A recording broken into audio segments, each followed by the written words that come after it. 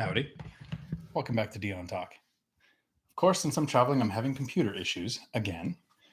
We'll give it a few minutes for people to log in and apologize for being a minute late.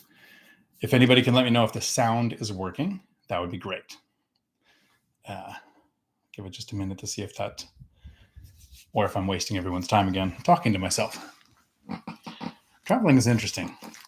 I have a computer that works all day, every day, except when I need it to. I'm going to wait until chat is hopefully working.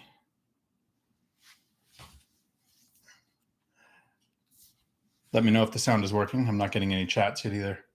Had the same live stream problem last week. Awesome. Then I will get past that crap. Let me give it just another minute while everybody's logging in. If you're new to my channel and you're seeing me for the first time, I do a live stream. I call it a nice short live stream. I do it until the questions stop. So usually around 3 hours. You don't have to stay the whole time, but you can come back later and increase the speed and listen to it on fast forward to get to the questions. Because the best thing to me is how live streams, when the questions come up, and one of the reasons why I talk in the beginning for 10 to 20 minutes on a subject is to give people a chance to get questions into the comments so that we have a chance to go over them. Because you never know what's going to be sparked by a question. The main thing I want to cover in this video, as we give everybody a chance to say hello and to log in, is what to do when a recession's coming. Everybody keeps talking about a recession, and hopefully you understand that recession doesn't mean housing crash, doesn't mean you're going to be fired, doesn't mean things are going to cost more. It just means that as a country, we produce less in 2 quarters than we did before. So it's a reduced, GDP.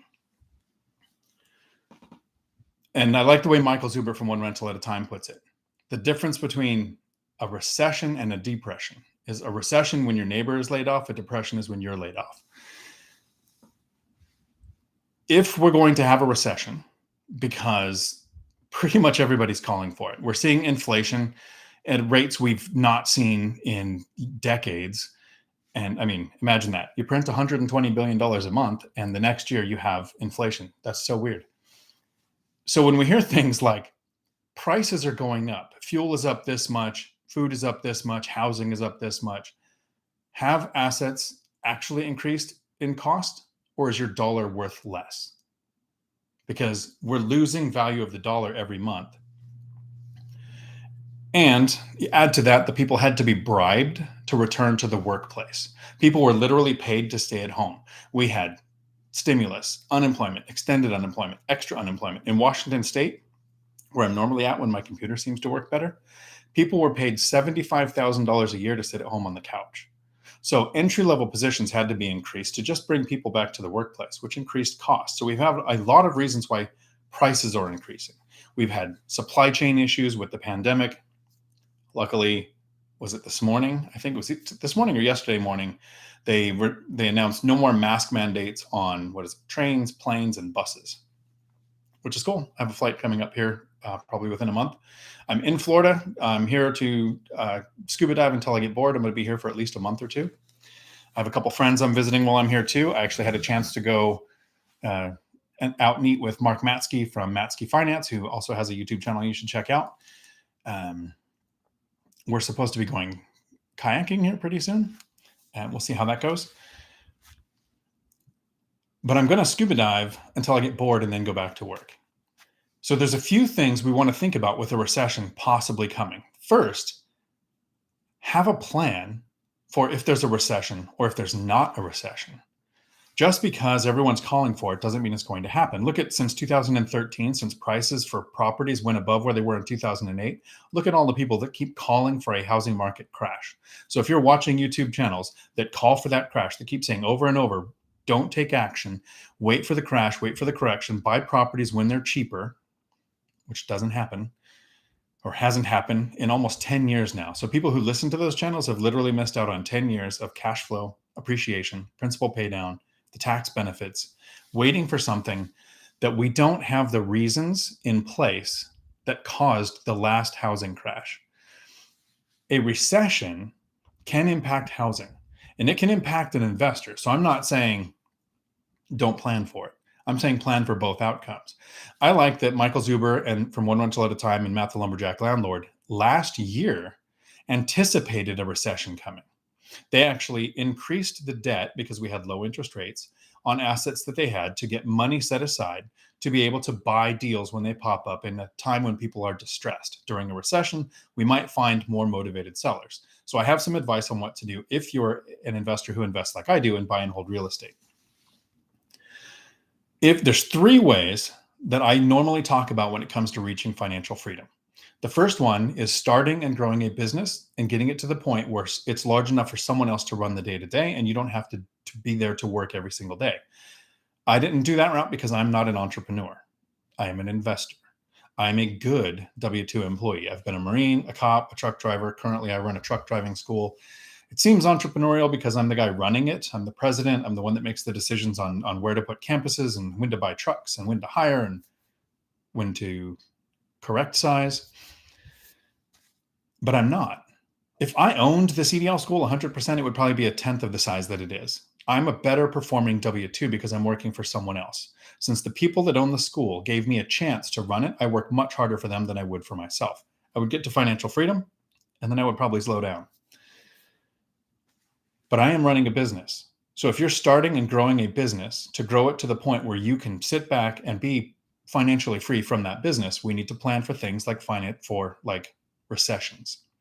This means, just like with real estate investing, increased reserves, planning for price reductions and less business. What would you do with your staff? How would you maintain staff? How would you maintain profitability? This is not the time to be increasing debt on a business when we are expecting a recession. If you invest in stocks, another path I didn't choose, I have the bandwidth to learn one of the ways, and there's really 3, but crypto might be another one, or it might be one considered the same as stocks. But investing into a stock portfolio when we're expecting a recession is a time when I would back off, and I'm not a stock investor. So believe me, this is not advice. This is just what I see my friends doing who are stock investors. I would back off from investing in specific stocks, and I would be more diversified into what do they call a fund, where it's several stocks grouped together. A lot of people are familiar with the 90-10 rule, taking 90% into your index funds, 10% into your single stocks.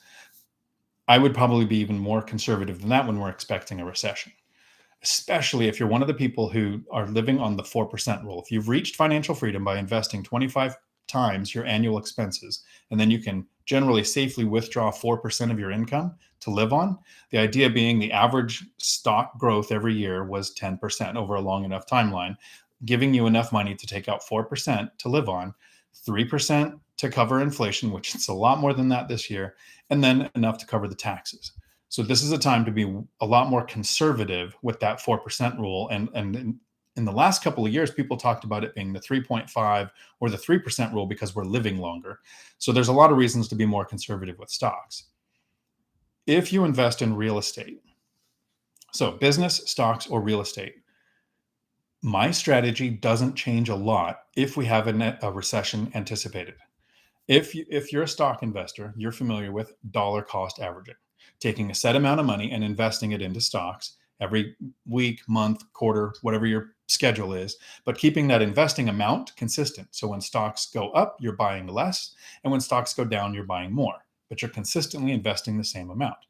For me, real estate operates on almost the same principle. I don't care what's happening with prices.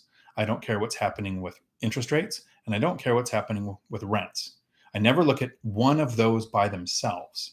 I look at as an aggregate, what is the yield on the deals that I'm looking for? What is the area average yield in my market? Because each market is different, and there's over 370 markets in the United States. So you have a local market that you would invest in. Somebody is texting me during a live stream. Who would do that? I only check that because that's usually somebody saying, hey, your sound cut out. You need to fix that. I try not to look at the comments because I want to get the topic out so that somebody can return later and watch the first 10 to 20 minutes to get what I plan to do in a recession, or whatever the topic is for that specific video. And my goal is to get through every single question that comes in. With real estate, I invest in almost the same format as dollar cost averaging. I save a down payment. So I'm not consistently investing the same amount every time, because there's no way to find the deal the same time every time. But as I save, I continue to build options. I save more money for down payments, more money for closing costs, more money for immediate repairs, and more money for reserves. So every week that passes, every time rent money comes in, or side hustle money comes in, or W-2 income comes in, or the IRS calls and W-2 income goes out. Tax time. Awesome. I want to do a video where it's me as a real estate investor and me as a W-2 employee, because I'm both, talking to the IRS. And the cliff notes is the W-2 guy gets his money stolen, and the real estate guy pays nothing and actually carries forward a loss, even though they made a lot of money. I haven't scripted it yet. Definitely more tax benefits in being an investor than being an employee. I am saving up this amount and hunting for deals. The great thing about a recession that Mike and Matt got ready for was the motivated seller. It's entirely possible that we're going to see people who need to sell. There will be less transactions as prices go up and rates go up and rents haven't caught up yet. So we're going to see a lot of videos come out talking about a crash. Matt, the mortgage guy, was talking about one recently where he was reading from an article that talked about home sales have decreased by 4%. And he clarified that doesn't mean prices have come down 4%. It means 4% less transactions. And that's what I think we're going to see a lot of. We're going to see a lot less people buying, a lot less people able to sell. If you're locked in at a 3% interest rate for 30 years and you want to buy a better house or a bigger house, but the new one is going to cost more and have a double the interest rate. I'm quoted on a property that I made an offer on, was it yesterday or the day before, at 6.8% interest. How do you sell your house to buy a bigger one if you're going to double your interest rate and pay more for the house? So we're diminishing supply even more, because that eliminates 2 transactions. But this is when you really need to do the work. When we talk about one rental at a time, and we're talking about that new investor who's just starting, we always talk about 60 to 90 days to learn your market, do the work, understand what an area average is. What is the yield going to be on the properties in the area that you want to invest? And then you're going to look for properties that would perform better than that. But this is the time to really watch your rents. Rentometer is falling behind. The housing authority is falling behind. Even the Rentometer even switched from a 1-year historical model down to a 3-month historical model, and they are hundreds of dollars below what I'm getting for my units, and I keep my units below area average. So I would almost at least once a week go to apartments.com, Craigslist, Facebook Marketplace, even Zillow or Redfin, and Redfin, anywhere people are posting rentals, and watch what's happening to the rentals. How long do they stay on? What price points are they going at, so that you're current on what rents are going to be in your market. Don't project a rent increase for next year just because we saw a massive increase last year. Where are the rents now? This is almost on a daily basis. Every week, watch that. But as you're watching your properties on the MLS, people texting me. As you're watching properties on the MLS, how long do they stay? Months ago, most properties, 90+%, almost everyone that came across my radar was gone in hours, was pending in hours. I've recently seen a few that stay a few days. That's what you want to watch for.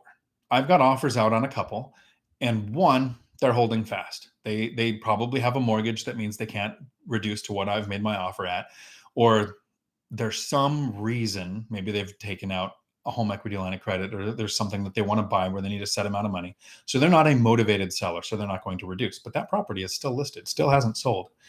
I made an offer yesterday, and I'm going to watch, because again, this is a property that would have been gone in hours, but it's still listed. Watch for that. The longer something sits on the market, the more likely they are to take an offer that isn't at asking or more. There was an article that came out a couple of weeks ago where somebody was talking about Redfin announced 52% of deals or transactions happened above asking price. And a lot of people focused on how high a percentage that is, forgetting that means 48% of transactions happened at or below the asking price. And now that rates have gone up, prices aren't skyrocketing as fast. So you're going to be able to watch the MLS and see properties that sit longer to find that motivated seller. And this is where I want to steal a page out of Matt the Lumberjack Landlord's playbook.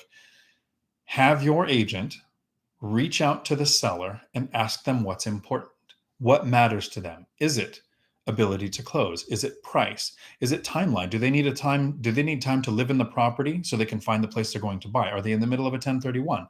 Is there some other problem other than price that you can solve for that seller? Because now we've actually got some time to breathe and take action.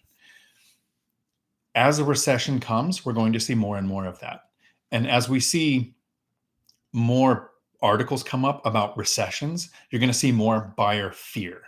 And remember, quote Warren Buffett, be greedy when others are fearful. When you hear fear in all of the YouTube channels, news sources, that's the time to sit back. Don't take action because you're afraid of missing out. When people are afraid of missing out, that's when you don't want to jump in. You want to jump in because you found the right deal, and you have to be looking every day to find that deal. Same thing in business, in stocks, and in real estate. Have a plan for if business grows. Have a plan for if business shrinks. Have a plan for if your portfolio performs better or worse than you're expecting in stocks. Don't anticipate only one and plan for it. Even if you see almost all of your sources of information saying this is what's going to happen, until it happens, nobody knows. So figure out what your plan is. My plan, if prices go up, is to keep looking for deals. If I don't find those deals, my reserve and my savings keeps growing. If I find the deals, I invest the money.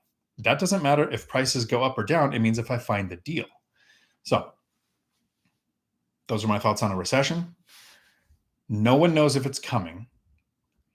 If you say there's a recession coming, enough times over a long enough period, you will be right, because recessions are cyclical and they come and go.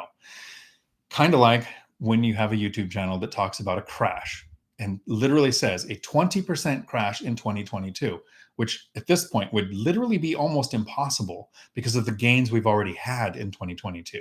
We'd have to see a massive reversal that has never happened in my life, not even in 2008 when we had a housing crash.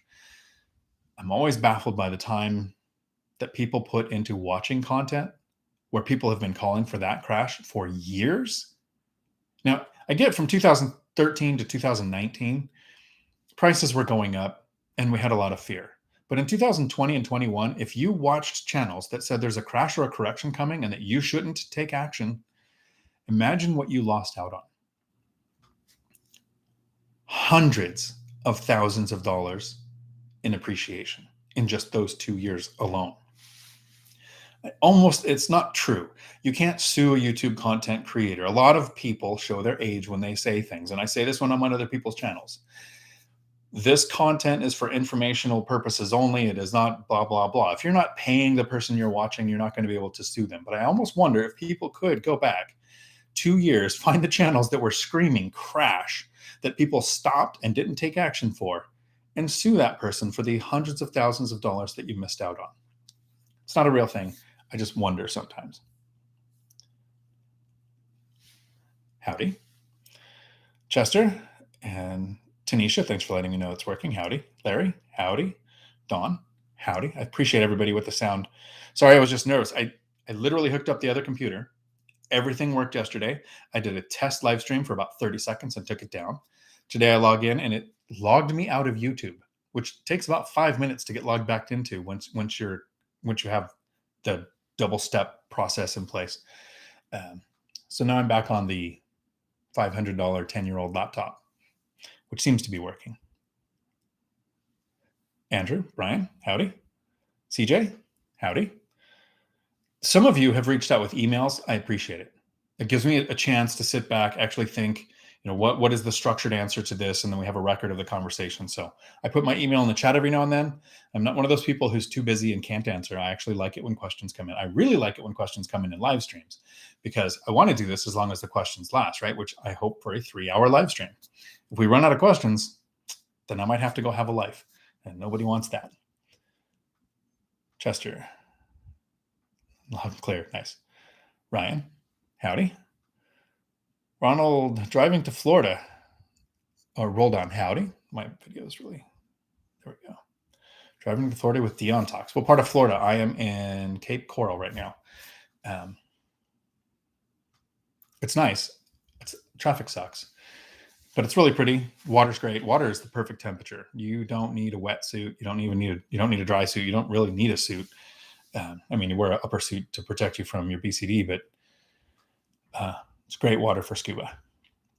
Chester, Brandon Turner's book is outstanding so far. I'd say a must read for new investors. Which one? He's got a few. Is it the last one on multifamily, or was it the book on self-managing real estate? He's got a few good ones.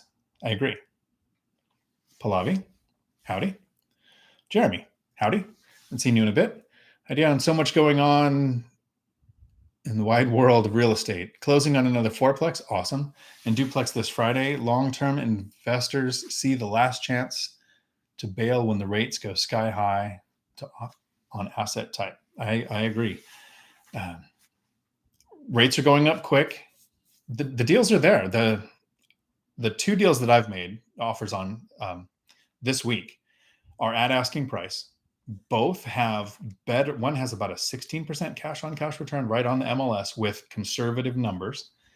I'm actually talking tomorrow with Convoy. They have a 30-year fixed rate because this is a 5-unit, not residential. They have a quick Cliff Notes explanation. I invest in 4 units or less because you can use residential loans. They're 30-year fixed rate debt, no loan reevaluation period, no adjustable rate. But Convoy Mortgage has a loan product for 30 or 40 year on up to 8 units. I'm going to get more details tomorrow. We're going to have a video, record a video that'll probably come out this weekend and talk about the loan options, how to structure it, what the buying down the points looks like, what the interest rate looks like, whether I'm going to choose the 30-year fixed rate or the 40-year, which is still 30-year fixed rate, but 10 years interest only. But interest rates are significantly higher, but the deal still makes sense. The rents justify the higher rate. Remember, we don't look at any one of those by themselves, rate, price, or rents. It's together. What kind of yield do they give us? North Colorado Dawn, howdy. Han Solo, howdy. William, howdy. Is there a good source for market information? 370 markets in the US. How do I name my local market and research it yourself? When Michael Zuber started investing, he picked a zip code, and even that was too big based on population density. For me, I picked 2 counties. I have the bandwidth to learn those 2 counties, but they're not highly populated. It's the Pierce and Thurston counties in Washington State. I would never invest there, but if I invested in King County in Washington State, which has more population than basically all 38 other counties in the state, I would pick a very small area because of the density of the buildings. So that localized market is how many deals can you look at in a week to compare and have the ability to judge what is a good deal and which ones you should avoid. There are a lot of videos on how to choose a market. And the most important thing to me is, where are your boots on the ground? I invest locally to where I live because I'm the boots on the ground. If you're going to invest at a distance like Millennial Mike, you want to know someone there that you trust. What he did is he found a mentor, Matsky Finance, who invests in Gary, Indiana, paired up with him, and then used his, network to invest. Find some way to find people that you trust if you're going to invest at a distance and pick that market. And don't pick a lot of different markets because that's a lot of data to try to understand, to figure out 2 blocks away, houses can be a totally different value, different turnover rate. One can be safe to go to, one you can't go there by yourself, even as a police officer. If you don't know that and you call an area and you get a hold of an agent or a property manager that knows an agent, they're going to find some great deals that from your high cost of living area sound great. But there's a reason why all of the local investors passed on that property. So when you're looking at your market, the first thing I would start with is, do you know the area? Did you used to live there and know the area? Or do you have somebody that you think you trust enough to where they're probably going to come to your funeral in that area? That's how I would narrow down the areas to start studying.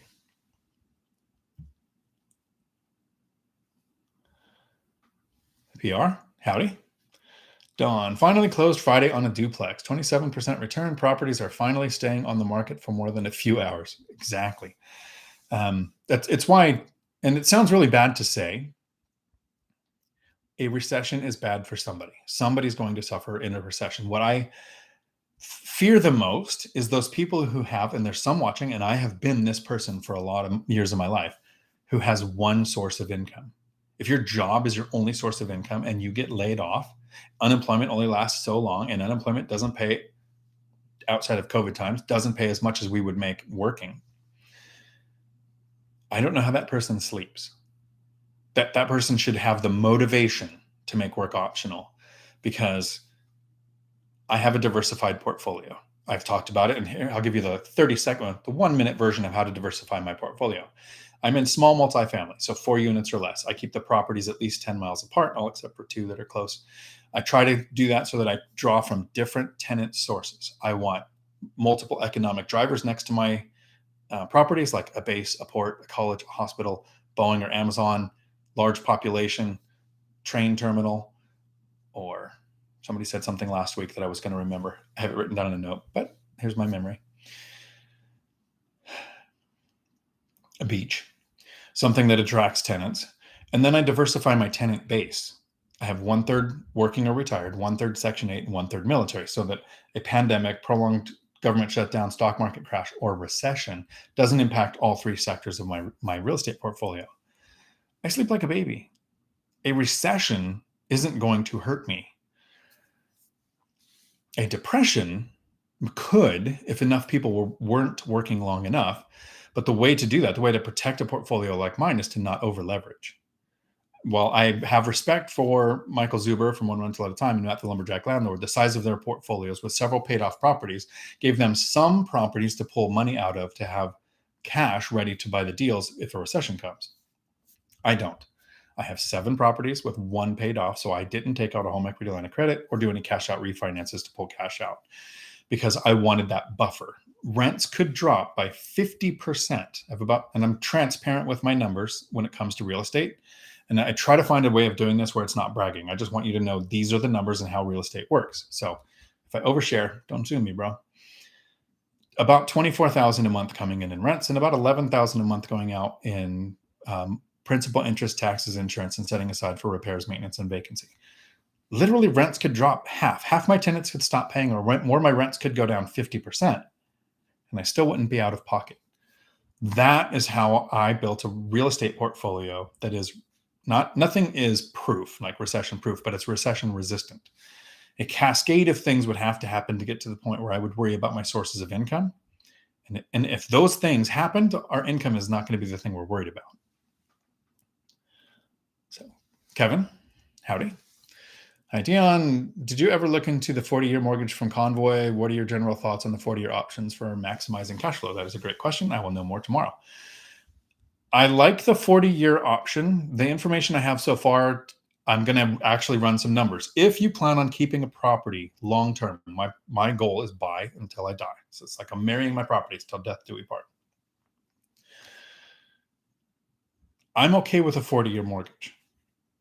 If you're a home buyer and you think you're going to sell in the next 5 to 10 years, I don't know that I would do an interest-only loan for those 10 years. Then it starts to be amortized.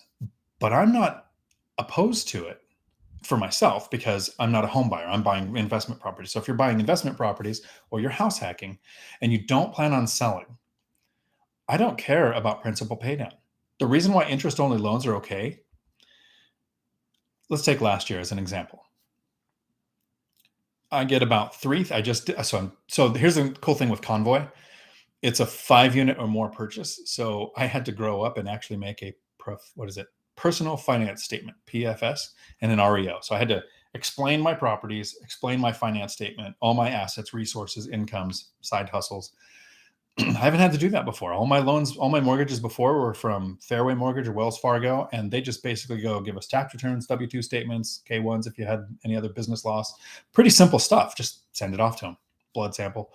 But this one, I had to sit down and do this thing, looking at net worth, the amount of debt you have, the amount of gross value of your properties. Every month I have a little bit over $3,000 a month now in principal pay down. So the tenants pay the rent, I pay the mortgage. Part of the mortgage pays down the principal, part pays down the insurance, part goes to insurance and taxes. But the principal pay down on some properties is, $300 to $700, somewhere in there. Add it all together, it's a little over 3,000. So in 2021, my net worth increased by 12 months at $3,000 a month. So $36,000 in net worth just because I was paying the mortgage payments. That's not bad. Net worth due to appreciation, which we never invest counting on, but when it happens and it's a real thing and we see appreciation like we did last year, in my area, it was very high. Net worth changed from 2021 to 2022, and this thing that I just did for lending was over $600,000 on appreciation. $36,000 is not a bad thing. I like the gain, but $600,000 is numbers my brain can't even comprehend. So if I have 10 years with no principal pay down, but I have any kind of appreciation on a larger portfolio, to me, that's more important than paying down the loan. So I'm thinking I'm probably going to go with the 40-year mortgage. The big difference is the 30-year mortgage, to get the rate to the best point, I'm going to probably pay 3 points. To get the 40-year mortgage at the same rate, it takes another point. So literally a whole nother percent of the value of the loan. So in this case, $8,000 to $9,000, again, to do the 4,000. I'm not worried about the money I'm investing now. I'm looking at the return. Even with that return, this property I'm looking at is way better return than 10%, which is my normal goal. So we'll see how that one goes.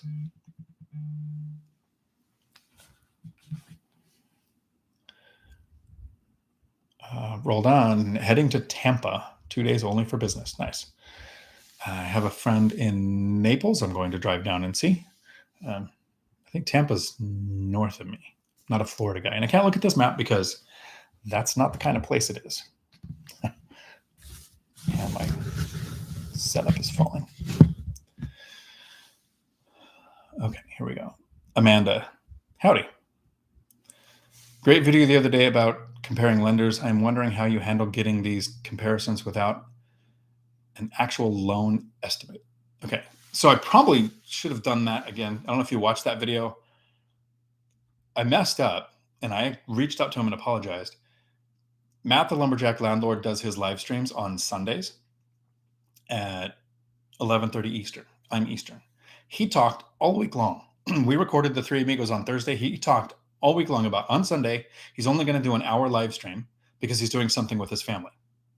So I log in and I watch about an hour and a half, and life happened and I had to step away from the phone about like an hour later. So now we're over 2 hours into his live stream when he was only supposed to be on an hour. And I thought, I'm going to go outside, perfect clouds to where I won't have the blinding sun for the video. And I did a 5-minute live stream in the middle of his, which I'm Matt's friend. I wouldn't do that if I had the brains to check and see if he was still on his live stream. So I apologized. He was fine. He laughed. He picked on me a little. But I had the cable hanging down. If you watch that video about halfway through, I almost fell in the water because I stepped on that cable while I was spinning around in a circle. And it kind of threw me off. So I missed a couple of things. I wanted to talk about the first bank pulls your credit. So you're going to get a probably 6, maybe 8-point hit on your credit score, which comes back in a couple of months. When that happens, you have about a 30-day window where other lenders can do consecutive checks on your lending, on your credit score, and it doesn't impact your credit score. You only get the one hit no matter how many checks you have done from similar type of lenders. Those other lenders usually don't even run your credit. The reason I start with the banks first is the lenders like Fairway and Guild assume if Wells Fargo or Bank of America or Chase have given you a letter saying they would do the loan, then you'll meet their standards.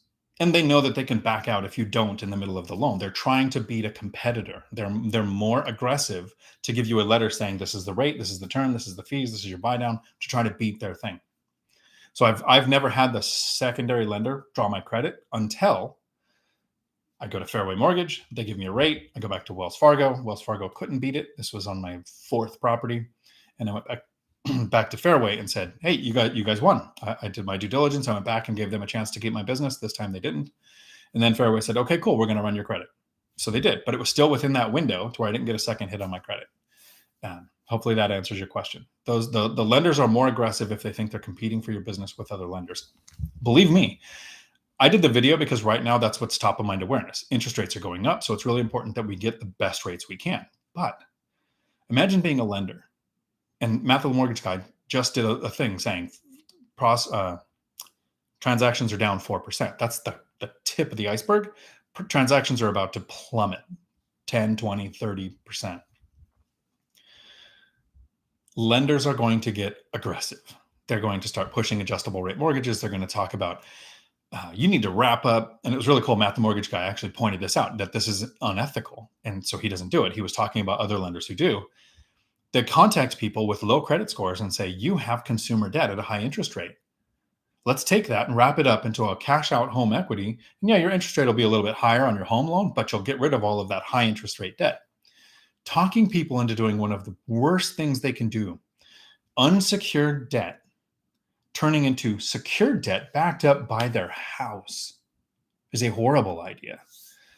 But lenders are going to get hungry, and they're going to have to start thinking of things like wrapping up high interest rate debt, backing it up with your house, going after people with low credit scores. And I haven't verified this, so trust but verify.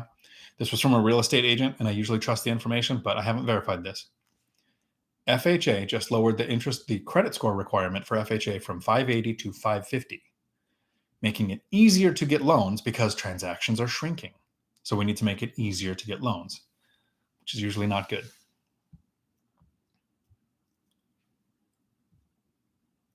But thank you, Amanda, for saying that was a good video. I'm going to try to do some more short lives like that where it's on the phone, so I won't be able to answer questions, but I'm just going to talk for 5 minutes or so about a subject and get the information out. Because when I make a video and I have 3 days to research it, and I can edit and clip and sometimes hopefully put in a joke that makes somebody laugh, that means I had to research that. That stuff, an investor didn't have just in top of mind awareness. I know how to get the best interest rates. I know how to find contractors. I know how to keep handymen happy. I know how to talk to tenants and do the binder. Like, those are things that just subconsciously I'm aware of those. If that makes any sense. It makes total sense if you don't think about it. So I want to do a few more of those live streams like that on some of the shorter topics. Amanda, I have worked with Fairway in the past, and to beat a competitor, they needed an actual loan estimate involving a hard credit inquiry, most updated income statements, etc. So sometimes they might, if they're that close to pulling the trigger on it. But again, you're not going to get a credit hit on that. And hopefully you have the thumb drive, the magic thumb drive. I haven't made that video. I've scripted a video that I need to make about the magic thumb drive. No matter where I go, I have, and I thought this was going to be good enough. Tax returns, bank statements, recent pay stubs, side hustle, proof of income, proof of, what do you call it? When funds have been in your account for more than 3 months, seasoned funds. So they have a known source on that thumb drive. And I update it pretty regularly so that when I'm traveling and I'm in Florida and the deal pops up, I'm like, that's the deal I want. Actually, the agent called me and said, hey, did you see this deal? Keep your agents happy, and they're motivated to bring you good deals. So, David, thank you. I hadn't seen it. I hadn't even got to the emails yet that day. So I said, looked at it, ran the numbers. Everything looked good. I know the area. I know the rents. Made the offer. But it's 5 units. So I contacted Matt, the mortgage guy. I've been working with his team for residential recently. And he kind of turned me on to someone else. And then I went to Convoy because of Michael Zuber's channel. And for 5 units, you need more stuff than what I had. So I had to actually make this new personal finance statement in REO. So that was a new thing to add to the thumb drive, which was a fun exercise. And I should probably make a video on it. But the problem is when I share numbers, like if I share numbers of the first 2-3 years of investing, people, I think I would, can go, he was struggling. He wasn't making a lot of money. He had a lot of bad debt. He had 3 kids. Life kind of sucked. And in 2 years, he bought a place. Like, I can relate to that. I can't relate to the numbers now. And it's only 10 years later. So I don't know if I'll make the video on what the personal finance statement looks like. We'll see. Amanda, what specifically do you initially request from the big banks to then price shop against the other kind of lenders without going through the entire loan estimate? Their offer in writing, what the rate would be and what the buy down price would be. I think they call it a price sheet. I don't have it memorized. But if you email me, Amanda, I'll put my email in the chat in a little bit. I'll send you exactly like a sheet of what I used from the bank. Chester, the ones with the book on rental property investing, how to create wealth, and intelligent buy and hold real estate investing. Yep, that's a good one. I think I've listened to that one. I don't remember. The last one I remember of his was the multifamily.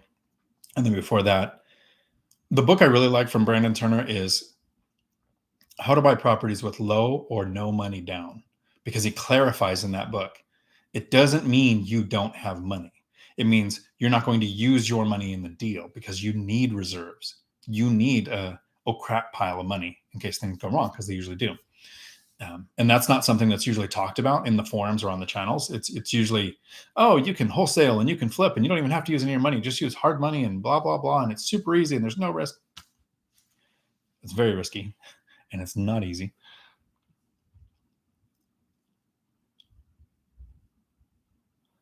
Charles, howdy. Are there any good truck driving schools in PGH, PA, that you would suggest? I don't know what the acronym means. And I went to school in Merca, so I don't know what the states are. PA is Pennsylvania, I think. So here's what I would do in any state. If I was looking for a CDL school, it's almost like looking for a contractor. I would physically, on location, go to at least 3 schools. Is it in a trailer that could disappear? Is it fly by night? How long have they been in business?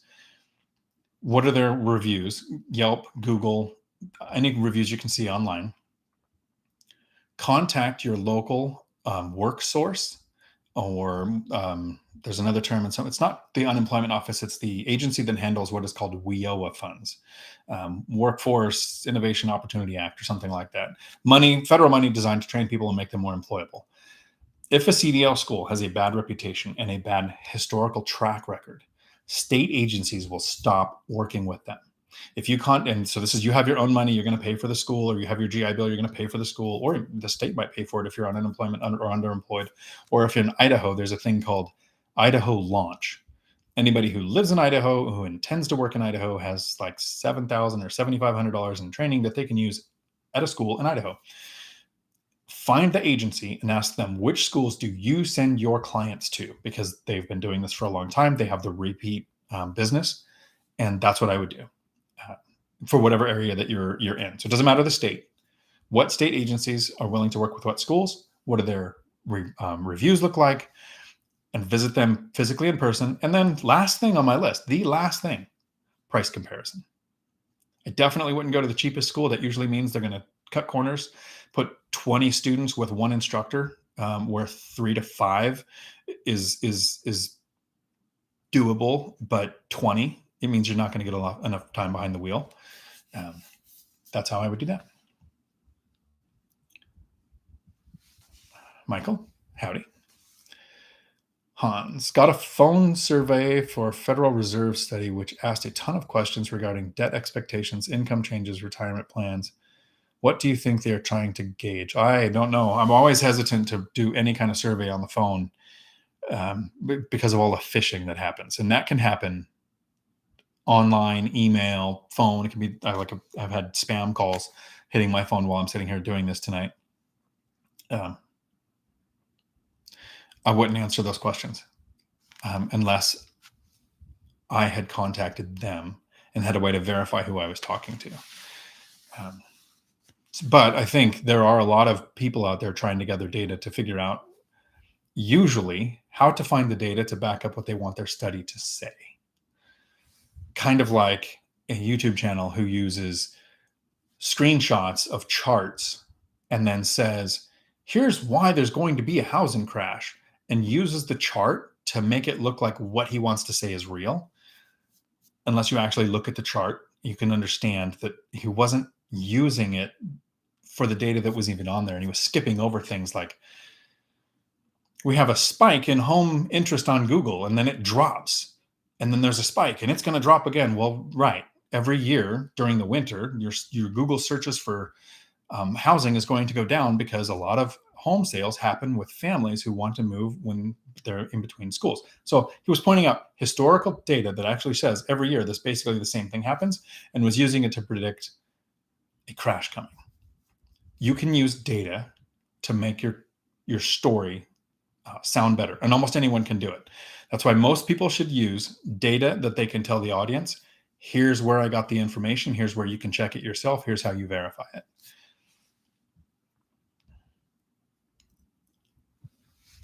Brett, howdy, from windy and cold Idaho. I think I'll be back there in a month and a half or so. I'm hoping it's not so windy and cold there, the frozen tundra. Hans, in listening to the Three Amigos, one topic often talked about is the first 3 to 5 years sucks. Can you expand more specifically? What are the factors being referred to? Shouldn't it all just be fun? It becomes fun. Hope they're not watching. It gets really fun when you're working for a company and you go to the owners and you say, I'm going to go to Florida for a month or two because I want to scuba until I'm bored.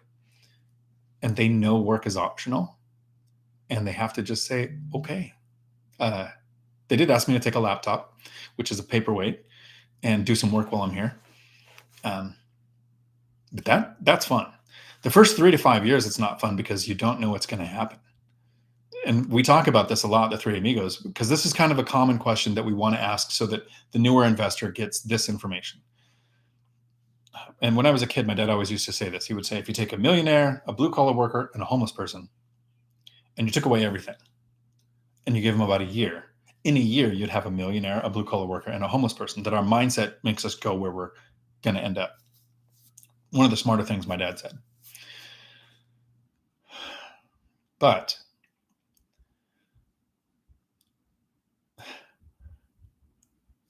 we talk about if we lost everything, what would we do? But we know. We've concrete evidence that what we did can happen, and it's repeatable.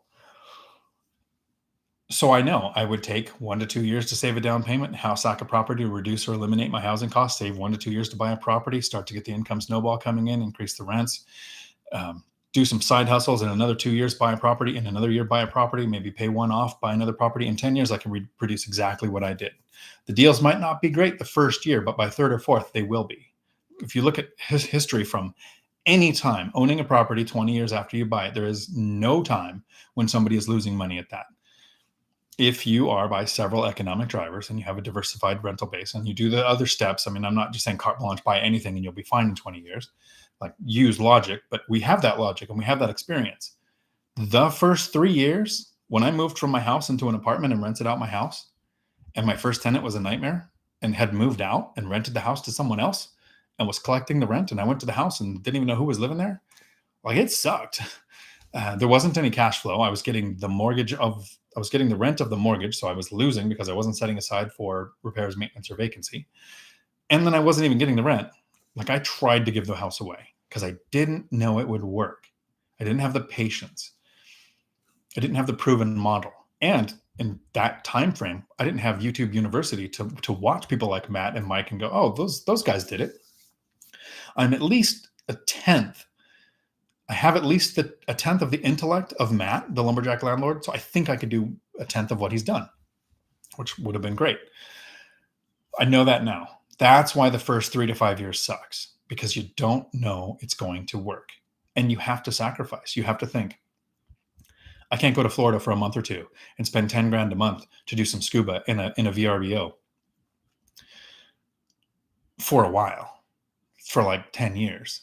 You know, I wasn't doing this 5 years ago. For the first 5 years, I don't know that I ever took a vacation. And the big closest thing to a vacation would be, let's go visit family. Like, how fun is that, my poor kids?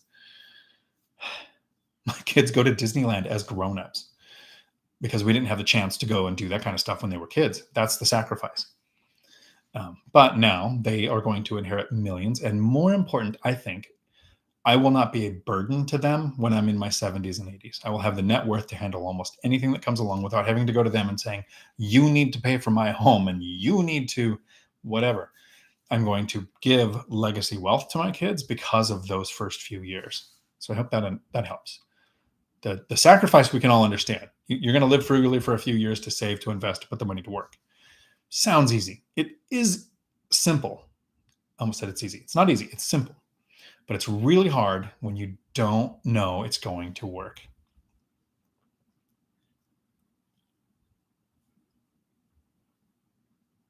That's a great question. Thanks, Hans. Chester. And the first 5 years is waiting for the income snowball to kick in. Insight. The better question to ask is, what was it like before and after the income snowball kicks in? I think that was the video we just did. Pretty much. We did a video recently on my channel. Does financial freedom suck?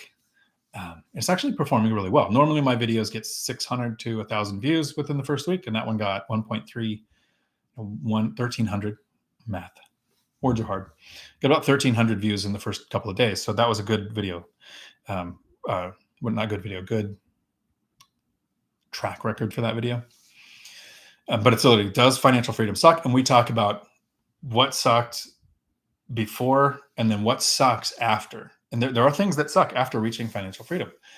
I said, I'm going to go to Florida and go scuba dive for a month or two. How many of my friends can come with me? Which is okay. Every now and then, it's all right to be by yourself. I am totally an enjoy myself by myself kind of person. But not everybody can do that. And this is what my brother's been doing now for 7 years. He retired at 50. I think he's 57 now. For 7 years, he's been retired with 10 paid off rentals, and he just lives on the cash flow and does whatever he wants. So he's got Sea-Doos and quads and side-by-sides. And we've been to Colombia and Thailand. And those are the months that I can get away. So he's literally got to cycle through his friends of who can get time away from work. And then I talked in that video about the things that I'm currently struggling with too. Hans, thanks, Chester. So it's like before and after the income snowball kicks in. Exactly. Yeah, because once the income snowball kicks in, your problems become fun challenges. You literally spend time thinking, where can I find a place to put this money to work? You don't go from I need to spend this money to you're thinking, I need to find a place to put this money to work at. That's a fun problem.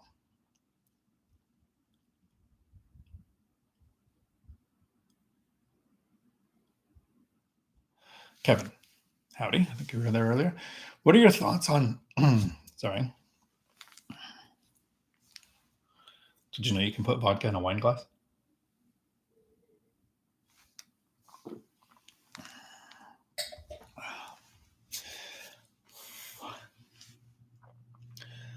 What are your thoughts on selling up the mortgage rate, getting money back at closing from your lender for taking a higher rate, assuming the yield is still okay and my capital is limited?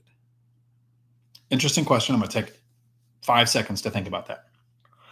I would generally say no, because I've had deals that would be a good interest rate, a good return, but I bought down the rates because I'm a buy and hold investor. If I was going to sell within the next 3 to 10 years, I probably wouldn't buy down the rates. So if you're buying a place and you plan on selling in 1 or 2 years, that might change the story. But if you're buy and hold like me, I'm till death do us part. I want the lowest rate possible because, yeah, if rates go down in 3 years, I'll refinance. But if they don't, if we spend the next 10 years with high interest rates, I want the most yield possible right now when I have the cash to invest. So I don't know that I wouldn't get a higher rate to get money back. I'm actually spending the money to get the rate down. So I'm on the opposite side of that scale. There are times it might make sense to do what you're doing, but it would be a short term where you're flipping it or you're selling it in 1 or 2 years or something like that. I personally buy down the rate because I'm buying long term. Hans, not sure if you answered this already on military tenant paying with BAH. Does BAH go directly to landlord or still go to the tenant first? What if they didn't pay? Can their command be contacted? One of the great things about renting to military, I was in the Marines, is you have a chain of command you can call. You can contact and say, hey, this person is getting noise complaints. Their yard's not clean. They're not paying their rent, whatever. I've never had to do it, but military people live knowing that. So you generally don't have that problem. The military member is paid. You are never going to get money from the military. They don't pay BAH to the landlord. The military member, based on their rank and their number of years of service, is paid an allotment for what their current value is, plus their basic allowance for housing. There could be other things factored in if they go to a combat zone, tax benefits, and some other things. But you're not generally going to get the rent at BAH. It's going to be competitive rents, and BAH impacts it. In Washington State, near Joint Base Lewis McChord, about 3 years ago, rent for an E5 in the area was $1,400 and something. And in around 2017, it went to 1,800 and something. And now it's 1,800 and something.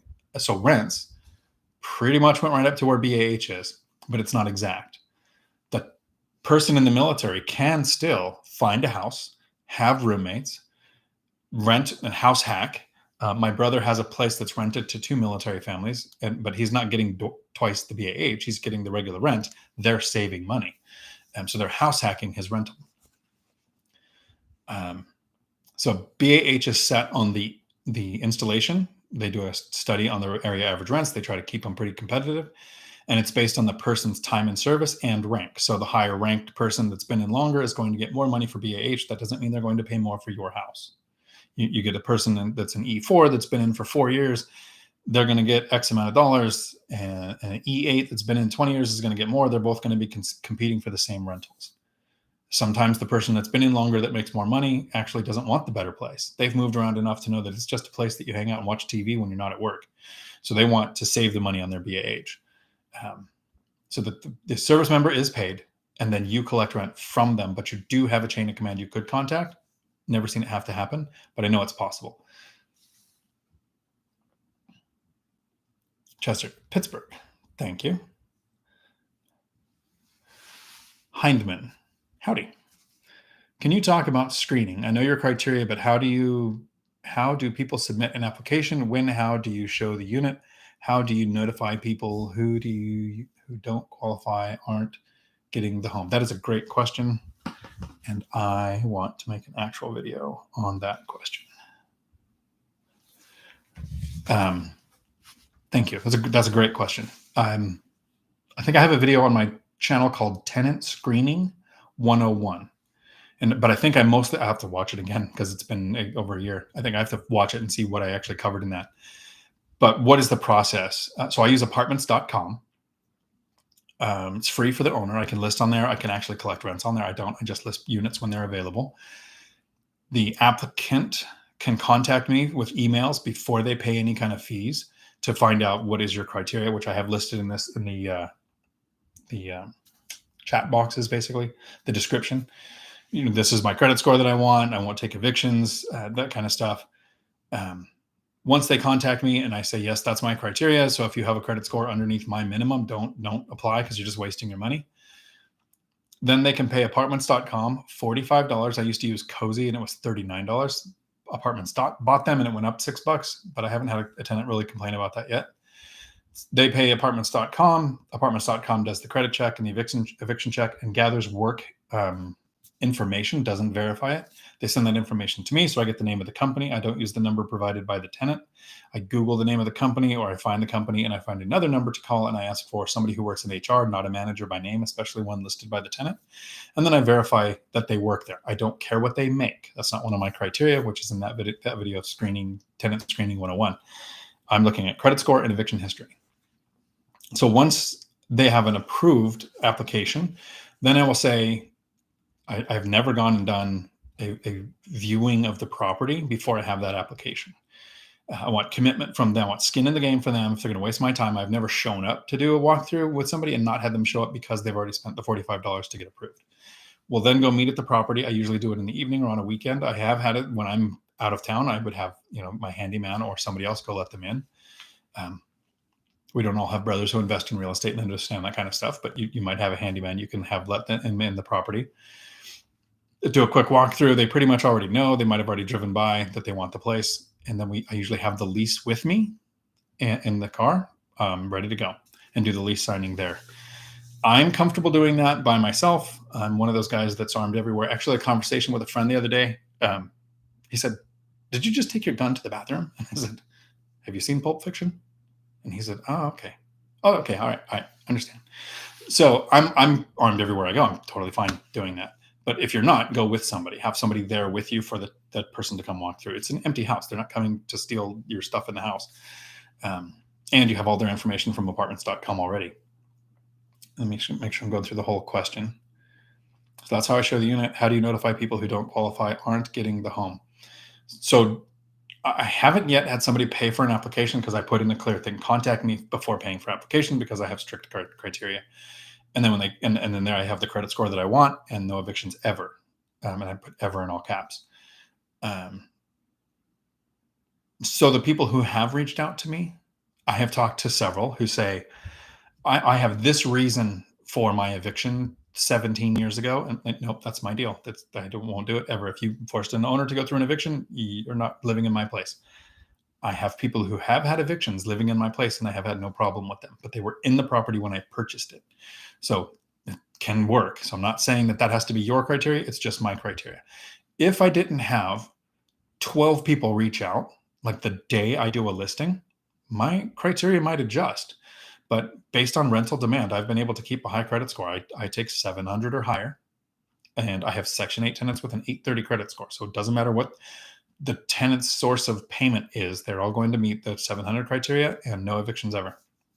I don't ask what they make for money. And I even tell the people that I don't care what you make for money. I know people making six figures who are late on every bill. But if you're taking payment and you require 2.5 or 3 times the payment on a paycheck, you're eliminating people who get most of their money through tips, like bartenders, waiters, cosmetologists, people who end up making great tenants. So I just tell them in person when I say, I'm sorry, this is the criteria, this is why you don't match. And it is 100% every time. I have a great reason why I don't have the 690 credit score. I'm sorry, I don't care what the reason is. Because I'm not setting myself up for a lawsuit. Because what if that person that I denied is a photo negative of my skin color, and I approved somebody else with a 690 that has the same skin color, and 5 years later I'm in a lawsuit because I discriminated against somebody. And it's like, nope, this is my criteria. Doesn't matter anything else. It's all cut and dry. So whatever your criteria is, make it consistent. You can have, my credit score can be lower, but I am also going to look at credit history. You can do that. I choose not to. I choose just a hard credit score because I have so much demand in my area. Like I said, if demand was less, I could change my criteria. And there are plenty of other options for people that don't meet my criteria. I only have 16 rental units in 2 different counties. So it's not like I don't own half the town. So I do know somebody who owns half a town. So I wonder how they do that.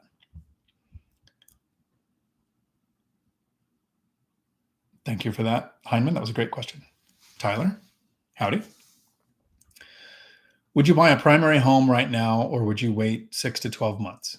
So I still don't even own a primary home. I'm house hacking. I live in one of the units of my 4-plex. I've got offers out on a 5-plex and a triplex right now.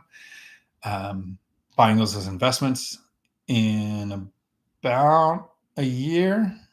I plan on using because I'm trying to maintain a certain level of leveraged position. Right now I'm at like 55. My next one will probably keep me around 60 or so. I want to stay at 70% or less leverage. So I have 30% or more equity. I'm probably going to use my VA loan based on my equity position beginning of next year. I like to buy in the middle of winter for another 4-plex at a time when not a lot of people are trying to buy, because a lot of the families are waiting to buy in the summer based on the Google search information, because you can use the chart to make it say anything you want it to. But I'm going to use my VA loan and put 0 down. And so that property will be 100% leveraged, and it'll be a 4-plex. So it'll be probably over $1 million. But as an overall, my portfolio will be able to take that debt and still keep me below the 70% levered position. So I'm strategizing time based on my equity, not based on anything I think is going to happen to the market. At the beginning of this video, I talked about if a recession is coming, because everybody keeps saying it's coming. We have a plan for if there's a recession, and I have a plan if there is not a recession. My plan is to do the work every day and hunt for deals. And right now, with the recession looming and rates going up, we're seeing properties sit on the market longer. So it's the better opportunity to find a motivated seller. So this is your chance to really watch for those good deals. So I wouldn't delay unless I looked every day and didn't find a deal that was worth going for. Then that would make me wait 6 or 7 months. So hopefully that helps. It's not that I think something's going to happen in the market. It's always a good day to buy a great deal. That's what I'm still going off of, even as rates go up and prices go up at the same time. Tanisha, any tips for the little guy that has to compete with big pockets? I placed my first offer, 5K over ask MLS, on a duplex, but one buyer with the 14 offers, of course, outbid me. Very discouraging. Congratulations on making your first offer. That is a huge step. There is a mental bell curve of fear that we go through. As we start to climb the bell curve, we think, oh no, what if they don't take my offer? What if I get outbid because there's going to be 14 offers and then there's going to be all these people, right? Then you get up to the top of the bell curve and you start having this fear of, oh no, what if they took my offer? Then I have to actually buy the place. I have to pay for an appraisal and an inspection, and I have to try to get rent rolls, and I have to understand how all this works. And so whichever way it goes, there's going to be that fear. Here's how the numbers look for me, Tanisha, on making offers. I look at probably, and this was in better years, 2-3 years ago, I looked at least 100 properties. So now it's probably more, to find 20 that made sense. So I make 20 offers, and in good times, I get one of those accepted. So I'm not competing against BiggerPockets or smaller pockets or anything. I mean, not the people BiggerPockets, but people with BiggerPockets. We're not competing against them. We're competing against the timing and the seller. So what is going to be your friend is speed. You now have made an offer. You get the roller coaster of experience, of emotions you're going to go through there. So awesome. It's going to get easier to make those offers. Keep hunting for the deals and only make the offers that make sense. I saw one that come up at a price that they wanted, and that did not work for me. I waited. It stayed on the market long enough for me to make an offer almost 18% less than what they wanted. Still haven't taken it. So it hasn't worked, but it's still on the market. And then I've made a couple offers this week while I'm in Florida. I'm not going to get them. You're probably not going to get the next 20 offers you make if you're doing it right. If you got your first offer accepted, don't you think maybe you outbid, overbid, overpaid? If other experienced investors in the area didn't try to compete with you, I'd be a little more concerned with that. If you just nailed first offer, first got it, yay, no problem, right? What if you paid $100,000 more than what you're going to be able to sell it for next year? Like that would be the concern. So congratulations. They're getting that first offer out. And I think it not getting accepted is good. It means you're doing the right thing. You made your offer. That was the number that made sense to you. The seller just got somebody else. And there's only so many buyers in an area. Unless you're buying new construction, or what was it that Matt sent me today? Unless Michael sent it. Was it BlackRock or Blackstone, whichever one invests in properties, just purchased a whole bunch of student housing. So there's subclasses of portfolios that get purchased all at once. We're not usually competing with those. I'm not sure what the type of property you're looking for. I don't want to buy new build because you generally aren't going to make cash flow for several years. I'm looking for properties 10 to 30 years old that cash flow from the day I own them. And there's really not a lot of iBuyers competing with me on those yet. So I don't know that I would be discouraged. I think you've done more than most people. You know how many people, don't answer this in the chat, how many people do you think watch hundreds of hours of BiggerPockets, of YouTube University on real estate and never make an offer? It baffles me how many real estate agents work in the industry for decades and never own one rental property. So I think you're doing great. Matt, the Lumberjack Landlord, amazing content as always. Hit the like button if anything you have. And then my chat moved, which is great. It means somebody put a question. I've heard has helped. Yes. So that's my deal on my channel. I during my live streams, I don't say, please hit the like button. I would appreciate it. I say, if something I said earns the like button, then hit it. And if you hate my content, hit the dislike button twice so that I know that you really hated it. Hit it twice. Lumberjack Landlord, a 10th the intellect. Hell no. I appreciate the iron sharpening iron. Tyler, I started buying long-term rentals in 2018 and everyone told me I was crazy and I was buying at the top. Today I have 11 houses grossing nearly $20,000 a month. Looks like I made an okay move. I'm right there with you. I've talked about him in this video. I have a brother who has 10 paid off rentals. You think he would be my cheering squad when I went from W-2 employee who keeps losing his job because the Marines downsized after Desert Storm and the law enforcement agency downsized after 2008. When I said, hey, I'm going to buy some rentals. You know what my brother told me? Dion, you're an idiot. You can't buy rental properties with a mortgage. You'll lose it just like everyone did in 2008. It never works out. That's stupid. Don't do that. So yes, even successful investors who've done something close to what we want to do can be a detractor. And so you're right. Buying in 2008, when from 2013 to 18, when prices were above where they were in 2008, a lot of YouTube University channels were saying, the crash is coming. This is unsustainable. And I remember 2018. I remember 2020 when everyone was saying we have a pandemic and everything's going to just tank. And I bought two of my most expensive properties. I bought a fourplex and a triplex in 2020 because I was watching one rental at a time. And as interest rates started to go up, Mike had a video one day and I just hadn't put this math together. I just thought, wow, interest rates are going up. I can't afford to buy that. Or interest rates were coming down as prices were going up in 2020. And I wasn't watching interest rates. I was just watching prices. And so then I sat back, and that's in 2020 is when I sat back and learned there's three parts to the equation: price, rates, rents. What's going on with all three, and what does our yield look like? So that at the end of 2020, when I bought the triplex, that property, the first year I owned it, had over a 17% cash on cash return. So it was my best deal because I was taking in content where somebody was saying, take action, do the work. He wasn't saying, wait for the crash, wait for the correction. Imagine what I would have lost if I was watching Matt's favorite channel and they said, there's a crash coming, don't do anything. I would have lost hundreds, literally hundreds of thousands of dollars. So awesome, Tyler. Good job. Chester, lumberjack landlord, as iron sharpeneth iron, so shall one man sharpeneth another. Welcome to the chat, Matt. Jay, howdy. And if anybody's wondering, I always read all of the questions because I understand that in Futureland, somebody's probably watching this with the app closed while they're driving. And so I read everything. So I get that you guys can see the chat too. I just want to help people in Futureland.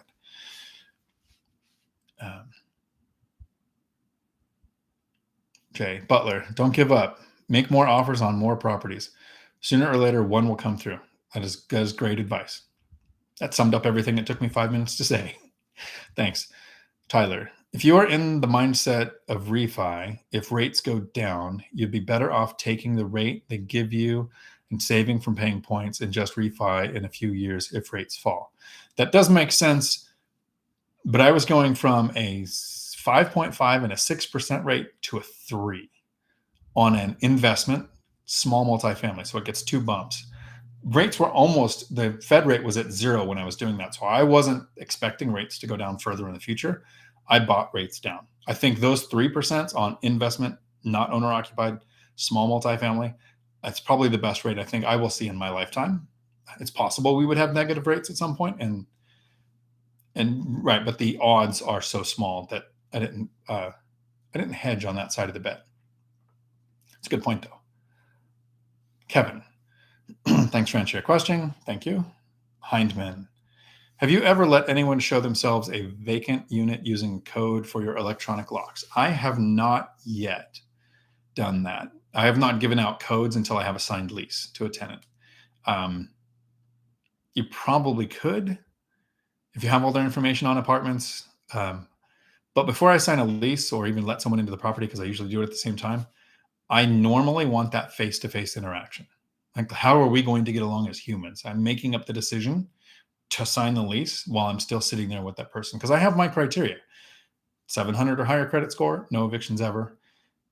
But it's like when somebody brings a pet in. If they bring in a dog and it's trying to bite you while you're there, then it's not that it's an aggressive breed. It's just that dog is a jerk. So I want that face-to-face interaction. So I haven't done that yet. I think you could probably do it and not have a problem, as long as you, especially if it's a small multifamily where the neighbors might notice your water heater being taken out in a wheelbarrow. But, and you'd have time the next day or something quickly to go down and change the codes. CJ, what gun do you carry? Just got your concealed permit and just curious. So I like a Sig Sauer. The 9mm is the one I usually carry for conceal. This is it's called a Sig Sauer Anti-Snag. I don't like this gun. The top is smooth so that it doesn't catch in your pocket. There's nothing catching on the side. Even the button to release the magazine is recessed. The sights are inside the top of the slide, so there's no buck sight at the top. I took this to the range recently with Millennial Mike and was very unhappy with it. It's a great carry conceal, fits in your pocket, doesn't snag on anything, looks cool. It's got the little glow in the dark sight, but without the ability to have a front sight to focus on, I got the 10 ring, but I like to draw a smiley face, and I just felt like it was all over the place. So not happy with that gun. But the other Sig Sauer 9mm, I think it's the pre 936 or something, is the one I usually carry. As an officer, I carried Glocks. I like that they are interchangeable, and most of your magazines can switch back and forth between officers in an emergency. But they're big and bulky, and even the Glock 36, the little tiny conceal one, is huge compared to something like this. Yeah. Home defense, 44 Magnum revolver, single shot. I like to scare people with just the fire that comes out of the end of that. I do have video of Millennial Mike shooting it. That guy's got some skills. Like I say, I like to draw a smiley face. I think he could probably tap the holes on my smiley face that I draw. So it was pretty cool. Conceal carry, Sig, on duty, Glock. I see Tyson S there. I like it. It's weird. This had never happened. But the firing pin in a Glock actually has a wormhole in it of air, so you can fire it underwater, and the firing pin moves just like it was above water. I was scuba search and rescue for the department I was at, so it was something I was thought of, but who the heck is going to be shooting underwater? Like, childish fantasy, but still, it's there. Cavish. Howdy. Are you using the guys from Convoy for those you have offers out on? I am on one. One is a triplex, so it's a regular residential loan, but there's this other one I'm using Convoy, and so it sounds like you weren't here at the beginning of the video, so I'm going to give a quick 1-minute recap. I have a choice between a 30-year fixed rate and a 40-year fixed rate because it's a 5-unit. It's 2 duplexes and a house on one lot. So that doesn't qualify for residential. So my normal lending options like Matt the mortgage guy, they're just not on the table for this. He did refer me to somebody, but I want to use Convoy. I'm actually doing a video with them tomorrow where we're going to talk about the options, and I'm going to talk about the rate I would get, how buying down the points works, and how you have to buy down another point to go to 40-year to get the same rate. And the biggest difference is my loans so far, I've had 7 mortgages, paid one off. So right now I have 7 properties, 6 mortgages, have all been with a bank or Fairway Mortgage, and we're residential. So they ask for it's a lot of data, but they ask for basic stuff. Tax returns, your W-2s, pay stubs, leases, the super basic stuff. This thing with Convoy was the first time, and I had to reach out to my friend, Matt, the lumberjack landlord, and say, hey, I have to act like a grown-up. Can you help me? Not a grown-up. I had to make a personal financial statement and an REO. First time, because technically it's qualifying kind of like as a commercial loan, but it's fixed rate. That is what, and there's no loan reevaluation period, which I'm confirming tomorrow during the video. That's what's kept me away from commercial, is I like 30-year fixed rate debt. Since I do buy and hold, and my principal pay down is a fraction of my appreciation and my cash flow, I'm not worried. Man, my principal pay down was almost a quarter, basically a quarter of my cash flow. So if I have an interest only loan of property I never plan on selling, I don't care that I'm losing principal pay down for a 10-year fixed rate, 10-year interest only, and then the amortization schedule starts. So I'm probably looking at that. So yes, I will be doing these offers, and they were quick, like 10 minutes. I had a letter of pre-qualification to send off, and then they're verifying data.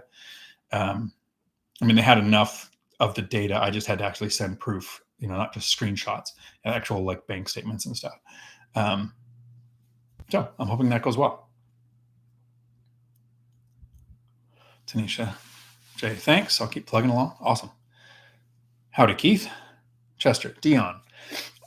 I'd say to ask, how many people have set up intelligent systems for how to make an offer that cash flows and then have the confidence to make offers?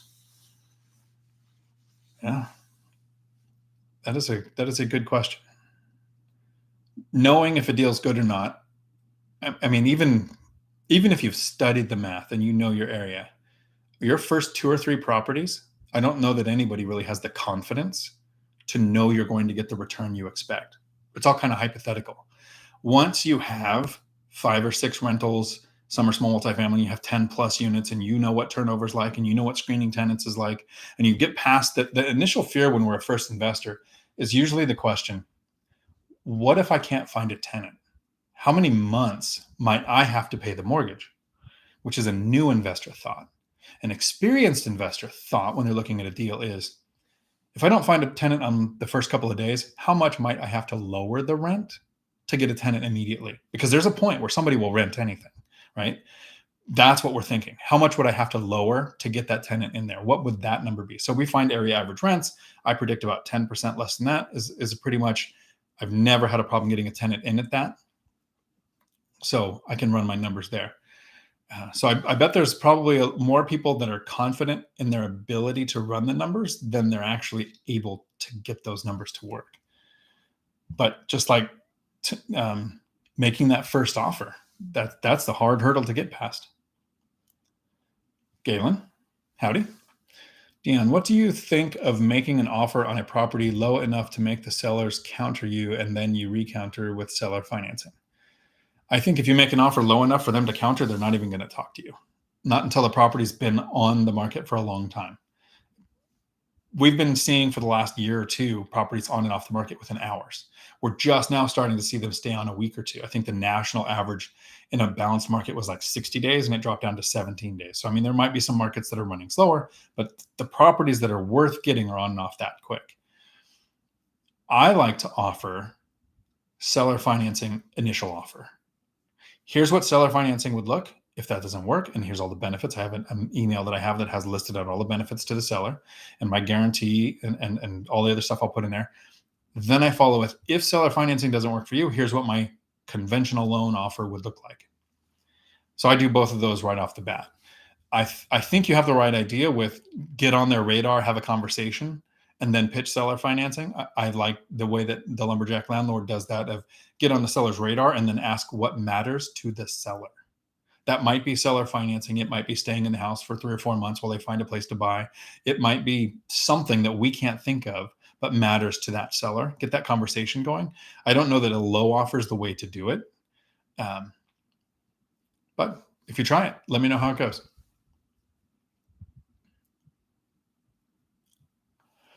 Galen, I am planning to make a lowball offer on a 3-unit and hopefully they counter me so I can ask for the seller financing.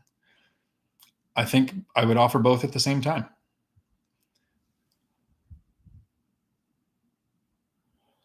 Rick, howdy. Nice looking gun. Have to help my wife find her phone. Thanks. Chester, I forgot the name of the gun, holster, concealer that can fit down comfortably even in someone's pants. There's a couple. I like Uncle Mike's pocket holsters. Just something smooth, small that stops the gun from creating any tears in your pants, and it's super easy to get in and out. The rule in a firefight, the reason I'm okay with this being a carry gun is the rule of 3. If you've worked in law enforcement, you're familiar with the 21-foot rule. If somebody has a knife within 21 feet, you're justified to shoot them because they can get to you and kill you before you can draw a gun and fire it. But the rule of 3 is 3 rounds, 3 seconds, 3 feet. That's the gun you need to carry for self-defense. It's not like in the movies where you're shooting around cars and around trees. Somebody is threatening you this close, or you leave the situation. If they're not within 3 feet of you, you can leave the situation. There is a time to justifiably defend yourself. 3 rounds, 3 feet, 3 seconds. For that, you don't need a front sight. Yeah. Glock 23. I think it's 40, 23, I think it is. Tyson Sig 365. Now back to the regular program. Thank you. Now back to the regular program. Found it. You're back. Awesome.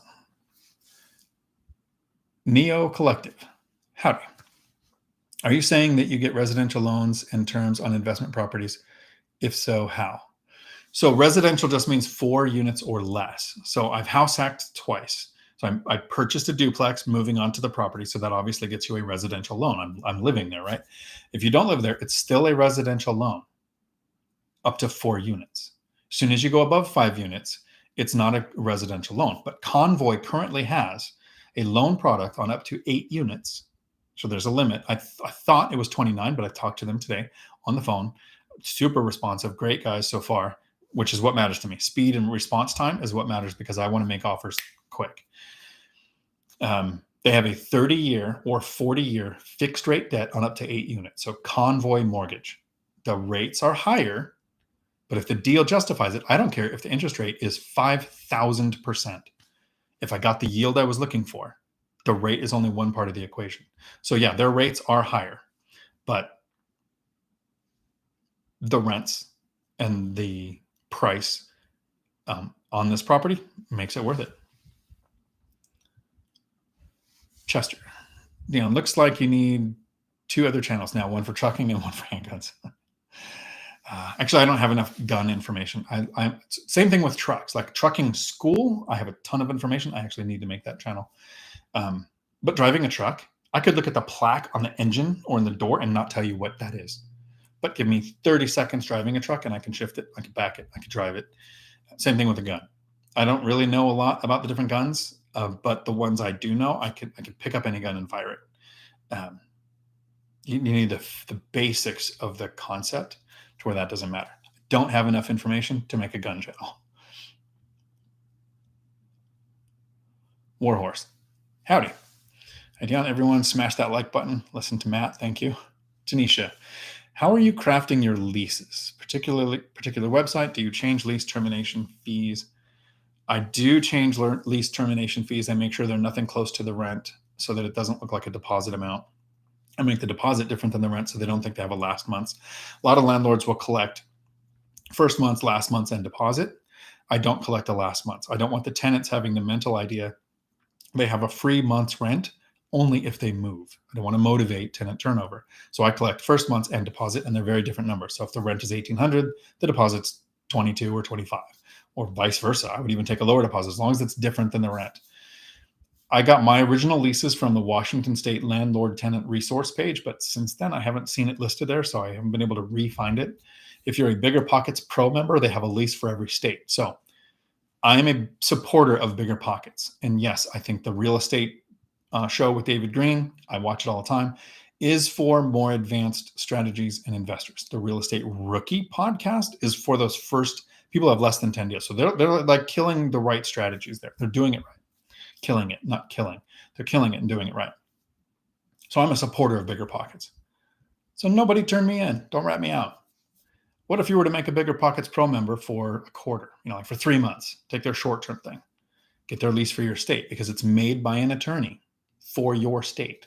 And then while you're in there for those 3 months, try the calculators because they make some really cool graphs and charts. I like the Chandler David Smith calculator app because it's free, but I'm single. I just have to go, what is the math?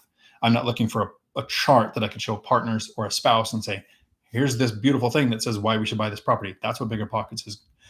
Calculators are great for.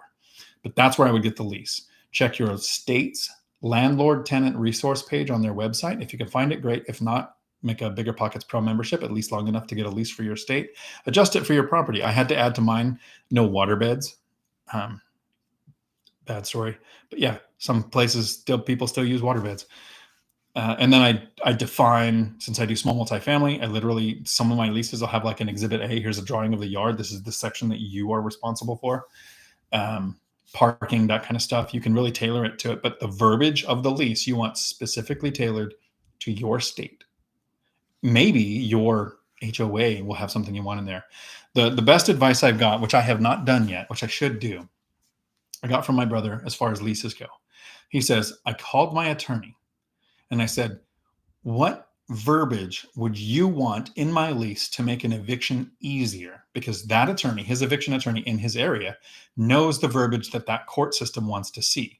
So the attorney sent him a little sample of, this is what you need to put. So I need to contact, I haven't done an eviction yet, but I keep an attorney on retainer and I need to reach out to her and say, hey, Britt, what would you like in a lease to make an eviction easier for you? And then I will take that and add it to my lease. So that's something I would add because that's very location specific and makes it easier for your attorney to do their job if they ever need to. Galen, what are the benefits you are naming when offering seller financing? So I have a letter And I send this to, I will just read it really quick. And then if anybody emails me, I will send you a copy of it. Sorry for the delay, but I'm getting information. So this email is sent by my agent, but here are the notes I asked him to put in there. Just start with, are you open to seller financing? I would like to help you avoid a large capital gains hit. Getting all of that money at once can cost a lot of taxes. If you're open to it, there is a way for you to keep getting monthly income and not have to manage a property or deal with the tenants. That all becomes my problem. Also, I would prefer to pay interest to you instead of the bank. I think you may like also getting interest payments on top of the sales price, ? I'm willing to include a $20,000 early prepayment penalty if I refinance or pay off early. This way, I do not want to create a large tax event we are trying to avoid, or the large tax event we are trying to avoid. And once the sales goes through, you own the note. This is something you can keep for the recurring income, or you can sell if you ever needed the money sooner. I am willing to have a call if you have any questions. I'm also willing to buy the property with regular bank financing, but that sometimes takes longer with the appraisal rules. Either way works for me. Do you have a preference? The email would look something like this. I would include the price, the earnest money, the amount of the interest I was willing to make the mortgage for. This changes based on what current rates are. So hopefully that helps. That was at the 1 hour and 32-minute mark, if somebody ever wants to come back and listen to that again.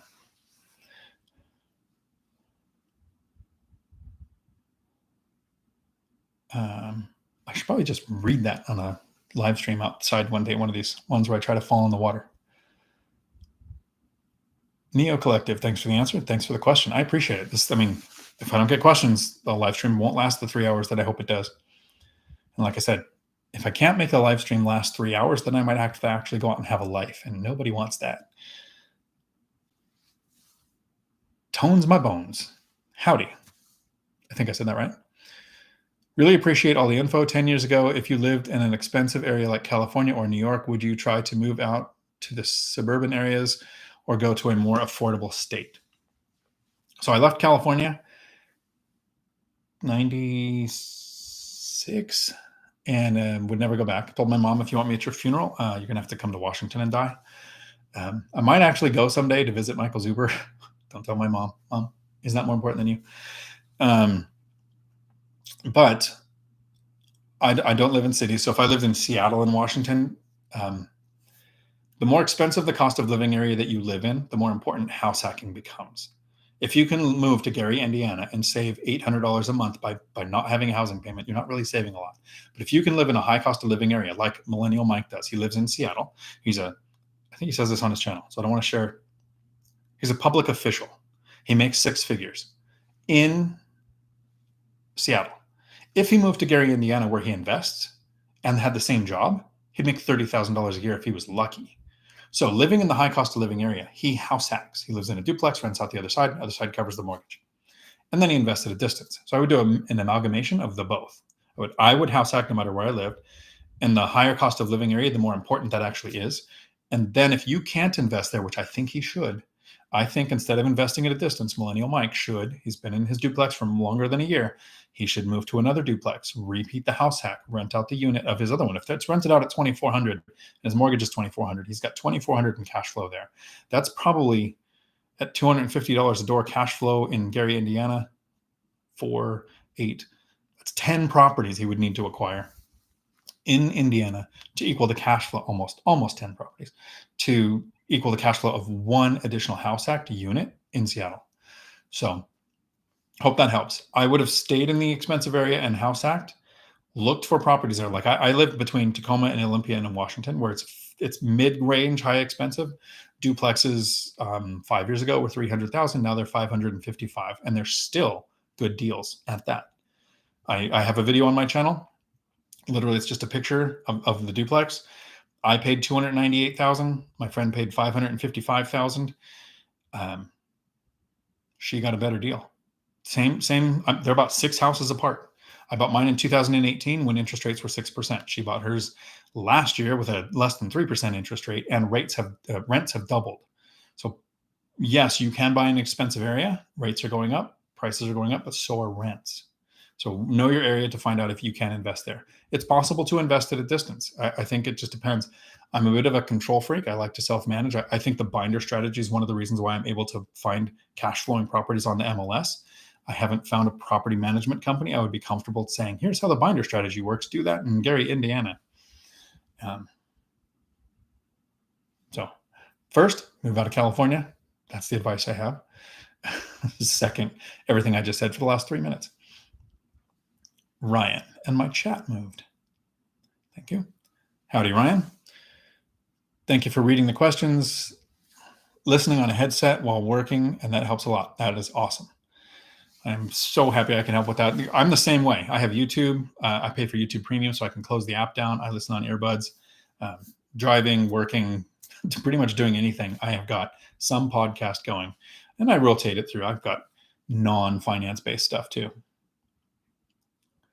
Tyler, your realtor will gladly give you lease and addendum for your state. That's a great example.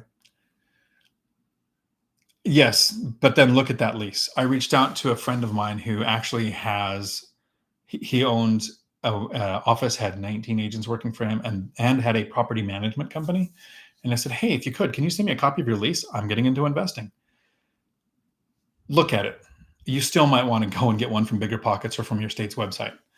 Not everybody has a really good looking lease, especially if they've been doing it for a while. And you're right, that would probably be free. North Cal, howdy. Can you go over again how you calculate your yields? Also, have you had any experience of hidden unexpected issues such as foundation, electrical, miscellaneous issues? Thanks. Always great info. Thank you. Actually, thank you very much. So I have had things pop up that I didn't expect. I have a video on my channel of the one time I lost money in real estate and was happy because I paid for an appraisal and an inspection. And during the appraisal, it came $50,000 less than what my offer was at. And the inspection found about $50,000 in work that needed done because there was a leak that had basically rotted all the trusses. So it wasn't foundation issues, but it was all the trusses in the flooring were rotted. So I backed out of that deal. And when it was my third place that I had under contract, the only time I've backed out of a place I've had under contract. And so that early in investing, $600 appraisal, $550 inspection, over $1,100, I was not happy. But now I look back and I'm thinking, wow, it was $50,000 low on appraisal. And I had all that work I would have needed. It was a good thing I found that stuff out and backed out of the deal. But how can I calculate your yields? So I'm going to do a short version now. So you don't have to watch my live stream that might happen this weekend because it's going to be a short live stream that I will not do during Matt the Lumberjack's live stream. Sorry, Matt. My live stream is going to be how to calculate the yields on a house hack. The first step is understanding how to calculate the yields on a rental. And the yield is the accounting term and that we would use in accounting. In real estate, we're talking about cash on cash return on investment. A lot of people talk about the 1% rule. That is flawed and outdated.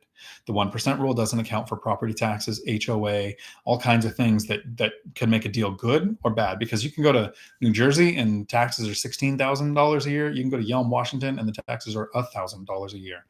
And that can totally change a deal. Or you can have a $500 a month HOA or no HOA. So none of my properties have even come close to the 1% rule. Almost none of them come close to the 0.005% rule. But the cash on cash return on investment is the first step of math that tells me if I want to look at the deal. Then there's all the other criteria that I use to make sure I still want to pursue the deal. Is the property the type I want, in the location I want? Does it have the things in place that I like to use to limit tenant turnover? Like that all happens after math. But to get that yield, it is annual profit divided by cost to acquire.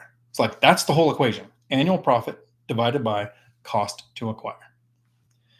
Annual profit is you take your monthly rent, you take out principal, interest, taxes, insurance, setting aside money for repairs, maintenance, vacancy, and property management if you have it. What's left is your monthly profit. You times that by 12 gets you your annual profit. So you're taking out all expenses and setting aside for future expenses. Cost to acquire is down payment, closing costs, and immediate repairs. How much money does it cost you to make that place rent ready? So if it costs you $100,000 to buy a property, let's say you're going to buy a $400,000 duplex, which I did this in May last year, and ended up going down to $397,500. But let's just say $400,000 duplex. 20% down is $100,000. Closing costs, some other things I did came up to $102,000. No, there was closing costs and immediate repairs and some other things. So $120,000. Let's say you spend $120,000 to acquire a $400,000 duplex. So you're out of pocket, you're investing, right? Originally, I used to think I was spending, but what you're doing is you're taking the money out of the bank and putting it in the property because it's still there. It's still yours. It's just in the property now. If that duplex makes $1,000 a month in profit and it cost you $120,000 to purchase, 1,000 divided by 120,000 gets you a cash on cash return of 10%. So if I profited on that property $1,000 a month, I'm getting my 10% cash on cash return. After the Binder strategy, that it was better than that. So I was expecting like a 9 or 10%, and the Binder strategy went really well. And then in 2020, 2021, we had the rents do what they did. So it's a better return than that. But that's how you calculate your yields on math. How much does it cost to get the property and how much are you going to make every year? Divide your profit by how much it cost. Hopefully that helped.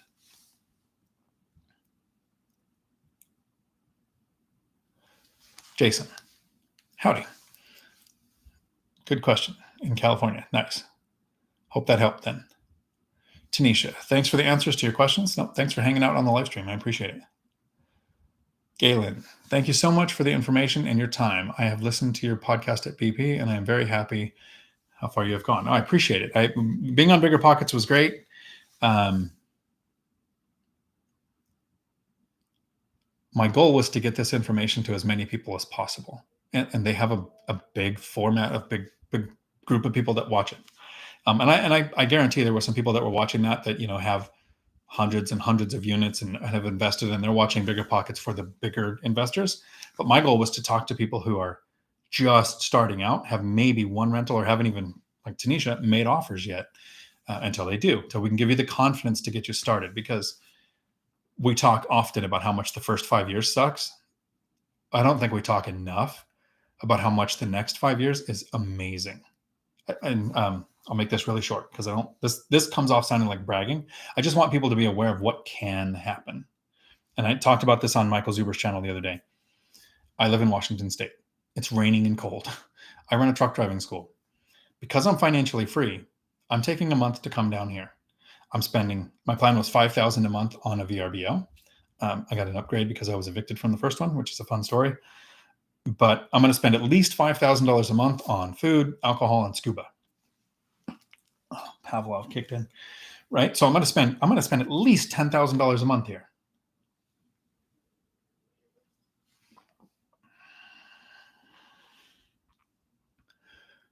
That took the breath away.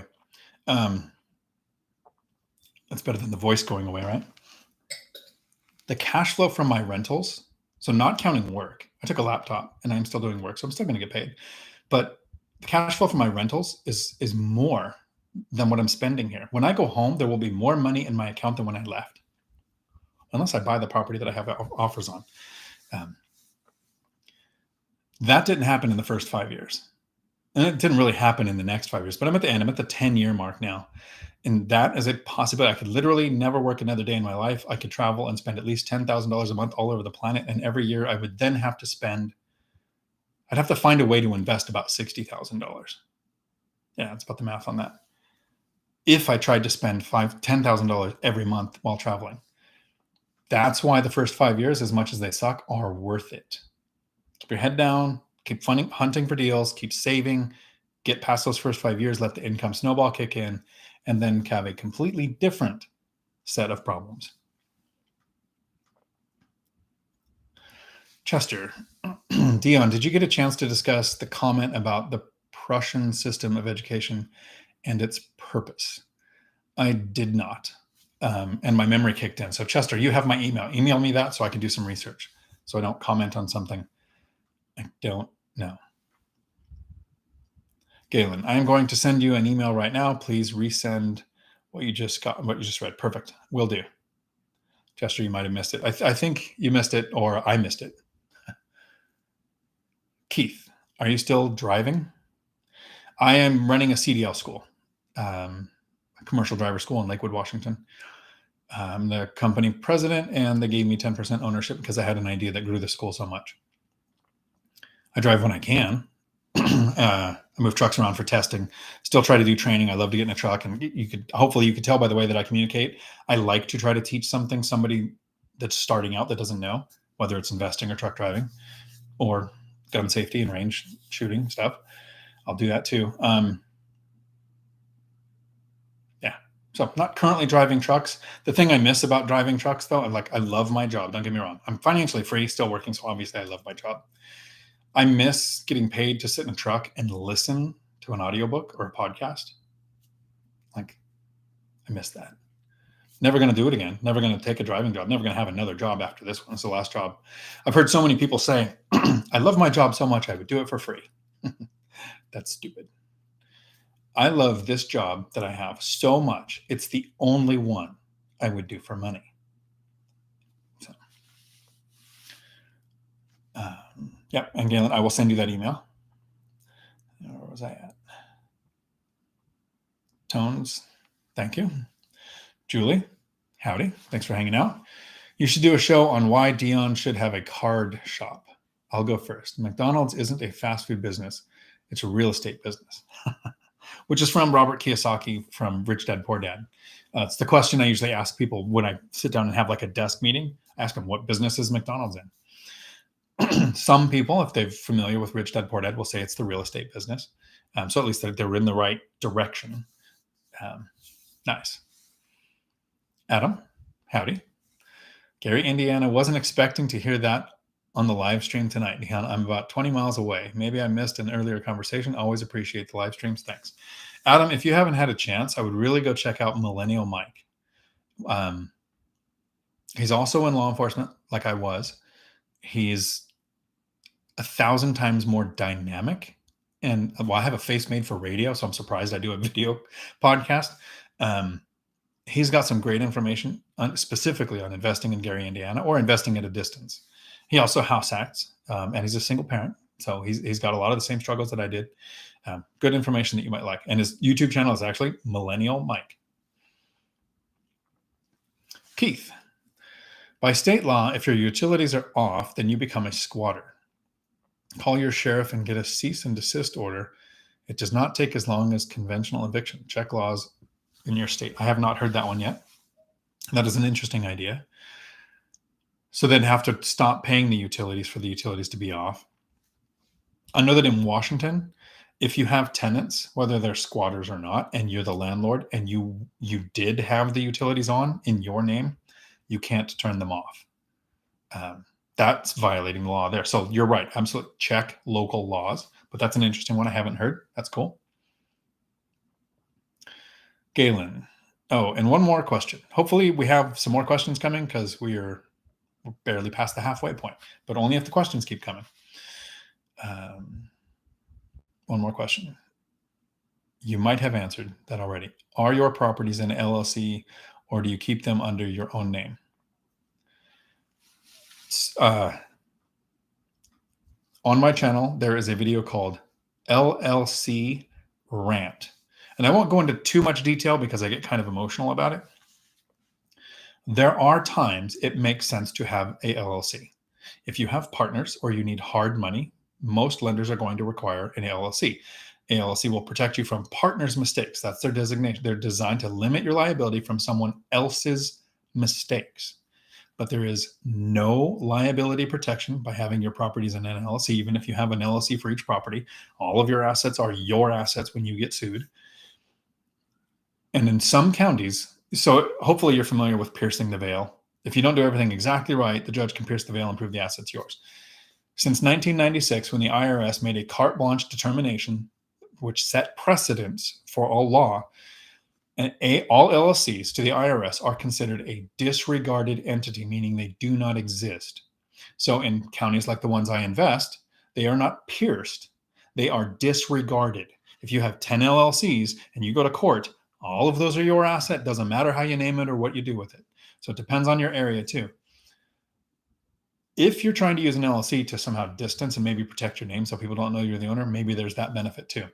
It makes lending cost more, makes lending worse, makes most loans commercial, which means loan reevaluation period, higher rates, adjustable rate mortgages. It makes insurance cost more. You are more likely to get sued because people think businesses have deeper pockets than a person does. And I'm going to stop talking there because I can get quite passionate about it. My problem is so many people who do not understand investing at all, who fell for the trap of some CPA or attorney telling them how great LLCs are, because imagine this, they get paid to set them up, maintain them, and file taxes on them, are now convinced that you need an LLC to be in real estate. So a new investor, here's my concern and why I get so frustrated. Let's say Tanisha, who's brand new and just made her first offer, which is amazing, thinks, I don't have an LLC set up. I don't know how to set up an LLC. So I'm not going to make real estate offers. And then she misses out on the deal. That's my fear. When we're first starting out, there's no reason to have an LLC. There's absolutely no tax benefits. The IRS calls them a disregarded entity. So there's no tax benefits whatsoever. There's no asset protection that people expect. So if you have partners, I suggest an LLC. If you're going to use hard money, I suggest an LLC. If you're going to use commercial lending, I suggest a trust. That's what Matt the Lumberjack Landlord does. 115 units, no LLC. There are 3 forms of asset protection, and I do talk about them at the end of that video that is called LLC Rant. And it was a bit of a rant because I actually wasn't going to make it until I hit 10,000 subscribers on my channel. And I just now passed 9,000. So technically I'm not even at the point where I was supposed to make that video. But I realized, and I wanted to wait till I had 10,000 because it's going to piss off some people. And I figured some people would leave the channel and I wanted to have some people left.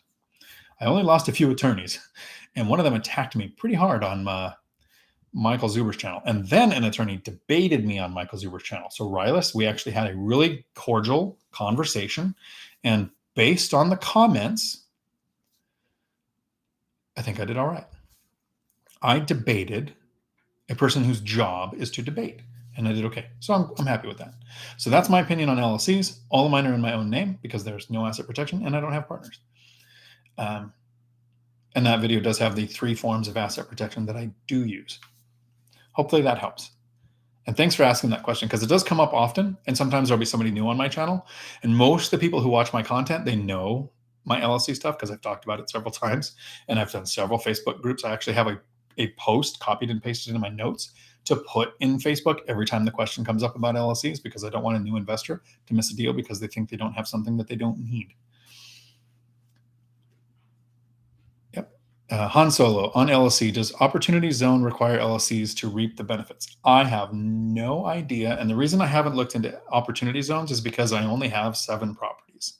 If I had, and that's 16 units, right? But if I had the 10 mortgages in my own name and I was in commercial lending and I had a large enough portfolio to handle municipalities literally just changing their minds months and months later on things that they want to happen, and they didn't care about tying money up, yeah, I would probably look into Opportunity Zones, but I haven't yet. So actually, I don't know if they require an LLC or not. It is an interesting thought.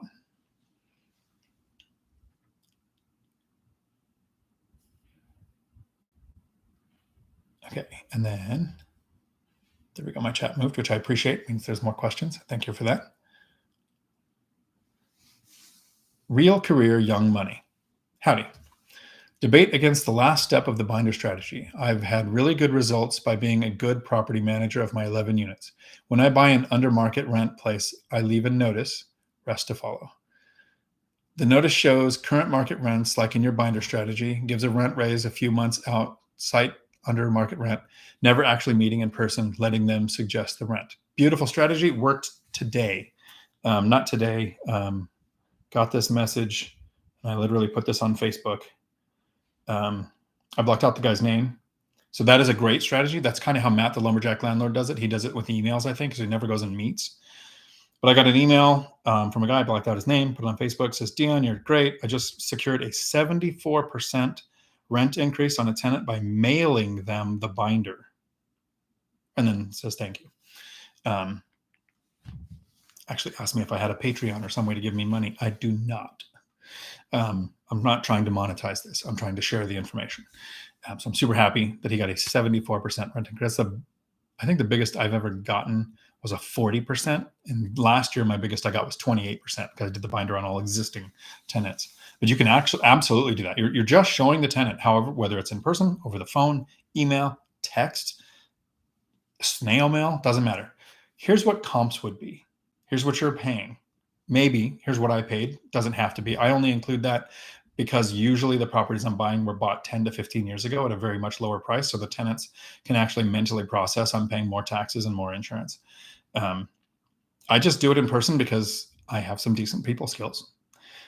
If I didn't, or if one of my leases was up now and I'm in Florida, I would do an email version of the binder with a tenant in Washington. So that's a great strategy. I think you could totally do it that way.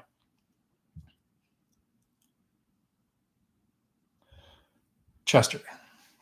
So this is on the Prussian system of education. Our current K-12 system was an ALEX video. I watch a lot of ALEX, so I'm surprised I missed that one.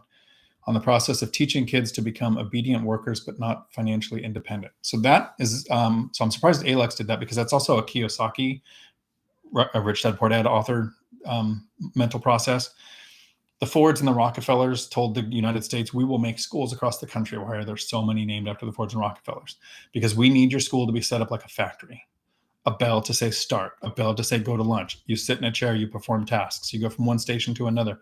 A bell to say go home, your workday is done. It goes from Monday through Friday, so you get your weekends off, literally like a factory worker. And don't teach financial independence. We want factory workers. And it was kind of the evolution of the country. First, we had farms where retirement meant you had enough kids to take care of you when you could no longer work the farm.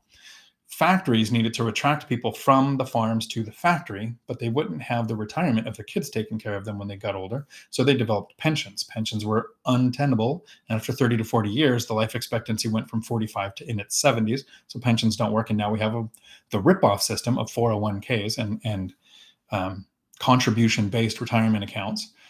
So that's been the evolution of that. So I'm going to watch that ALEX video. Like I said, I'm surprised I missed it because I watch a lot of theirs. But the governor of Florida recently instituted a, what do you call it, gubernatorial order that financial intelligence or financial courses have to be taught in high school. That's a step in the right direction. So I think we're hoping to see more and more of that.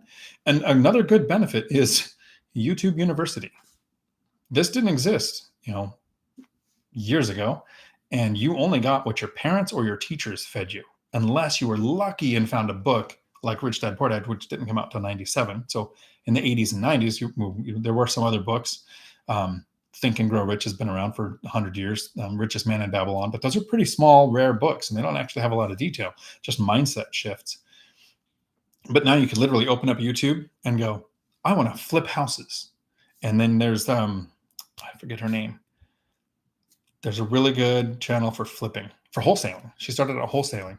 Can't remember her name. I watch it all the time. I don't wholesale, but she's got great information. You could say, I want to do the Burr method, and there's 1,000 videos on that. You could say, I want to do buy and hold investment, and here we are. High schoolers have access to YouTube. So I think, and look, some TikTok videos like Ryan Pineda, who is just blown up on social media, that is getting information on investing to a younger and younger crowd. That's why when I have people reach out, I say, look, hey, here's Millennial Mike. He's much closer to your age. He's doing things you can do. I'm older. So it's great to have all of these resources that just didn't exist before.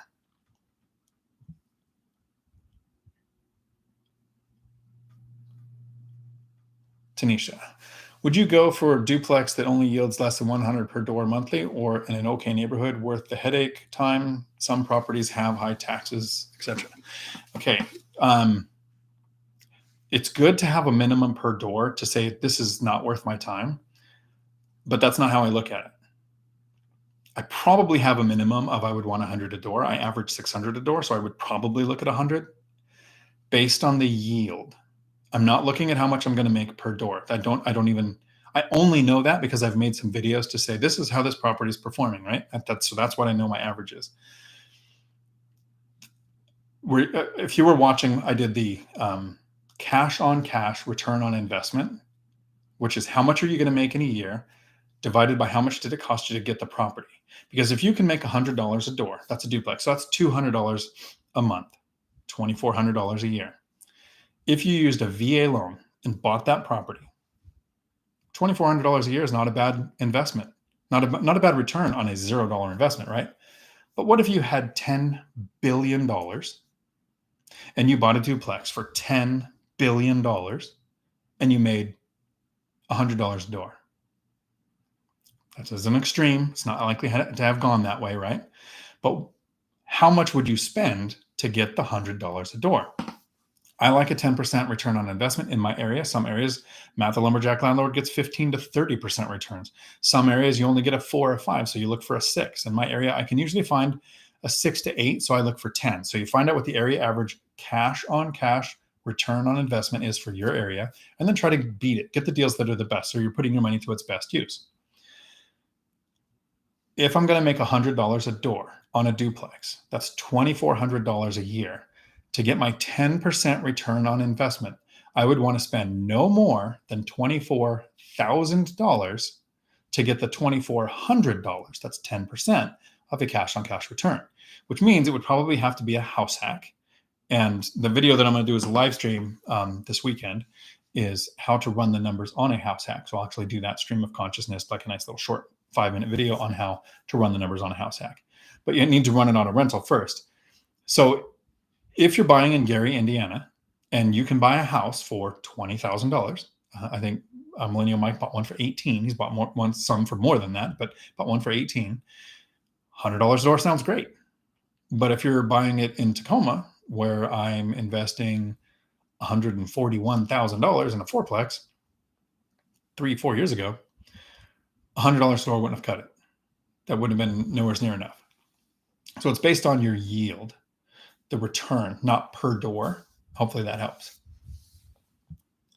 I have a video on my channel called Cash Flow, How I Run the Numbers, if you really want that broken down to where you can watch it a few times too. Real career, young money.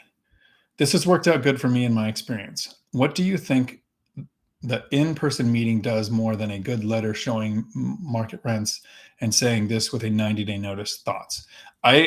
Whatever one works best for you, whatever you have the time and bandwidth. I only have 16 units, so it's kind of easy. I usually try to do 2-year leases. And normally before 2020 and 2021, I would just do a 5% increase because that was keeping up with the rents in our area. In 2020 and 2021, we saw rents go up over half. So I did the binder strategy and got 20 to 28% increase at tenant's request. Probably would have been as effective through email, but with one, I went and had the conversation, had the binder change, and then this is his last year because he wants to buy a property. So that conversation led me to, here's an agent, here's a lender. Let me show you how to hunt for properties. Let me show you how to find what your cash flow if you turn this into a rental, to try to help them become an owner. That conversation probably never would have happened with the email. So whichever way works for you, I don't know that one would be more effective than the other. I want to give the tenants enough time to think and look up their research. Your way probably does that more. You give them days to consider and come back with an answer, which I haven't. I don't usually do. I usually do the binder and have the lease with me with the blank spot that we pen write in the amounts and the duration on. So it usually happens within 20 minutes. Warhorse. And then my chat moved, sorry.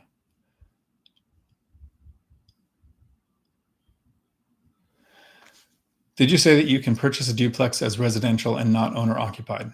Yes. So up to 4 units, whether you live there or not, that's considered a residential loan.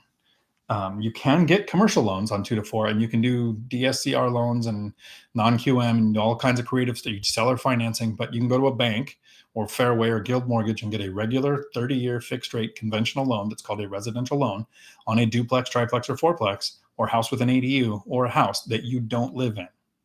You're going to pay a little more interest. You get a bump if you don't live there, and you get a bump if it's small multifamily. So you're almost at least a half a point higher than if you were going to owner occupy a single family house. And I might be using the terminology wrong. 30-year fixed rate debt's what I have on all of my 4 units or less. If you go to 5 units or more, now you're going into usually commercial lending, except for Convoy. Convoy right now has a 30-year or a 40-year fixed rate loan product that I'm actually meeting with them tomorrow. We have a Zoom. I'm going to record it and make a video out of it. I made an offer on a 5-unit property, so it doesn't qualify for residential, but it's still 30-year or 40-year fixed rate. I'm not even sure which way I'm going to choose to go yet. The cool thing is you can get the letter of pre-qualification, make the offer, and then choose later whether you want the 30 or 40 year, because it doesn't matter to the seller. They get paid out the same. Adam, I will definitely go check out Millennial Mike's channel. Awesome. Thank you. Galen, right. A lot of people don't start because they don't know how to create an LLC, which is a great excuse. I'm just curious how you run your properties. Thanks. No, and it's a great question. Like I said, I like it when it comes up. It gives me a chance to kind of go over that and let people know, because someday my opinion might change. I might have more reasons why an LLC sucks. I might have, hey, here's another thing I didn't think about where an LLC makes sense. I used to say partners, hard money, or commercial loans, because I didn't know commercial loans could work in a trust. Matt educated me on that. So now I only talk about the 2 times that it really makes sense, and possibly removing your name, but it doesn't take long on a Google search to find you or to see you talking to a handyman to figure out who you are. But no, that's totally a fair question, because so many people have conflicting information on LLCs. Fortunately, I have a rental under my belt and already passed the hardest step, which is the first property. You're so right. So many, and a lot of people talk about having just one rental and they say, oh, I don't really have a portfolio yet. I think you have a portfolio before you even have the rental, when you're saving the down payment, closing costs, immediate repairs, like your reserves. That's your portfolio until you buy it. Think of how many real estate agents who work in the industry, decades of working in the industry, never own one rental property. So having one puts you far ahead of the game. So that's cool. Bobby, howdy. From Federal Way. Nice, not too far away. Where do you look for your fourplexes? MLS with an agent, or thinking of 1031ing one of your 2 single families? I'm almost considering doing the same thing. I bought one for $102,000 in 2000, literally 22 years ago. It's a lot of 2s in that sentence. And it's worth $400 now. So if I 1031 that, I'd probably get a better return putting that money to work in something else. I use the MLS auto searches from at least 3 agents. They know about each other. I do not sign exclusivity clauses, because that's for home buyers, because my agents aren't showing me a bunch of houses. They're setting up auto searches, and then they don't hear from me until I find one, or they call me with one, like happened yesterday. And they say, have you seen this deal? Whoever sends me the deal, if I like it, they're the one that makes the offer. They're the one that gets the work. And you have a reputation. And this is a very small, finite world of real estate. There's only so many agents and so many buyers and sellers in your area that you don't want to get known for not doing something with honor. So whatever agent sends it to you, that's the one that gets the business. Doing that in 10 years with literally the same copy and paste email of my criteria that I'm looking for to those agents in 10 years, one time has any of those agents ever sent the same property twice. Like two within 24 hours, 2 agents sent me the same deal. All of the other times, the only time agents have sent me the same deal is if it's something that's been on the property for 3 or 4 months and there's a big reason why it's not selling. But generally, the things that come out in 1 or 2 days, searching on the MLS seems to be nuanced. So even if I was an agent and I had full access to our local MLS, I would have 3 agents with auto searches set up looking for the type of properties that I'm looking for. And if they sent me the deal, they would get the commission. My goal is to get my agents their commission. I don't try to talk it down. I don't try to if I did an off-market deal, I would call an agent and have them run it for me, because they're either going to pay an attorney or an agent to have the paperwork done right. But yesterday, maybe the day before, my memory sucks, my agent calls me and says, hey, have you seen this deal? It looks like it hits all of your numbers. And it did. And so I've got an offer in. That agent knows that whoever brings me the deal gets the work. And he probably could buy that property himself. But I don't think that there are a competition. People only buy 1 or 2 or so many a year, to where he brought me the next deal. So I'm hoping that I get it. That's how I find my deals, all from the MLS. So I haven't done any off-market deals. And having a YouTube channel, the really cool thing is a whole bunch of wholesalers think I'm stupid and they send me emails of deals that they're so overpriced, that person is just embarrassed to put that on the MLS. They know that's a ridiculous price, and they're looking for somebody who's dumb and will overpay for a property. I'm stupid, but I'm not that dumb. So if you're a wholesaler, don't send me bad deals. I haven't yet taken an email from a wholesaler and made a video saying, look what they sent me. Here's 10 properties in the area that are in better shape, that are better priced, that would qualify for traditional lending. And here's what. I haven't done that yet. I'm not that mean. I'm surprised Matt hasn't done that yet.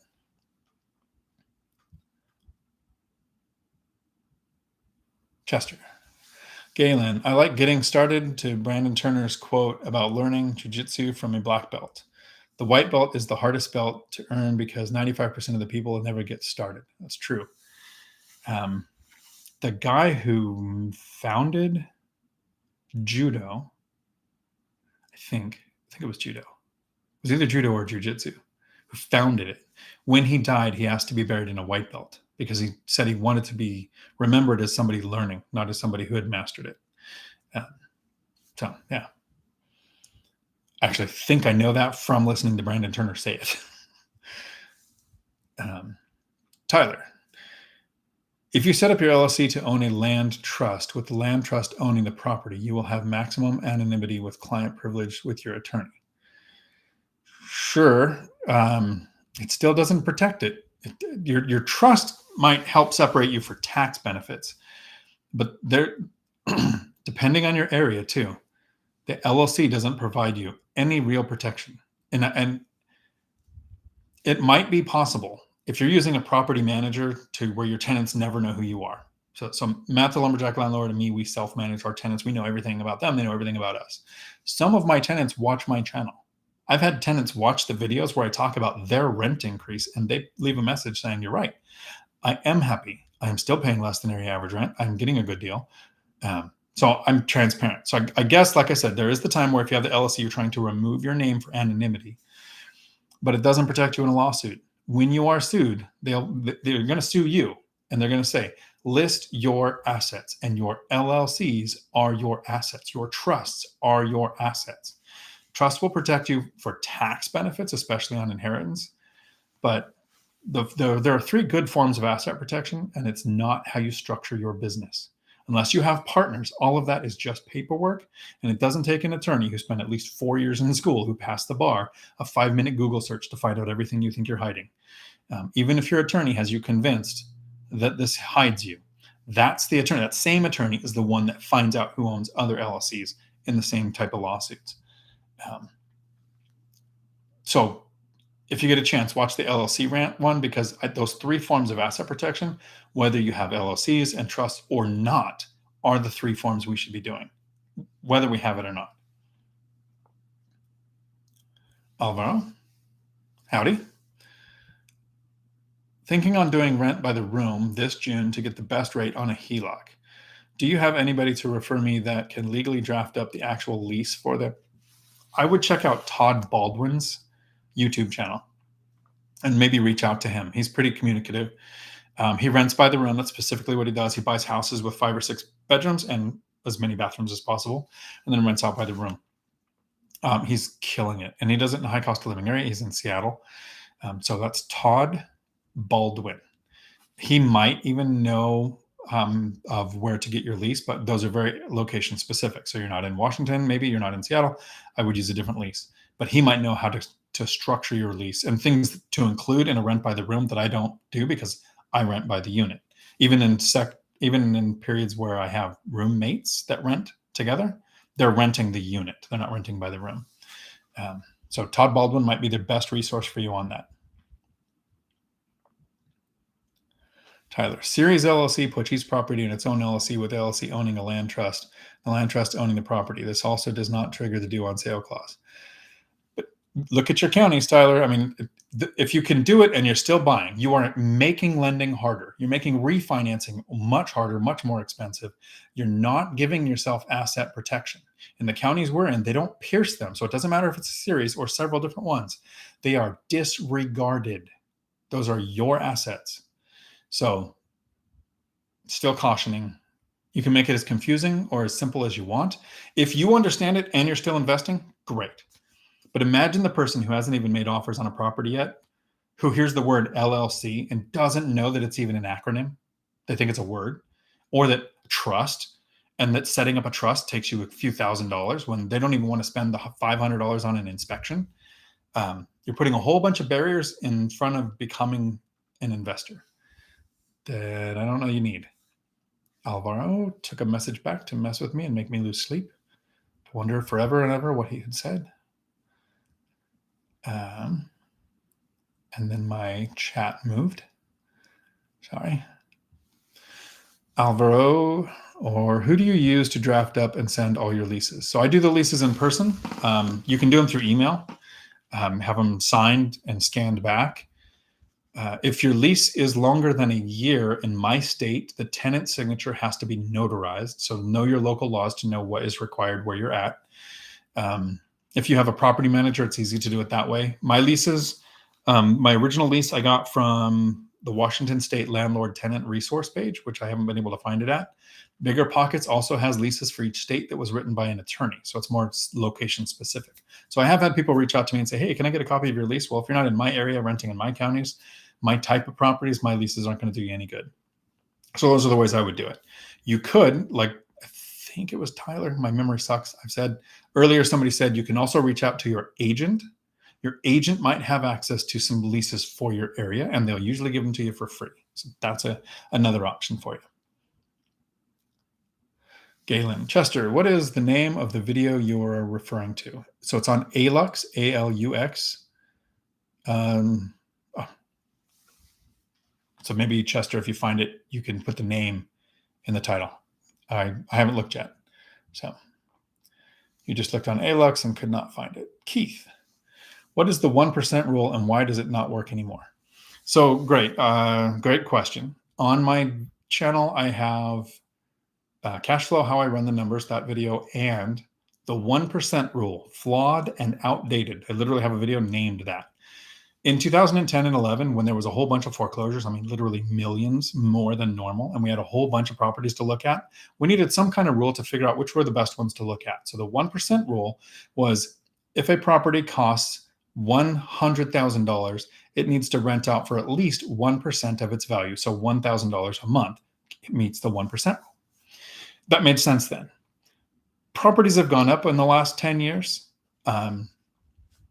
And again, that doesn't consider if it's a $100,000 property and it rents out for $1,000, but it's in New Jersey and your property taxes are $16,000 a year. Your taxes are more than your rent. What if you have a $500 HOA? Now your taxes and your HOA are more than your rent. So it doesn't make sense. It doesn't take anything into consideration. Kind of like if you're buying 5 units or more, there's this thing called cap rate. And it means absolutely nothing for 4 units or less. It means what is the return if you had no debt on the property or no expenses or something stupid that I've never been able to use on 4 units or less. On 4 units or less, I use a cash on cash return on investment. None of my properties meet the 1% rule. Like I bought a triplex for $525,000. That would mean that all 3 units need to rent out for $5,250 a month. And the total rents was not even $5,000 a month. So it didn't hit the 1% rule. That first year was over a 17% cash on cash return. So if I didn't buy that property because it didn't meet the 1% rule, I would have lost a deal that is making me tens of thousands of dollars a year. So that's why the 1% rule is flawed and outdated. When we had this huge volume that we needed to funnel down, it made sense to have some kind of metric to do it. But in an actual market where we're hunting for the best yield, and that yield takes into account expenses, the actual amount of money for principal, interest, taxes, insurance, setting aside for repairs, maintenance, and vacancy, and property management if you have it. Literally takes all of that versus the rent and the profit, and then you calculate to figure out what your yield is. It's actually a useful metric. But it can be flawed too. Like I said, if you use a VA loan and you put nothing down and you make $1 a year on a fourplex, that's an infinite return. That's better than a 10% return. But is it worth to manage and take all the risk with a fourplex for $1? That's where that minimum where earlier Tanisha asked, Would you do a duplex for $100 a door? I would probably have that as a minimum, but that's not the metric I would use to know if that was a good deal or not. Because again, $100 a door, if you get it for free, for no money down, maybe. But if it took you $1 million to buy it, and then you're going to make $100 a door for a duplex, it's not worth it. So hopefully that helps with the 1% rule, why it's flawed. And I actually say outdated because at a time it worked and it had a use, but that time's passed or not here currently. I want to say it's like flannel, but it's never been in season. Mad. But sometimes things come back in season. Danielle, howdy. Why does the math on real estate so confusing? I'm forgetting everything. Do you have any advice for someone who just starting with no credit, no cash, just starting? So I have a video on my channel, and I'm actually going to be the keynote speaker at a live event in Portland on the 13th and 14th of May, where I'm going to cover the 6 steps on getting started in real estate. So I have a video on this channel called The 6 Steps on Getting Started in Real Estate. And there are 3 steps that you can do right now before you do anything else that you will continue to do forever. But you can do them now for the next couple of years, and they'll actually help you whether you invest or not. The first is figure out how to save. You said you don't have a lot of cash and you're just starting. So I'll ask you, how much can you save? Most of people will say, well, I have so many bills and I have kids. I was a single parent. I wasn't making a lot of money. I can't save anything. Can you take $1, just 4 quarters out of the change thing in your car and put it in a drawer and not touch it every month? Can you just do that with $1? Because now you can save something. And once you have a number that's measured, you can improve it. Now you can start to sit back and think, could I do 5 or 10 or 50 or 100? And how many months would it take for 100 to add up to something I can actually do something with? So we start saving, earn as much as you can, figure out how to grow your income, get a raise, get a promotion, develop a side hustle. I sold things with World of Warcraft on eBay back in the day. I have a side hustle as an expert witness for attorneys where I provide expert witness testimony on transportation, education, CDL education, law enforcement, accident reconstruction. So anything that I've worked in, I can provide that and can make money on there. So what can you do that you can develop money with? Can you work another part-time job so that you can increase your income? Because you can only save so much. Then reduce or eliminate your income, your expenses. How many subscriptions do you have right now that you might be able to eliminate and miss out on a couple of shows because they're pretty tricky? They put one show that you like on AMC and one show that you like on Netflix and one on Hulu. And so you got to have everything to watch the shows you like. They rope you in. So pick one of those that you like and get rid of the others. Cut the cable cord. You can stream everything and eliminate commercials from your life. I haven't watched a commercial in over 10 years, not even the Super Bowl commercials. Doesn't hurt that I'm not a sports guy, but commercials are made by people with master's degree in advertising who know how to put the color and the tone to make you want whatever you have never seen before in your life, but you just can't live without. To learn how to save. So you're increasing your income, reducing your expenses, saving to invest the difference. The second thing is you're going to look at your credit score. The goal is to get your credit to above 740. 740 or higher gets you the best interest rates and most likelihood of getting loan approval. When lending tightens up, credit score approval amounts will usually go up. Ironically, this week I heard, I haven't confirmed this yet, but the FHA credit score went down. So they're trying to make it easier for people to use FHA loans. But when criteria tightens, those scores will go up. There are several channels like Graham Stephan and Meet Kevin that you can look up, go to their channel and specifically search Graham Stephan, how to improve my credit score. Meet Kevin, how to improve my credit score.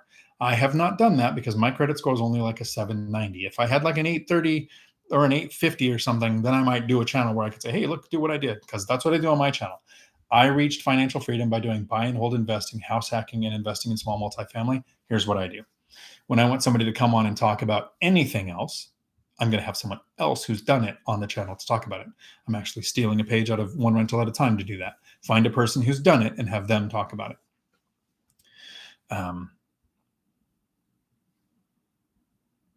So that was my advice. Those are the first 2 things. Learn how to save. So you're increasing your income, decreasing your expenses, saving to invest the difference, work on your credit score with a goal of getting it to 740 or higher. And one of the things that you can do if you're just starting out is, if you're really young, maybe you can piggyback your credit on top of your parents' credit cards. This is something Todd Baldwin talks about, where you become a signer on their credit card, giving you their credit card's history. If you're not at the age where you can do that with your parents, you might call your creditor. If you have a credit card, I did this. I have a credit card with a balance of $5,000, and I spend about $1,000 a month that I just pay off every month, never carry a balance, never pay interest, right? But that is using 20% credit utilization.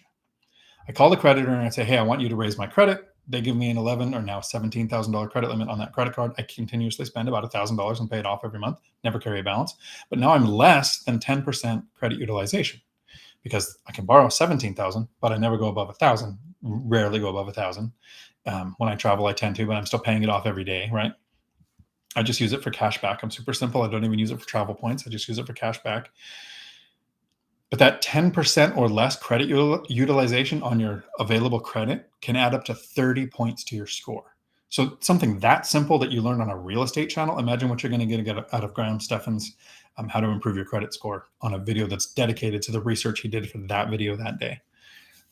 And then the third thing that you want to do to learn what your options are, and lenders in your area might actually have some other actionable steps they might ask you to do based on your specific history.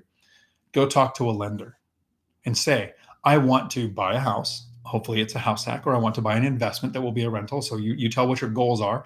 The lender will say, okay, so let's look at your work history. Let's make sure that's consistent. They want to know that you've worked in the same field for 2 years. So keep that consistent. You can change companies, but try to stay in the same field. Or they might say, we need you to have a bigger reserve. So as you're saving, they're going to want you to have a few things. You have to have the down payment.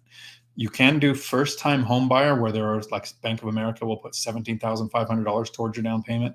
There's first-time buyer programs in different counties where you might buy a property where you don't have to have a down payment, but there will be closing costs. You're going to pay for an inspection and an appraisal and title fees. So you need to save for that. And then you're going to need to save reserves. Most lenders will want you to have at least 3 months in cash in the bank of all of your mortgages put together. So when you're buying one house, if the mortgage is $1,000, you need at least $3,000 in reserve. When you have 7 properties and 6 mortgages, and every month you're paying $8,500 in mortgages, you have to have over $25,000 in reserve. So as your portfolio scales, your reserve scales.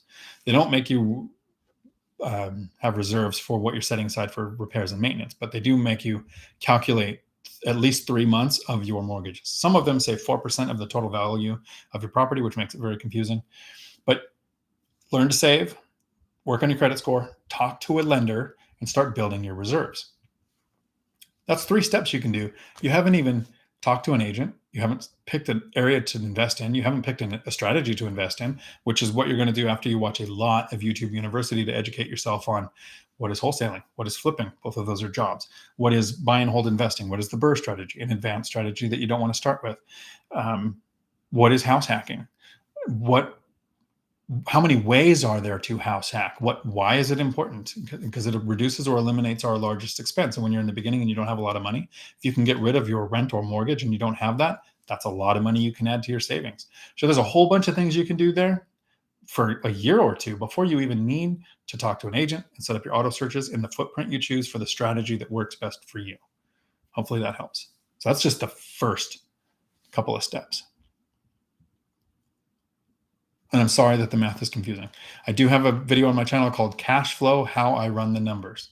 Watch that a couple of times. It goes over the yield, cash flow, and I've got some charts I put up and it breaks it down for you. Hope that helps. Chesla, hola mija, ¿cómo está usted? Te quiero. I have a unit that needs a ton of work before I can rent it again. How do I do the math so I know how much to spend? First step is take the word spend out and think invest. Because if you're going to put in super cheap carpet, it's going to need replaced. It's going to need cleaned. It isn't going to last as long. But if you put in LVP, it's an investment that will last a few tenants, last a few years. It's more durable. It's water resistant. If you put in hardwood floors, as an investment, you're not going to get a good return. It's very expensive, very hard to maintain. Tenants aren't going to take care of it. So if we think, how much am I going to spend? That actually is a way I don't think about it. I think about it as, how much am I going to invest? So it's a rental. I wouldn't do granite countertops. I would probably, look into Pod and Durango have a small YouTube channel where he does this material that he redoes the countertops and makes it look really good. Talk to your handyman. Spell out, these are the repairs that need to be done. Find out from your handyman what is beyond their scope. If it's in the electric box or on the roof, it's beyond their scope. Have them give you a detailed list of what they can handle and what you're going to need a contractor to do. Sometimes your handyman can do everything. If they tell you what needs to be done by a handyman, use the Thumbtack app. If you need to put up a fence to divide the middle of the backyard of a duplex, you go on Thumbtack and you say, this is the project I need done. You get some email estimates on how much that length of fence of whatever type of material you want to use is going to cost. Get your review. Same thing for what you're going to do for any cabinet repairs you need, any electric you need to be done. Start with your handyman so you know what they can't handle. Then you get quotes from contractors. Depending on how busy contractors are, it's usually easy to get a free estimate. Especially on the Thumbtack app, they're very competitive. The reason I like the Thumbtack app, which you should download, is you get to read reviews from other people who've used these contractors. And the contractor knows that when your project is done, you get to leave a review too in the Thumbtack app, which is going to affect their future business. So I've had really good luck with the timeline of a contractor from Thumbtack and them hitting, here's the estimate, and not going 10% above that without giving you a written, here's why it might cost more. So that's what I would do to get a scope of the cost. You know the square footage of the property, you know which rooms have carpet or linoleum. I would go to a floor trader company and find out what materials they have in stock that has enough to cover the size of your job with a few pieces to do repairs, and get an estimate on that and ask them what is their most recommended current available project or material that they have. I stay away from Lowe's and Home Depot for flooring. I like to use a local floor trader. Matt, the lumberjack landlord, has one that delivers nationwide that he uses. So maybe he could put that in the chat or send it to me and I'll send it to you in an email. But literally take a pen and paper and chart out, these are the things I want to do. Talk to your handyman, meet them on site. These are the things I need to do. Get a quote from them and have them put it in writing or at least a text. Some handymen don't have the clipboard with the, an estimate paper or anything like contractors might, but get a text saying, here is what you commit to for this amount, so that you can, a month later, when the work is finally done, go back and say, this is what we agreed to. So have it in some form of communication that leaves a paper trail, even if it's electronic. So that's what I would do.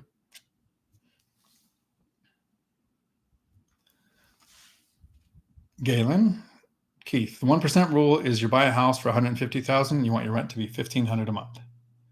Yep. Chester, Galen, 1 second. Looking up the official name of it. Thank you. Thank you, Chester. Galen, awesome. Thanks. Tanisha, but for the binder strategy with the comps, what's the distance? Do you run within 1 mile, 5 mile radius, etc.? I'm not familiar with all the details of the binder strategy. So there is a video on my channel called The Binder Strategy. How to get a tenant to request a rent increase is what's on the thumbnail, but just look up The Binder Strategy on my channel. It's a 20-minute kind of tutorial, and this is how it works. So when I'm looking at radius, I try to stay within the same school district. So that's what I would break it down with if they have kids. If they don't have kids, they're not thinking that. And I just think, okay, from where they work, what is that circle? That's actually more important than the circle from where your rental is. Because if they're going to move, what are they going to be paying in the radius that they would drive that they're currently commuting to work in? So that's how I look at that. So if they're commuting an hour away, you have a bigger circle, then I might only go a mile or two out from the property. But if they are working a mile away, I would draw the circle around where they work, not around where your property is. The more rural you are, the further out you might have to go to get comparable units. And for that, I would generally, if you have a city and you're rural, I would draw a circle like a ring around the city, that distance out from the city, because this is the type of rental they're looking for. If you show them in the city units where it's often a lot more expensive, that's not a fair comparison. And they're going to be able to go on to Zillow, Redfin, or apartments.com or Craigslist and find units out here in the more rural area. And you want them to be able to find the same information you present during the binder because you're trying to be transparent. So if they're in a circle, or they're by a city and they're out here, the reason I use a ring is there might not be very many rentals in this circle out here. But in that ring all the way around, the same distance out from the city, you're going to get that type of rental for that type of price. Hope that helps. And then Ryan messes with me and takes a message back. Keith, multifamily on LoopNet. There you go. Chester. My chat moved, sorry. Which I appreciate. That means somebody said something, giving us more to talk about.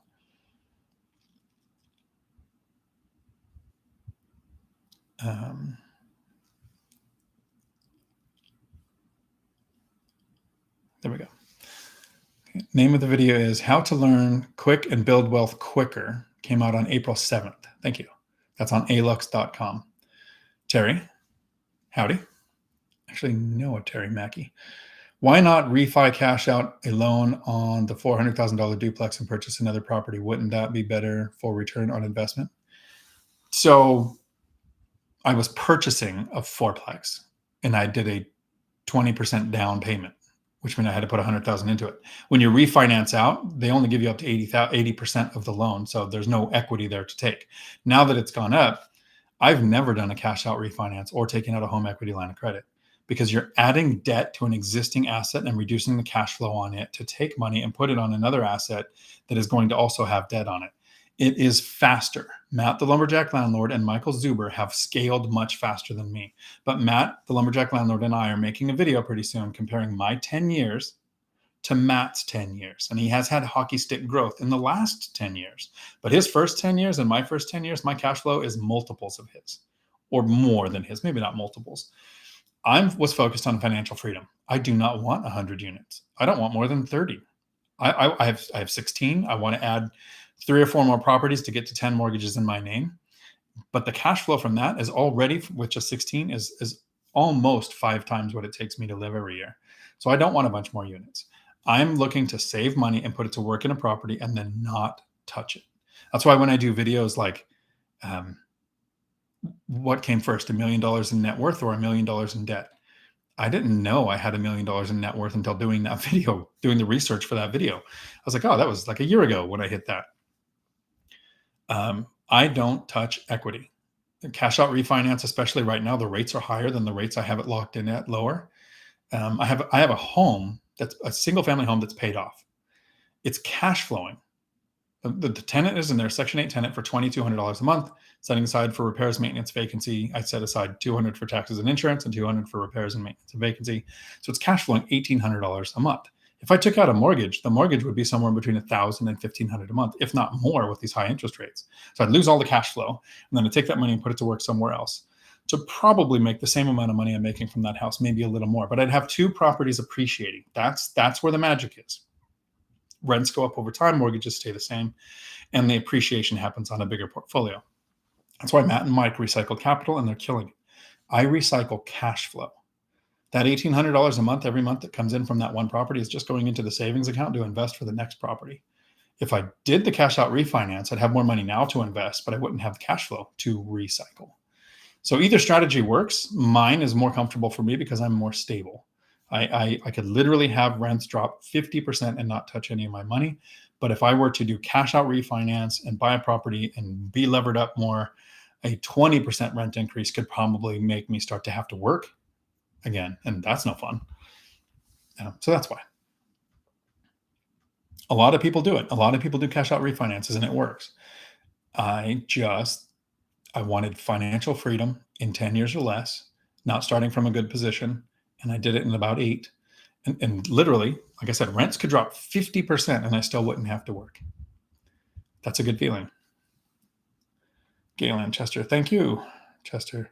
The discussion on the Prussian system of education starts at 45 seconds into the video, or minutes. And the whole video is a little, okay, so it's seconds, more than 12 minutes long. Yeah, Alex videos are nice and short. I don't know that I tailor my videos after them, but I know that those are the lengths of videos that I like too, is right around the 10-minute mark. I try to do my videos when I make the content right around 10 minutes. If I do an interview with somebody, I like it to be around 20 to cover that. These live streams are the only ones I do that are this long, and it's just once a week. And I do have some friends that I know that watch the channel, and they say, man, I would never watch you talk for 3 hours. Like, okay, I get it. But there's other content that's shorter too. Brian, howdy. Which of your videos explain simply your cash-on-cash rate of return calculation and goal? On my channel, it's called Cash Flow, How I Run the Numbers. And I'm doing a live stream this weekend. That'll be 5 minutes or less probably, because I'm just going to talk without, it's going to be on my phone, won't answer any questions or anything, on how to run the cash flow on a house hack. But the first few minutes are going to be how to run the cash flow on a rental. And so it'll be a live stream, 5 minutes this weekend that'll be coming out. And then I'll leave that video up so that it's because I want, nobody's going to be able to come in this and go, oh, it was at the 1 hour and 32 minutes that I can go and find out where that calculation piece was, right? That's not going to happen. But if somebody sees the 5-minute video, like I think my video that came out this weekend that I like a jerk did during Matt the Lumberjack's live stream, which won't happen again, actually has the most views of a video in such a short period of time, because right now it's at 1.4K. So 1,400 views in less than 2 days. Normally I get, I don't even hit 1,000 views in a week. So that's, I'm going to do more of those. And so this week, and you'll have that video nice and short. But right now there is one called Cash Flow, How I Run the Numbers. Han Solo, can you explain why it is called wholesale and what it covers? Basically, you are buying and selling a property, and the goal is to never actually have it in your name. So here's a Cliff Notes version of a strategy that I don't do because I don't want a job. This is episodical. The money comes in if you do this successfully. If you stop working, the money stops coming in. That wasn't my goal for investing in real estate. I buy a rental. I do minimum maintenance on that, but not maintenance, time investment, like 2 hours a month to self-manage 16 rental units. And the money keeps coming in, whether I get out of bed or not. That was my goal. But wholesaling is you find a property, you find a seller who has a property for sale that somebody else would pay more for, but the person doesn't want to list it, doesn't have an agent, might not even know that they want to sell. You find it off market, or you find it on market at just the right price from a person. And let's say they want to sell it for $80,000. And you know, as an investor, you might pay $100,000 for it. So you go out and you find an investor, you contact the seller, and you put it under contract. You say, I will buy this property for $80,000. The seller's happy. That's the amount that they want. Whether you found it off MLS or on MLS or through your network or whatever, they want $80,000. Then you spend your time and you have a buyer's list, and you tell your buyers, or you find the buyers, I have this property. Maybe you don't share the address or the seller, but you say this property with this details, and it's for sale for $100,000. Another investor thinks that's exactly the return I want in the area that I want. $100,000 is totally fair. So they contact you, you come. There are sometimes dual closings. So you might close it into your name and close it into their name, or wholetailing where you close it to them and it never actually touches you, but in title, you get the difference. So in that case, between 80 and 100, there's $20,000. You might not get the full $20,000 after title and closing costs and negotiations go back and forth. But a lot of times people will wholesale a property and make $5,000 to $10,000 pretty consistently once they have their system down. There is so much more to it than that. Lily Thompson, Lili Thompson. She has a YouTube channel, literally her name, Lily Thompson. She started out wholesaling and then grew from there. So she is the resource I would go to if I decided I want to go develop a whole new job and do wholesaling. That's where I would go for the information. Okay? Hope that helps. But that's what it covers. Brian, what is your MLS criteria that you copy and paste to all of your agents? I don't have it memorized. I don't have that email. I have it on a computer that doesn't work. Some criteria that I don't want. No short sales, because I don't want to tie money up for a long time and negotiate back and forth with banks forever. No foreclosures, not what I'm looking to do. No HOAs, so those are my big no's. I have a footprint, so I'm searching this area of the MLS. I will not buy anything in King County, even if somebody gave it to me and it came with free tacos. So I have my footprint. I'm looking for single family or small multifamily, so 4 units or less, because I normally want 30-year fixed rate debt. I have adjusted that recently because Convoy has up to 8 units, 30 or 40-year fixed rate debt. So now I have an auto search going up to 8 units with 3 different agents. So they send it to me. So it's small multifamily or single family, including houses with ADU. So I include the specific verbiage because you never know what a seller is going to list. I have ADU, DADU, granny flat, mother-in-law house, and then I spell out auxiliary dwelling unit or detached auxiliary dwelling unit so that it hits in their search on their codes, on their words. I used to have a price range based on what I can borrow, but once you have rental income on your tax returns for 2 years, the lenders I've worked with said there is no limit to what you can borrow. You just need to do 20 or 25% down. So as you save your down payment, closing costs, money for immediate repairs, and reserves, the amount I can buy, the type of property I could buy goes up. So right now, I don't have a limit on properties. I'm looking kind of everything up to 8 units. What else is my criteria? So that's kind of the limit that I give to the agents. I also have criteria of I want side-by-side units because I don't want tenants living above or below another. I want 2 or more bedrooms with a garage because more space equals more stuff. I want washer dryer units, hookups in each unit because tenants don't like to use shared laundry or laundromats. And some other criteria that I like. I like to keep them at least 10 miles apart. I did break that one time. I've got 2 that are 7 miles apart. Good deals. And then if the other criteria was strong. So that's kind of the basics of that. I don't want the agent limiting the search too much. I want them to have kind of broad, this is the amount I can borrow up to. If I could borrow at 500, let's say that was my limit, I would want to search 550 because as things sit on the MLS longer, you're more likely to get a lower offer accepted on something that's above what you can borrow. So I would search a little bit above that. Here's the area, the type of property, the amount, and then my restrictors, like no HOAs, no short sales, no foreclosures. And then they send me everything. I want to filter through what's left. I don't give them the side-by-side because I've seen over-unders where everything else was so strong, I still made an offer. I didn't end up getting it. I was actually doing BiggerPockets boot camp live session for the cohort that I was in at the time.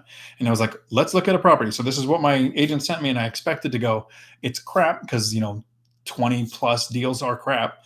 And I looked and I said, well, it's an over under. So it's not the type I look for, but it's got washer dryer, 2 more bedrooms, garages, calculated the yield. It was at like 20%. I was like, pulled up my phone, composed a text message to my agent saying, I want to make an offer on this property at this amount with this earnest money, this inspection period of 5 days and an appraisal clause, and include my seller financing letter that he already has on the live stream. So it doesn't have to meet all of the criteria, but if it's missing one, I would want everything else to be strong enough to justify it. Monica, howdy. Doing a 1031 because I sold my house in Los Angeles City, after my renter not paying for 1 year, and they extended the moratorium to 2023, which is awesome. I have not found a property that gives me cash flow out of LA City. People are telling me to put down 30% plus for cash flow. The yield is what I would look at more than the cash flow, and maybe expand your circle. Are you looking up into Kern County from LA? My brother invests in Roseman. I've got a brother who lives up in Fraser Park, so by Bakersfield. Reba invests near Bakersfield, not too far from Bakersfield. I think she lives in Bakersfield, invests like an hour away. So maybe expand your circle out a little bit. The further out you get, the more likely you're going to have to do property management. But remember, with a 1031, and you're probably already working with a 1031 company, and you have a really strict timeline on when you can do the 1031. And so it sounds like it's too late in your scenario, but anybody else who's in the exact same situation, I would recommend, if you can, doing a reverse 1031 where you buy properties, then sell and use the properties that you purchased against the gains from the sale, if possible. I have a friend who did that in Washington, and she invests in Ohio. But you have to get the timeline right on that too. I hope that helps. That 1031 is tricky. Michael Zuber did a bunch of sales last year. He did some flips, and he did some sales where he just didn't 1031. And you can't 1031 a flip unless you've had it more than a year and you rented it out at some point. So, there's some other restrictions there for doing a 1031. But sometimes it just makes sense to pay the taxes, which sucks, especially in California. I don't know. I know California has the extra up to 13% income tax. I don't know if they have an extra capital gains tax. So I would look into that first before I made a decision either way. And then your next question, Monica, was, what do you think of putting 30% down to make cash flow? What is the yield? Because sometimes the more you put down, the lower your yield gets. Because the more you leverage, the better your yield often is. It's a hard question. I'll put my email in the chat. If you want to send me some details, I can try to answer that too. Because I think there's more details going on there than what I can just keep in my top of mind awareness.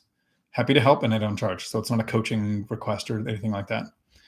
Tyler, I have an operating company LLC that owns nothing but controls everything, leases, management agreements, signs, checks, and so on, but owns nothing. Nice.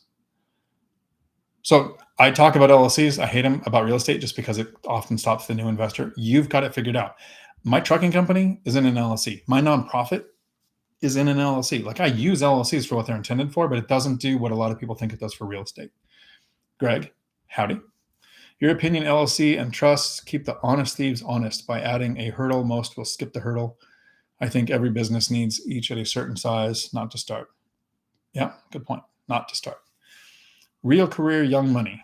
I have a duplex with 2 tenants that are constantly struggling. Nice folks, but always struggling. Currently paying $500 to $750. Current market rents are probably $750 and $1,000. What would you do? So the area market rents are $250 higher in each case for the size that they're paying, and they're constantly struggling. There are some people who will struggle whether their rent is $1 or $10,000. They're just going to struggle.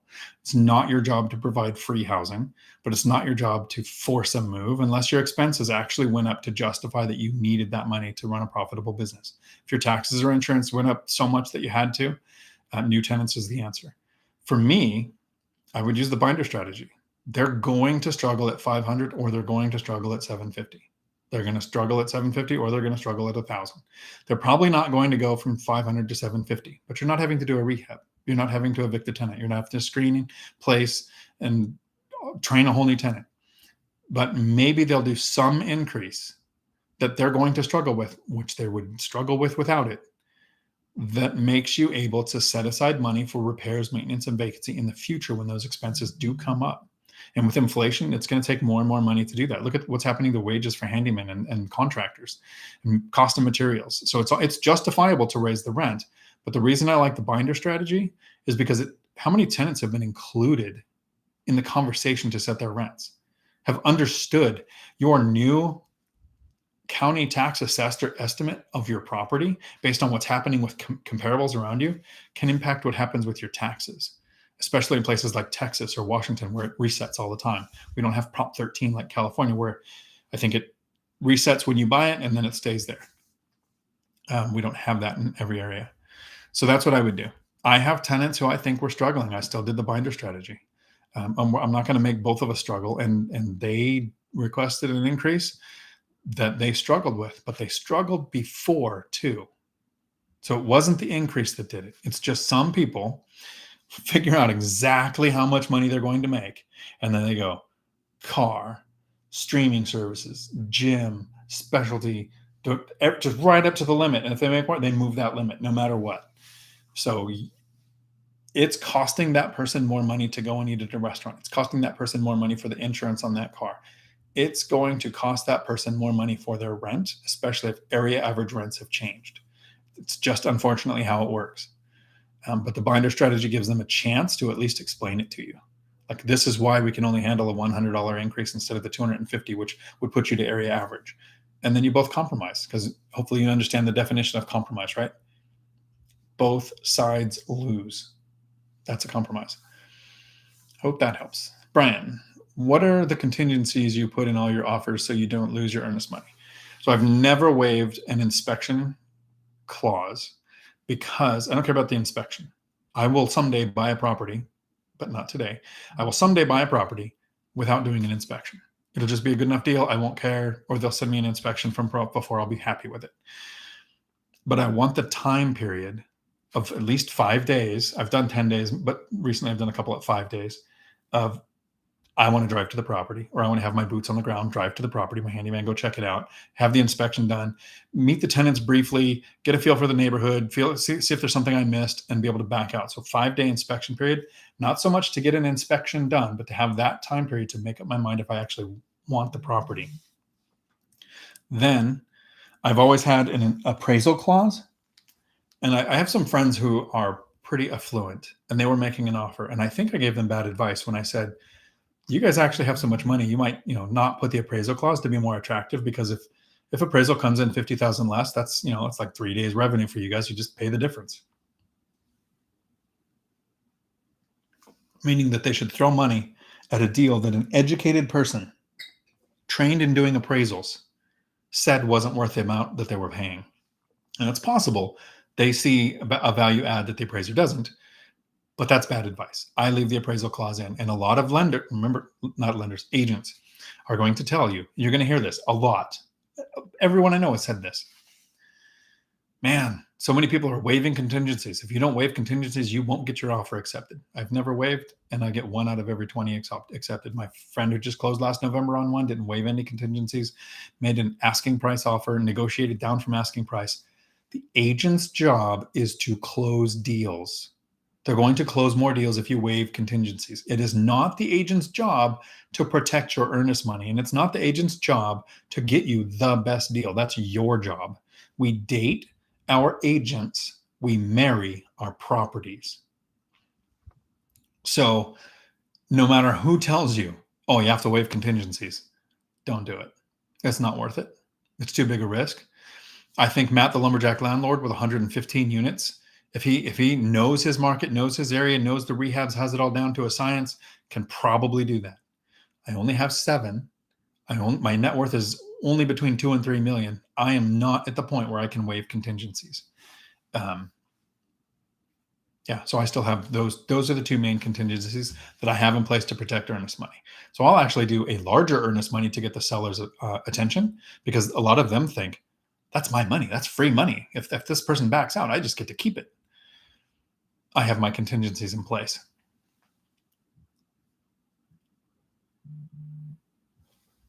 And then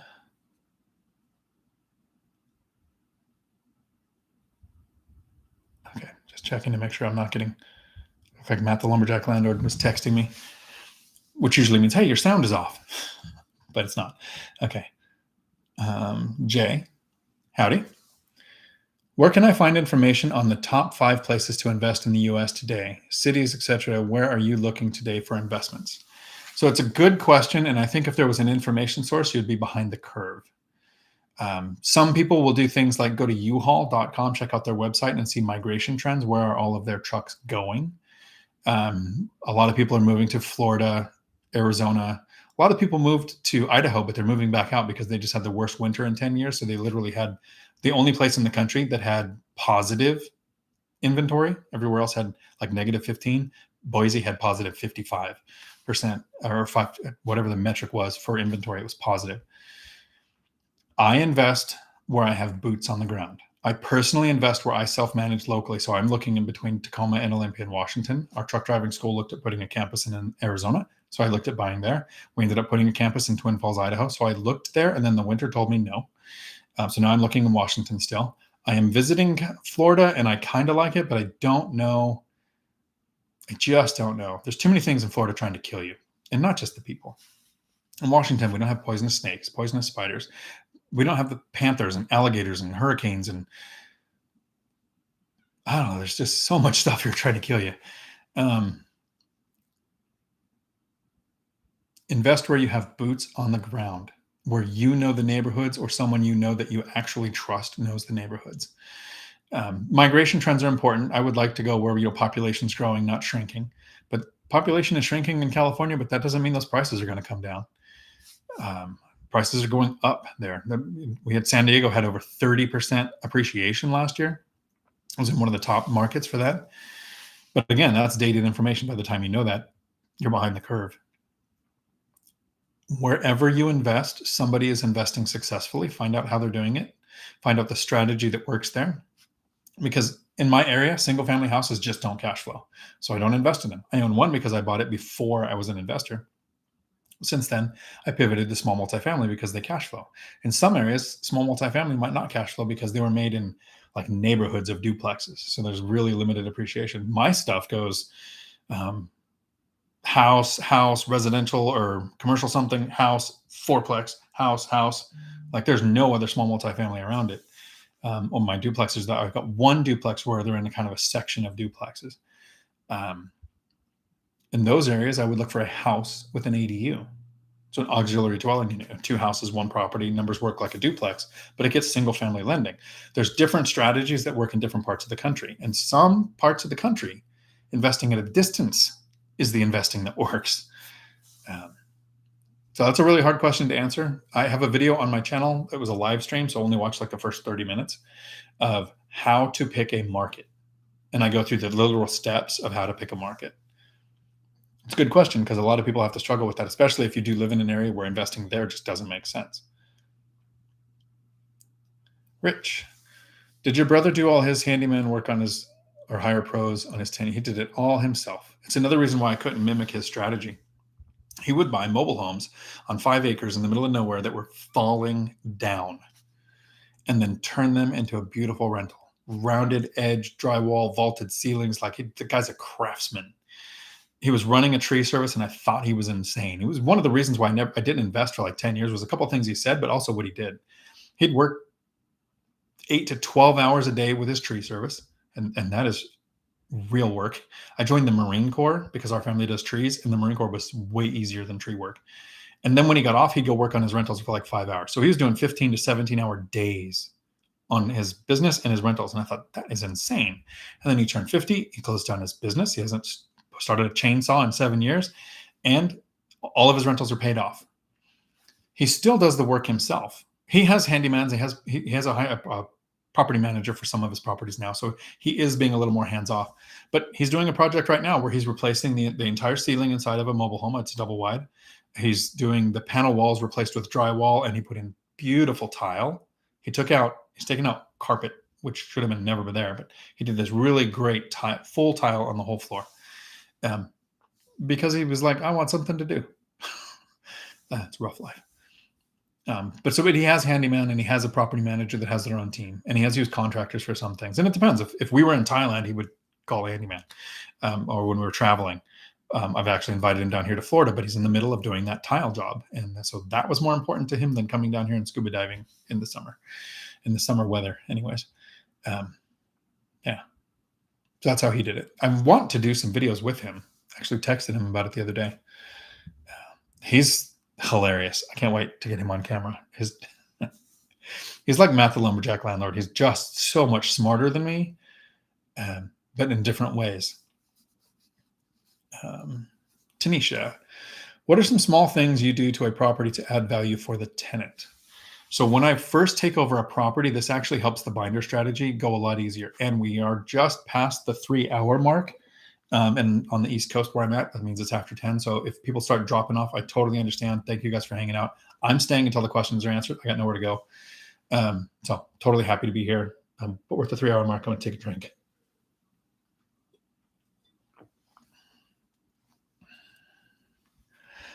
When I first acquire a property,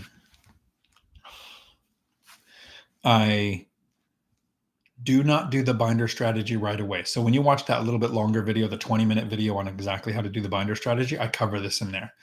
But I wait 2 months because I want to vet the tenants. I didn't get to screen them and place them, so I don't know their credit score, eviction status, or any of that kind of stuff, right? I want to make sure that they pay on time, they don't get noise complaints, and they don't call me for super trivial things. That's like my 3 things that matter with a tenant. What do I want them to do? Be low maintenance and pay me. But right when closing happens, I ask the tenants. So I do 2 things, and then I ask the tenants a question. First, I put in schlag coated locks. I have a video on my channel called The Locks I Use on My Rentals. And I put it on both exterior doors. My properties are all Class C, so they're not super high end. They're not in a war zone. They're just the average working people. Places I've lived in most of my life kind of thing. They're used to having keys. So I replaced the locks with coded locks. So now they don't have keys. They have a code to get in and out of their house. Does a few things. One, since there's 2 exterior ones, if a battery dies, I've never had a tenant locked out. Literally never had a tenant have a lockout experience. So I've never had to call a locksmith. I never had to drive to the property to let them in. I've never had to take keys over there or switch out locks because I can switch the codes. My handymen have codes, so I don't have to meet them there to let them in. And some people have expressed concern.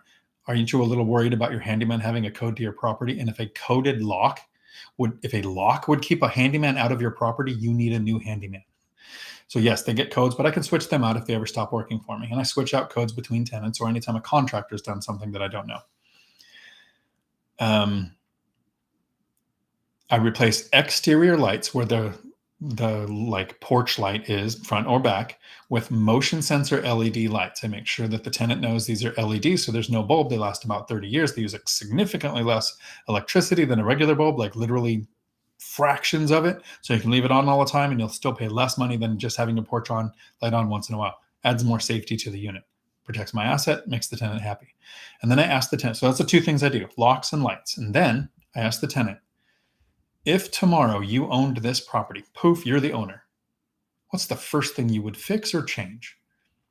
My agent, when I first started doing investing, told me never do that because the tenant could ask for something really bad, like pave the driveway or add a bedroom.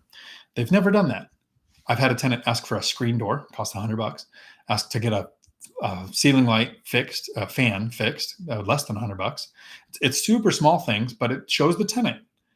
Like, not only if you have a complaint and you call me, will I fix it? I'm asking you, what would you fix? And then I'm taking care of it immediately. Then 2 months later, when I do the binder strategy, it usually goes really well because they know I'm fixing it. One time it backfired. And I'm going to see if I can do this, mute it. And then make sure my sound is back on, because there has been a time where I didn't redo that. But a tenant binder strategied me before I got to them. I moved into the fourplex. I was in one unit and I fixed, lights and coded locks and stuff. Tenant came to me and said, "Hey, we see that you're fixing the place up. We don't want you to kick us out. If we paid you $155 more a month, would you give us a 1-year lease?" So I accepted. I acquiesced. I said, $155. It's the smallest binder strategy amount I've ever done, but it was because they brought it to me. It's a brilliant move on the tenant. And they got a longer lease, so I didn't kick them out, which was not the intent. The intent would have been at 2 months, I go do the binder strategy, and probably like the other tenants got a $300 increase. So smart tenants, and still there, still happy. Didn't do a rent increase the next year, but there's more things we can do than give a rent increase. The previous owner covered all of the utilities, water, trash, not electric. So I said, next year, we're not going to do a rent increase. We can keep the rent the same. But here's what I charge for water and here's what I charge for trash. I'm paying for the dumpster. This is your portion. Didn't bat an eye. No problem. So they still kind of technically got a rent increase the next year, even though it wasn't a real rent increase. Then I moved my chat and I have my sound on. Hopefully I'll wait until somebody tells me sound is on. Because there has been times when it didn't work. Thanks. Okay, where were we at? Okay.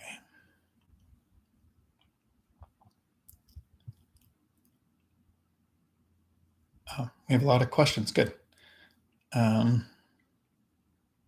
on LLCs. I remember that. Brian, what's the contingencies? Jay, where can you find information on top 5? Rick, brother, Tanisha, where are some small things? Thank you. PJ, howdy. What do you generally do for insurance on your properties? I just have regular rental policy on mine, and it seems like I'm paying $1,700 a year is too much. That does sound like a lot. But it's area specific. I know if you're in Florida, flood insurance here, or if you're on a coastline, flood insurance can be $15,000 a year for that portion of the insurance. In my area, my single family house is 300 and something. My duplexes are 400 and something. My most expensive one is like 900, and that's because I live there. I'm going to do a live stream on insurance, and every time I do this, somebody who works in insurance corrects me because I don't get the nuance just right. But here's what it looks like from an investor's perspective, not from the agent's perspective who's selling you the insurance. I don't have landlord insurance. That's not a thing. It doesn't exist. Some people call a policy that because you don't live on the property and trick you into paying more. When you live on a property, you insure the house and your stuff, right? They won't let me insure it without insuring my stuff, which is stupid because I don't have stuff. I travel too much to have stuff. So when I lived in my duplex, the insurance was $900. I move out of the duplex into the fourplex, my insurance drops to 400 and something because I'm just insuring the property. The insurance on the property is the same whether you live there or not. It's if you insure your stuff, you're going to pay more. And yes, if you don't live there, they probably charge you a little bit more, but insurance comes down a lot. So I don't need 10 emails from insurance agents saying that's not right. I have $300,000 insurance for slip, fall, injury on my properties, each one, and then full replacement value on the properties, especially when times of prices are going up, repair values going up, supply chain issues is causing prices to go up. I do full replacement value. And then, sorry, I was getting a phone call from somebody that could have been important, but hopefully they know I'm still doing a live stream. Or hopefully he's going to check now. When I got to 3 properties, I probably should have got an umbrella policy. I did it at 4. Once I got to 4, I added a $2 million umbrella policy. So if any injury goes above the $300,000 policy I have on each property, then it triggers the umbrella policy. So that's what I do for insurance. But where you live is going to cost you a little bit more. So if you're house hacking, as soon as you move out, let them know you moved because that should drop the insurance on where you moved from. And then find out where I was in my chat. It moved. Thank you. Christine, howdy. How do you verify rent rolls before buying? I put in an offer while the seller recently renewed the lease in one of the 2 units, but for almost half of market rents. Is this a red flag? It is not a red flag. Some sellers care about their tenants and they don't want to see their tenants get kicked out, so they renew a lease. I've had one do it. Figure out what you would have the rents at. So if you did the binder strategy, you might not get all the way up to area average rents. And if you did area average rents, you'd have to have the tenant out and do a rehab, so you'd have more cost. But where you think you could get the rents to, they signed a new lease at what half of area average rents is. So it's not half of where you would get it, but it's lower. So let's say it's $400 low. And they just signed a 1-year lease, 12 months.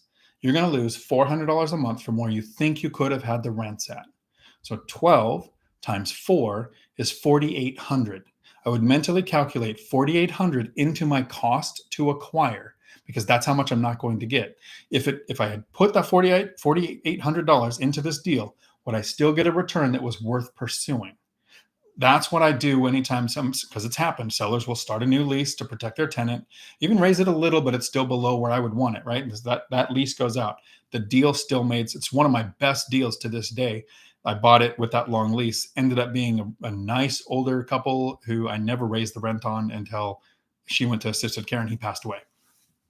And then now the rent is like that's a 30+% return on investment on that property because it was rented as a 1-bedroom, but each side is 3 bedrooms.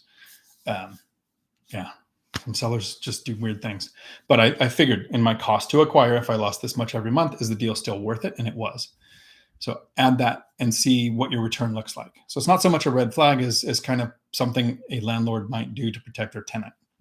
Something you might do in the future. If you've been friends with a tenant for 15 years and you go to sell a house and you're like, hey, look, I understand somebody's going to buy it. They're going to move in or they're going to kick you out. It's going to suck. So here's a 1-year lease, give you that much time to get on your feet and figure out a place to go.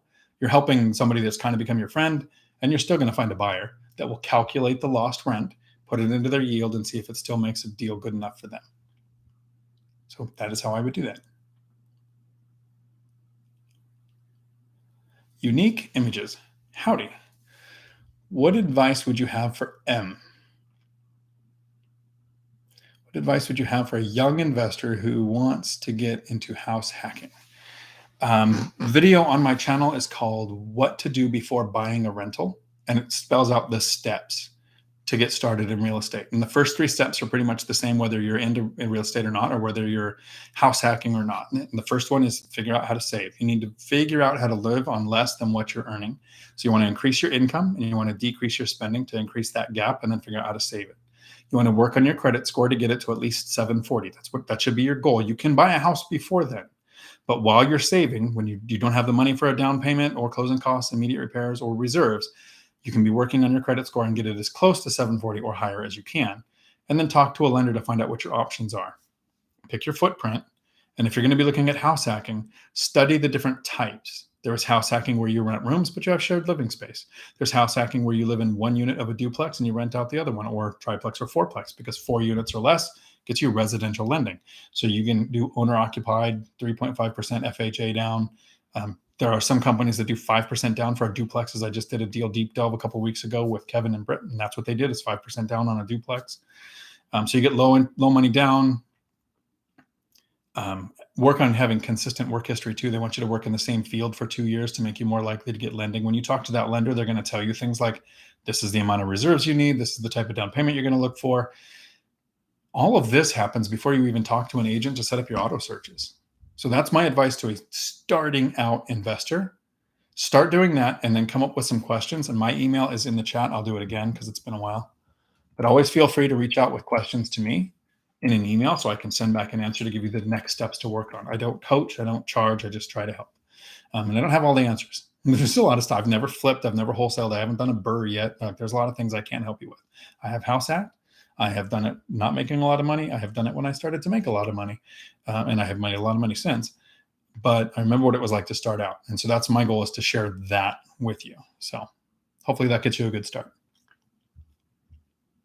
Legacy. Howdy.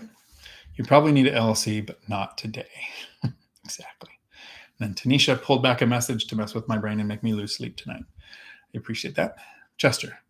On flooring, Matt recommends the American Flooring Corporation out of Las Vegas. I believe lumberjack landlord. Please correct me in case I'm wrong. That's great. And it does deliver. And if you say Matt, the lumberjack landlord, sent you, I think it helps.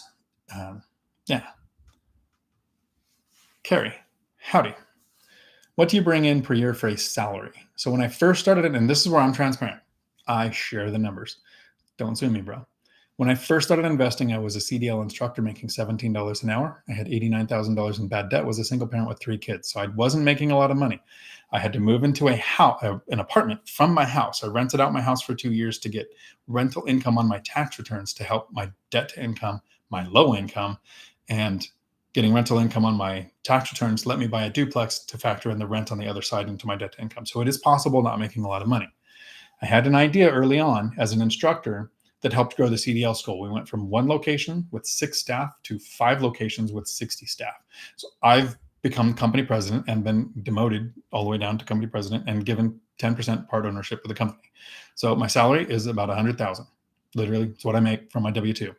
My rental income profit is $128,000. I do get bonuses from the CDL school, and in some years, like 2016 and 17, it's possible to get some big bonuses. In a pandemic, when we're struggling to find staff and people have to be bribed to return back to the workforce because unemployment was paying more, company doesn't make a lot to where I don't get a lot of bonuses. So I'm making more money off rentals than off W-2. I am absolutely transparent. So I am making more money now. It does make it look a lot easier.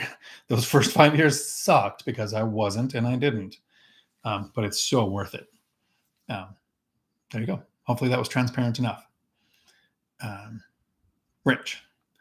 Recycle cash flow. Love it. That is exactly how I've done it. I have invested in 10 years from my savings and my overtime and side hustles. I've got 2 or 3. I've got a video on here talking about my side hustles. It was another live stream. I've invested $320,000. Down payments has been a little over $600,000. So almost $300,000 in down payment money and closing costs came from recycling rental cash flow over a 10-year period. So I'm $600,000 invested, but only $320 came from me. The rest is from the assets themselves. And again, I try to share numbers so you can see how it works. I don't try to share numbers to brag. It would be better if I would lie and say, oh, I only make $50,000 a year, so this is totally possible. No, I'm going to tell you, this is what my salary is. There are videos where I show documents of signing and tax returns and talking about loan stuff. So I'm completely transparent. As my portfolio gets bigger, that will suck more and more because I want people to understand the first 5 years. That's what this is about. Get past the first 5 years, and then it doesn't matter what your numbers are. Matt and Mike have both scaled exponentially compared to me. They're doing way better than I am. So it's hard to relate to where I'm at now. That's why Michael Zuber from One Rental at a Time always talks about get to 4. Get to 4 rentals and your life will change. Not get to 40 or get to 100 or 140. It's get to 4. Let me see how we're doing here. Okay.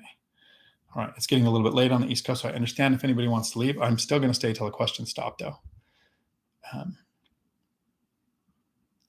Christine, what is your rule for emergency funds on each unit? I'm including 6 months of expenses, including mortgage, taxes, insurance, vacancy, maintenance, especially when starting with fewer priorities.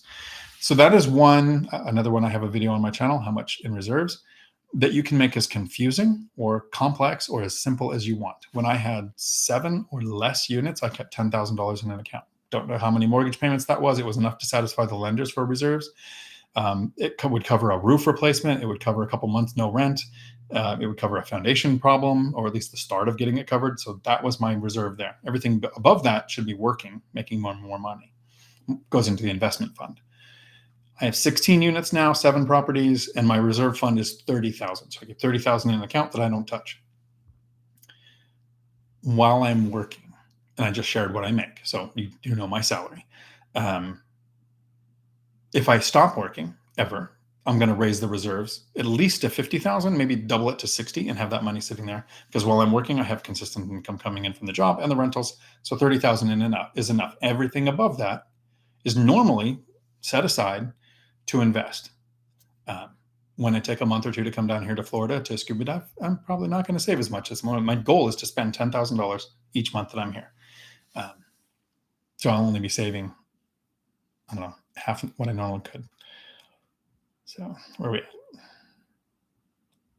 Yeah, so that's how I look at reserves. Hopefully that helps. You can make it more complex, more confusing. Some people do 5,000 per unit. They calculate the actual math. I just needed nice round numbers to say that is what I don't touch. And really, this is how simple this can be. Here's what my business looks like with 16 rental units. 1 checking account, 1 savings account, 1 credit card that I pay off every day. I just use it for cash back. And then 1 Excel spreadsheet with a tab for income and a tab for expenses that I send to the CPA, and I sleep like a baby. Check your local area. You might also be required to keep a savings account for deposits, because that's not your money and it has to earn interest because it's the tenant's money while it's in there. So know your local laws, but that's it. That's as complex as this needs to be. No business accounts, no LLCs, no nothing that makes it complex. I don't even have like a separate account for the $30,000 emergency fund. I just have, here's a savings account, 30,000 of that mentally, I don't touch. KISS principle, keep it simple. Chester, Lily Invests is her channel. Thank you.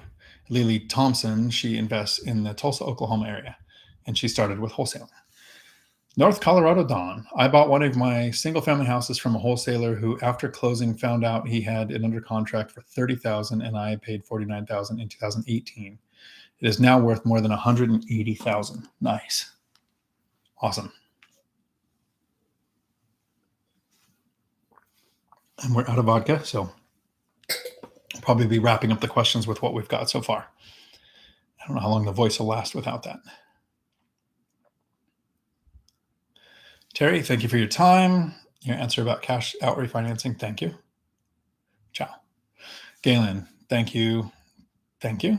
Chester, I'm going to head out. Thank you. Galen, Chester, Galen, I'm going, like people are leaving me, which is great because we're at the 3 hours and 24 minutes or 22 minutes. I think I started a minute late because I have a $3,000 paperweight for a computer that worked all day long. To the minute it was time to plug a computer in to the camera. REI trainer, Million, howdy. REI trainer, howdy. Howdy, Dion. I'm in a particular predicament. I work for a lender in IT. We are on our 4th round of layoffs. I keep getting promoted and paid more. Ironic. Very busy times for me.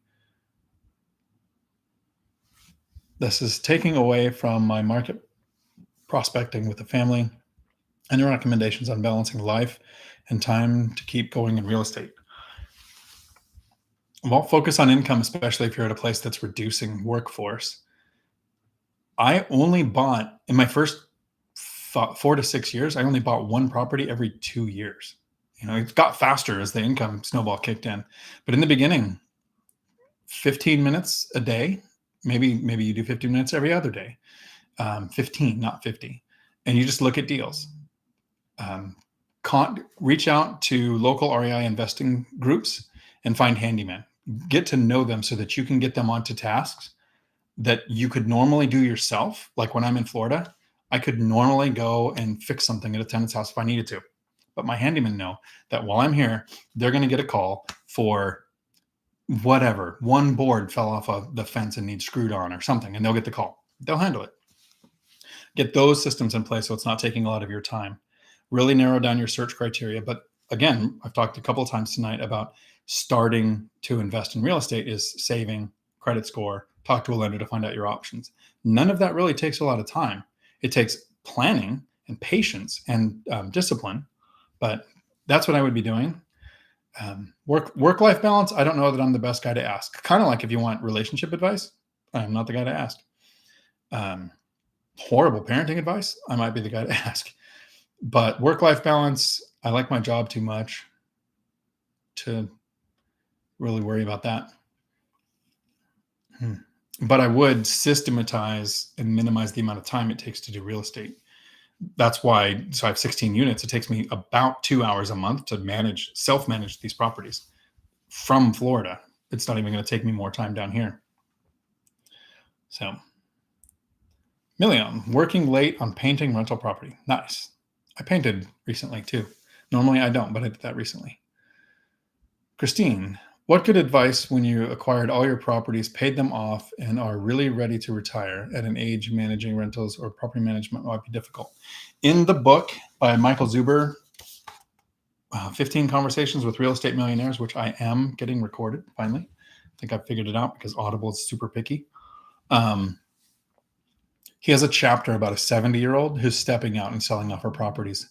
Owner financing is a good option because it gets you consistent payments. It's the opposite of the letter pitch. When we're trying to get seller financing, we tell them you can get consistent income without having to maintain the properties, repair anything, or manage a tenant. So that's one option, is seller financing. Also avoids a large capital gains hit. But no matter your age, if you get property management team in place that you've worked with for years, it's pretty hands-off, and all you're doing is taking the occasional call until your mental faculties start to go, and then you're going to probably be putting them all in a trust for your kids anyways at that point, if they're not in a trust way earlier than that. I don't know that my properties will ever be paid off. So if I never refinanced or never took money out, which is my kind of plan, they would be paid off eventually. But I refinance to lower the rates, which reset the time on a couple of them. So they're from 2020. Now they're going to go out, whatever that is, 2050, they'll be paid off. And the next one I'm looking at buying, I'm thinking about doing the 40-year mortgage. So I'm not even looking at ever having them paid off. I would do 1,000-year mortgages. I don't care about having a paid off property or all of them paid off. I'm worried about the cash flow. If it takes you $100,000 a year to live, but you can have $500,000 in cash flow, but you owed somebody $1 billion, would you care? You need the $500,000 in cash flow, and cash flow is after expenses and after setting aside for repairs, maintenance, and vacancy. I don't care about the debt. I don't care about the fixed rate interest, as long as I got my yield and I have my cash flow where I need it. So I don't think I'd worry about the payoff thing. That only matters if you're worried about equity, and my plan literally doesn't care about the equity. So people say, well, if you're investing in real estate, what if property prices dropped next year by half? I don't care. Like, it literally doesn't matter. That's hypothetical money that I don't even consider, other than when I do the research to make a video. That's when I look up, what is my net worth? Yeah. So that was kind of the exit strategy. Plan your exit strategy based on what you want to do. Is it property management? Is it seller financing? Is it a trust? Maybe your kids take it over. You have a couple of options there. But how far in the future is that to worry about when I think making a 10-year plan is probably the best most of us are capable of. We can have an ethereal view of this is what I think I'll do in 20 or 30 years, but 20 years ago, YouTube didn't exist. VR systems didn't exist. Working from home wasn't an option in most fields. Who knows what's going to happen in the next 20 years?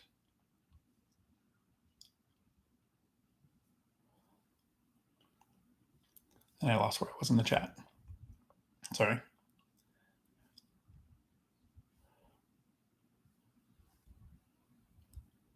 Okay. REI trainer. This is taking away. Okay, I already read that with the other one. That's right. Christine. Single family house with a mother-in-law suite or ADU sometimes aren't zoned properly where it isn't legal or enforceable to collect rents. So if you need to evict a tenant, it can be a problem. Always check zoning on no matter what. There are places that have been built into duplexes that aren't. A lot of municipalities are switching to allowing ADUs, but that doesn't mean it was permitted and done right. So check the zoning, check for permits. And yes, you want it to be legal. There are some people who will buy it saying, oh, it's been a rental for 10 years. But what if you are the one who gets the lucky tenant that moves in there and says, hey, this isn't legal. I'm going to complain to the right agency and never have to pay rent. And you can't evict them. And it just draws out. So you are right. Cross your T's, dot your I's. Make sure zoning and permitting was done. North Colorado Dawn. My agent is trying to get me to waive contingencies and always tells me that the multifamily are going for over asking, which is not currently the situation. Your agent's job is to close deals, not get you the best deal. They're trying to close deals. You marry the property. You're just dating that agent. So I'm not saying you can tell somebody what to do when you're dating, but in this case, you need to say, this is the offer. These are the contingencies. I understand your advisement, but this better be in the offer. Yeah. Tim, howdy. Don, Chester Williams, you are correct with the flooring. It is great. Just got my flooring order. This stuff is thick. Nice. The thicker, the better. Especially I've got some townhome style fourplex where tenants aren't above or below each other, but we are. The unit I'm living in has an upstairs, downstairs, and I have 20 something thickness on the bottom, which makes noise when you walk, and 30 something thickness on the second floor, which is so quiet. It's great. Rich, please do. Christine, can a property still be a good deal if it cash flows and meets my yield minimum, but the appraisal comes in a little low? Absolutely. Absolutely. I hope for the appraisal to come in a little low every time, so I have some negotiating power with the seller saying that's where I'm going to go or I'm going to walk away. And if they say, well, we're going to pull our deal, then I might counter back with it, something. But yeah, you can absolutely, you can meet the gap. You're the one running the yield. You're the one running the calculations, and appraisers can have huge variances in what they think a property is worth. List price matters to the seller. Appraisal price matters to the lender. So to get lending done, you might need to cover the gap or negotiate the seller down some or cover the gap. But absolutely. I would buy a deal or make deals, and list price means nothing. I've made way over asking offers. I've made under asking offers. I have had an appraisal come in 10,000 low one time, and the seller made a mistake of letting me know it was a 1031, and I knew they were on a timeline, and I was the second deal because the first one fell through. So I just said, well, I have all the power. He who or them who has the power to walk away has the power. I said, okay, I don't want the deal. And he dropped his price $10,000. So we finished the deal. So yes, I absolutely would come in if the appraisal was a little bit low. Ronnie, howdy. What do you recommend to screen tenants? I use apartments.com, and your screening might be different because in my area, there's a ton of demand. So I'm able to demand a 700 or higher credit score. Even on Section 8, I've got some Section 8 tenants with an 830 credit score. And I require no evictions ever. I've never looked at income, and I've never looked at criminal background. In some areas, you can't even do a background check. But with 700 credit score and no evictions ever, and then I verify where they work. Don't care what the work is or what they make. I just want to verify that they have the job. In 10 years, I have never had a later missing payment. I take the first tenant out, the one I had a problem with, but since then I have never had a later missing payment with just that criteria. And I use apartments.com for that. It's free for the landlord to list it, free for the landlord to even, I think you can, I don't do it, but you can collect rents on there and be delayed by 2 or 3 days. but it's $45 for the applicant to pay the application fee to apartments.com. Don, sound is good. Thank you. Ronnie, if they don't pay the rent and you have to evict, can you report them to the credit bureau? So here's my understanding of that. I've never had to do it. The order of operations is you take them to small claims court. So you're going to need to provide proof of the lease, proof of no income. So somebody will probably go through and look at your bank statements or however you normally collect rent. You can get a judgment against the person for the amount that they owe from small claims court. That you could take to a credit collector. And there's probably a way to report that on credit. I haven't done it, but a credit collector could do that. But if you want to impact their credit because they're not paying rent, I'm pretty sure the judgment is the only way to do that, or the best way to do that. Eric, howdy. I'm currently your brother, just on your way home at 10 p.m. Awesome. Well, hopefully I'm keeping you awake. I'll try not to talk too quiet. Jay, have you considered an Airbnb as an investment tool? I have. The main thing to consider about an Airbnb is I wouldn't want to buy a property that had to be a short-term rental to turn a profit, because the municipality, HOA, or something in that area can change the legal structure, and short-term might not be an option. So now you have to go to traveling nurses or, long-term rental or something like that. And would it still make money if you do that? And some places don't even let you to rent by the room because they only allow 3 people who are unrelated live in a property, no more than that. So renting by the room can be limited too. So I would look at, would it work as a long-term rental, which I have some that do. I have a house I did the binder strategy on about 2 months ago now. And my hope was the tenant would move out. Like I thought, okay, they've been here a while. They got a good deal on rent. Maybe they'll move out. And it was a house next to a duplex. And I haven't done short-term in my duplexes because I would have to do both sides. And I don't want a long-term tenant next to short-term tenants. But the house was by itself. So I call it a triplex, but it's really one of them is an ADU and one of them is a house. I'm not sure which is which.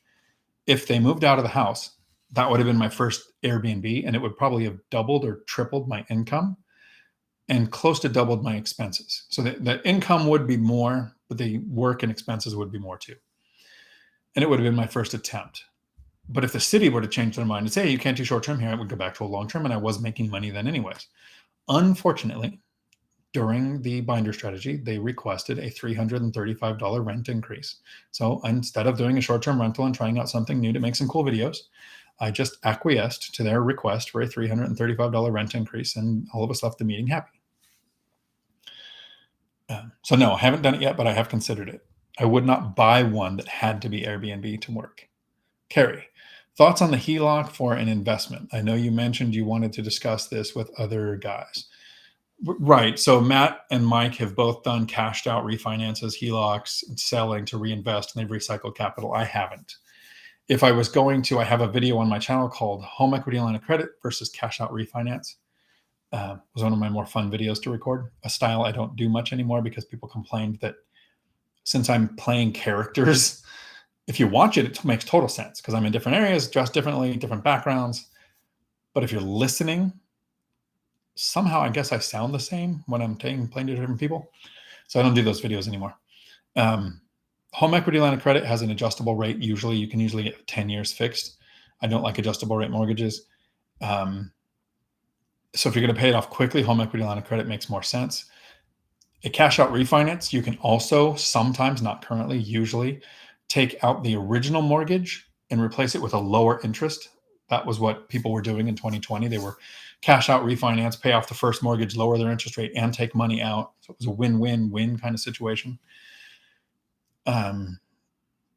A home equity line of credit has a couple of other downsides. How much money you can borrow, 1% of that counts into your debt to income ratio because you could borrow that.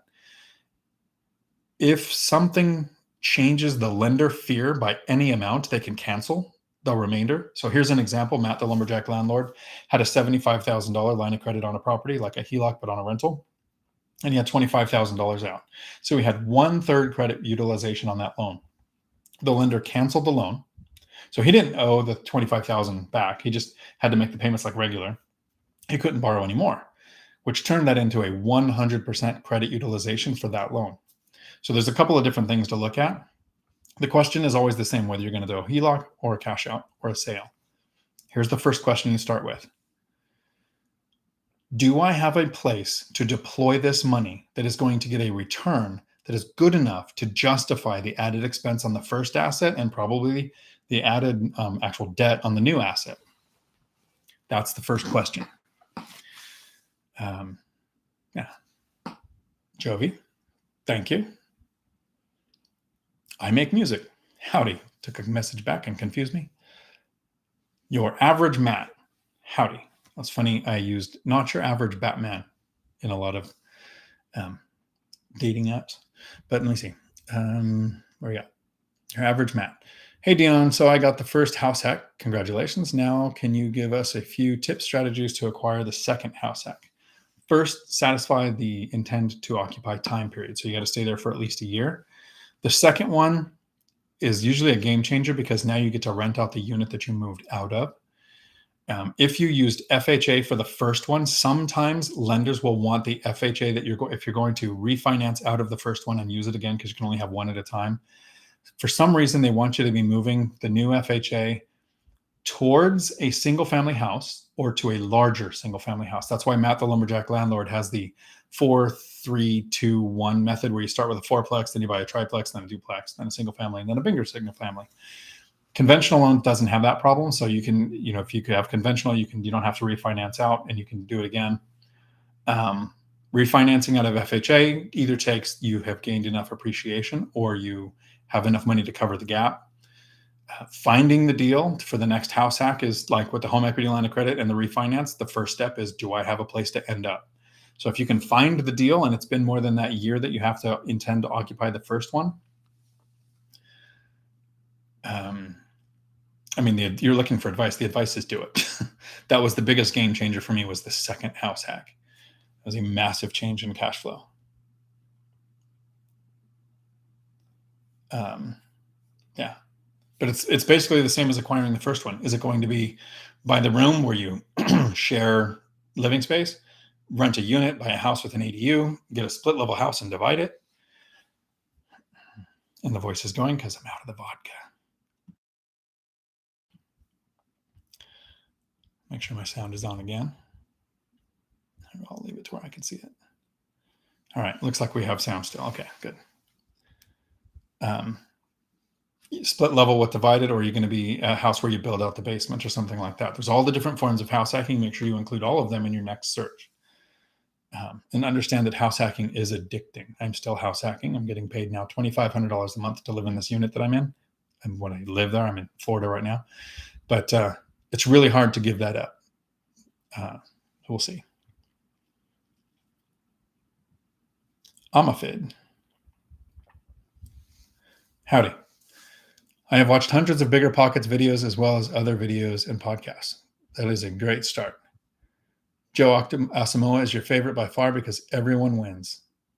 Which investor do you want to emulate the most? So I like Joe Asamoah. He actually is one of the reasons why I got into Section 8 investing. So I keep 1/3 of my rental properties in it's the goal to keep them 1/3. I'm not quite there yet because Section 8 fell behind last year. But I want 1/3 of my rental properties rented to Section 8, 1/3 to military, 1/3 working or retired. So I'm diversified with my tenant base. And Joe Asamoah was the one that opened my eyes to, they pay by the bedroom. So I have a 4-bedroom house and they paid the actual area average for that area. Super happy with Joe Asamoah. What investor do I want to emulate?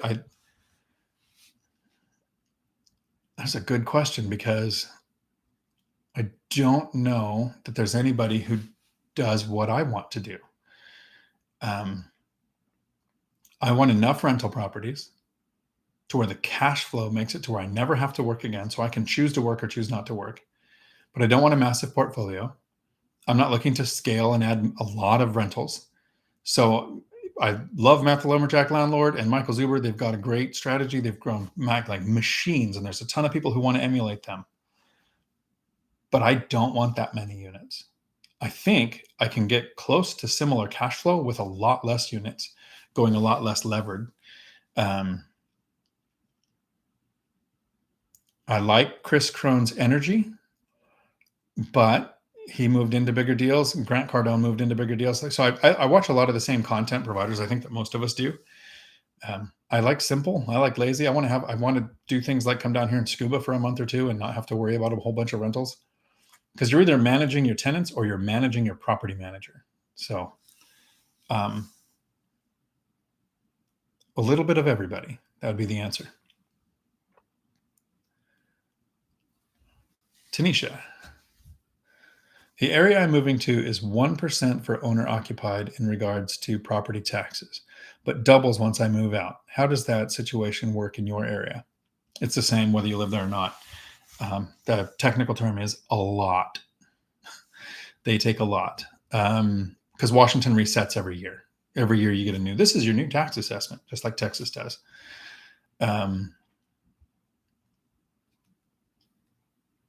It's an expense.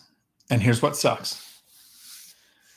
I've never paid a penny of rental income tax. With depreciation and write-offs, I've been able to carry forward a loss every year. Even though I'm profiting 6 figures, I'm carrying forward a loss. My tenants pay a crap ton of property taxes. I don't pay that. The tenant does. Everyone's property taxes in the area adjust at about the same time. So area average rents are going up because area expenses are going up. My tenants are paying the property taxes. So if property taxes go up, rents go up. And it's not just on my properties, it's in the area. So that's how I'm calculating that. Just like if your interest rate goes up, got to find the deal where the yield is there. And the main reason I don't do adjustable rate is because you already have insurance and taxes that can change every year. I don't want my mortgage to adjust ever.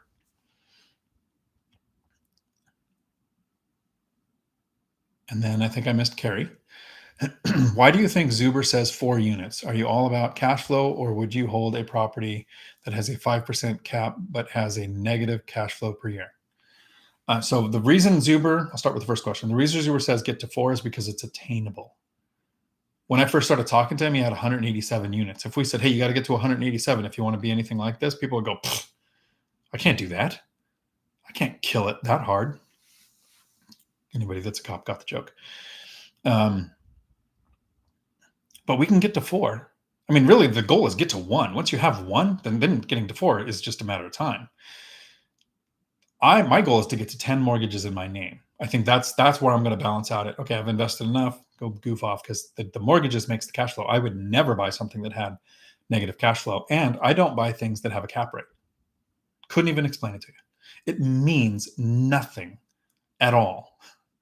Why would you care what a property would cash flow if you had no debt, if you're buying it with debt? So for me, it's a useless metric that I've never used, but I have up till now bought 4 units or less with fixed rate debt. So I haven't ever had to learn or use cap rate. That is for more commercial than residential loans. But I would never buy something that was not cash flow because I wanted to give me a yield. So if something was negative cash flowing $100 a month, that means that somebody would need to give me $1,000 to take it. No, I think I'm doing the math wrong on that. No, they'd have to give me $12,000 to get for it to be a 10% return. So no, I would not ever buy anything that was negative cash flow because you can't count on appreciation. Even in places where we've seen 30 or 24% last year, next year, no guarantee. It can be negative 10, positive 20, somewhere in between. But we can estimate cash flow with a lot more certainty. So cash flow predicts next year. Internal rate of return tells us what happened last year. That's where appreciation comes in. Never forward, only backwards. So no, I would not do that. And then in my chat here. Go.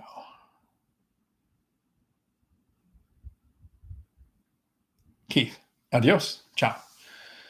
Are you having fun in Florida? I am having fun in Florida. And I am not too sunburned, I don't think. Yeah. Normally when a person from Washington comes to Florida and they sit out in the sun and they don't put sunscreen on, they go home all lobstery. What is the best way to... Oh, Julie, thank you. I am having fun here. Ronnie, what is the best way to check local rules for rentals? So one of my search criteria is no HOAs. Local real estate meetup groups will have information. Your agents might know local rules. Sometimes people get it it gets advertised like the insanity that's happening in the city of Seattle. Your city economic development council usually has people that work for the city that will tell you the local rules. You can look up your codes for your state, your city codes. It's a lot of information to go through. I would usually just talk to an agent and other investors at local real estate meetups to find out what the local laws are, especially what you're looking for is timeline. How much time do I need to give to not renew a lease? How much time do I need to give to do a rent increase? In some places, that's specific to the amount of the increase, like in Washington. 10% or higher, you have to give 60 days notice. So if you're doing a 5% increase, you can tell them, hey, tomorrow the rent's going up 5%. 90 days notice if you're going to move in. So you need to know your local timelines. That's what I would look for from other investors.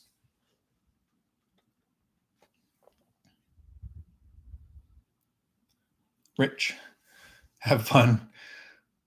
I need more suntan lotion. Thanks for everything. Thank you. Matt, howdy, Molly. And I think we're wrapping it up here towards the end. We are hitting the 3 hour and 50 minutes, so almost 4 hours. I'm hoping that some of these answers to these questions did a few things. One, help you be better at investing. And for those people driving home at 10:50 at night, I'm keeping you awake, hopefully. Matt, howdy. North Cal, smash the like. Only if I've earned it. REI trainer. Thank you for the advice. I will systematize, network, and outsource like you suggest. Thank you. North Colorado Dawn. Christine, the duplex I just closed on was under contract for $225 and the appraisal came in at $222. So that means either you brought in $3,000 more or you got the price negotiated down a little bit, usually. REI Cowboy. Howdy. I know you provide keyless locks for your tenants. Do they work on Wi-Fi and do you provide Wi-Fi for them? I do not. I have a channel, a video on this channel. At 4 hours, I'm getting punchy. I have a video on this channel called The Locks I Use in My Rentals. I use Schlag coded locks, and I specifically use them because they're not hooked up to Wi-Fi. The Wi-Fi locks the battery lasts 3 or 4 months, sometimes a little longer, but that's pretty quick. And the locks that I use, you enter a code and then it engages the mechanism so that you can turn it to lock it or unlock it. Like you, the human, physically has to turn it. There are some where the little motor engages the lock or disengages the lock. Those batteries also last 3 or 4 months. My coded locks where you enter a code and then you turn it, I have some that are over 2 years, same battery, still working fine. They start to make a weird sound when the battery goes, but it's usually well over 1.5 years before that happens. And I do it because I have 2 exterior locks. One lock is usually used more than the other. More people use the actual lock. If you're going in the backyard, you don't always lock it when you go out, but the front door, they lock in and out every time. So that's the battery that gets replaced the most often. I have some places with the back door, it's over 2 years, same battery. No Wi-Fi because I don't care when tenants are entering or leaving the property. And if I need to give somebody a code to get in, I could text it to them and then I could change the code the next weekend.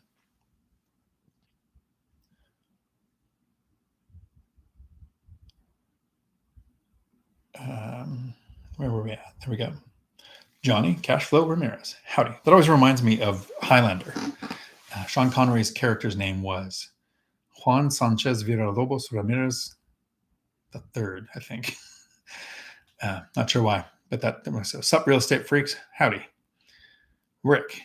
You get the 4321. Great. Yep. So Matt, the lumberjack landlord, gets all full credit for that. It's actually his strategy. I've never used FHA. I did conventional 5% down for the first duplex and then conventional 20 or 25% since then. As the income snowball kicks in, it gets easier to do bigger down payments. And for a while, 5% down conventional duplexes weren't an option, but I just did a video a little over a week ago with Kevin and Britt, who did a 5% down conventional with a local credit union. So it is still possible. Jimena, hola, ¿cómo está, mija? I live in Missouri, but I would love to visit Florida. How is the food? The food, it's weird. There is pretty decent restaurants where it's $50 to $100 a plate. And then you have your chain restaurants.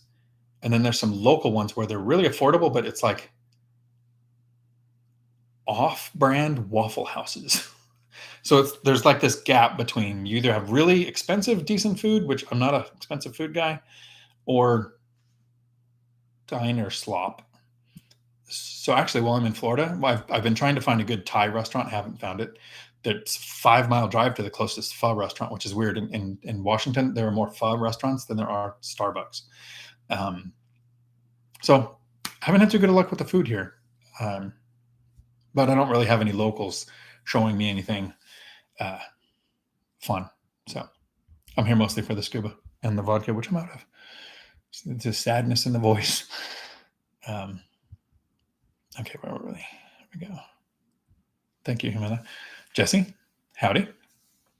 Thank you for your ideas and candidness. Your information is very useful. Thank you. Cool. I'm always hopeful that the transparency and sometimes the oversharing helps somebody. Jay, have a good night. Ciao. Thank you. Cheers. Stephan Dubijovic. I think I got that. Dan, did you get that deal for 1.1? It is still not sold. And we asked yesterday, so it's still listed. Nobody has accepted an offer below mine or above mine. So I'm checking back once a week. I have made 2 other offers this week. So we'll see how that goes. Yeah, still looking. Deals are still out there. The deal I found, the deal that was brought to me yesterday is a good deal. My agent actually brought it to me. It's 5 units. I'm actually using Convoy to do either 30 or 40-year fixed rate debt. Non-residential. So it's still going to be fixed rate, no loan reevaluation period, no adjustable rate mortgage. Yeah. And I'm doing a video with them tomorrow that I'll release probably this weekend on how the questions I want to ask of them in that video. Howard, howdy. When you do rehabs for rentals, don't you risk increasing the value of the property so much that the extra cost of higher property taxes outweighs the rent increases you could get? It's a great thought process, but it's not actually how it works. You could replace your countertops with platinum that was worth hundreds of thousands of dollars, and it does not impact your property value. The property values are based on comparable units in the area for 4 units or less. 5 units or more, it's based on your net operating income. So if you increased the type, you did such high-end upgrades inside, you might reduce your actual profit to where you lower the value of the property. Where you can impact your taxes if you do value adds like build an ADU, that's going to impact your taxes. Add a bedroom, like an additional square foot, not convert a den to a bedroom, that's going to impact your taxes. Your amount of rents that you collect don't impact your taxes. What the area average property taxes are, which impacts property values. And a lot of people will do upgrades on their property that don't equal more rents, and that's a mistake. It's better countertops, better counters, might get you a little bit more rent increase, but it's not worth the actual return that you're going to get, because you want to get about at least a 20% return on investment when you put in an addition. So if you're going to spend the money to put in a wall and turn a den into a bedroom, and it's going to cost you $5,000 for that year, you need to make more than 20% profit. Because when we buy a property, the reason 10% works for me is because I'm getting 10% appreciation on a multiple of what I invested because I used a mortgage, principal paid on every month where the tenant pays off the debt, and with the tax benefits, I'm paying no taxes on this income. So there's all these benefits when I buy a property. When you do an upgrade, you could rent it without the upgrade. So what is the rent increase that the upgrade will give you? That yield needs to be more because you're not now getting appreciation on multiples. You're not getting principal pay down on that because it's a $5,000, not a $300,000. So for any upgrades you do to your property, you need to make more of a return than if you were just buying a property with that yield. Hopefully that made sense. It made more sense in here than I think the words did. Maybe that's something I need to research a video for and do like a full 10-minute explanation on the upgrades that do not impact rent or cash flow. But yeah, no, upgrades don't impact your taxes unless it's an actual value add to the property, like space. or an RV pad or something that is actually going to improve the value, because it's going to be compared to different things around you. 2 bedrooms are compared to 2 bedrooms. 3 bedrooms are compared to 3 bedrooms. Good question. And negotiate it down. Ronnie, thank you. Thank you. Tanisha, thanks for taking the time. Thank you. I think we're going to call it there tonight. Thanks, everybody.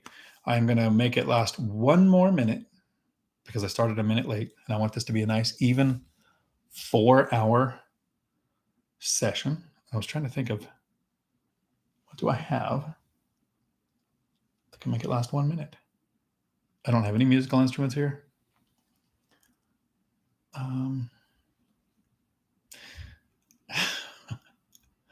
No, Rob just got on.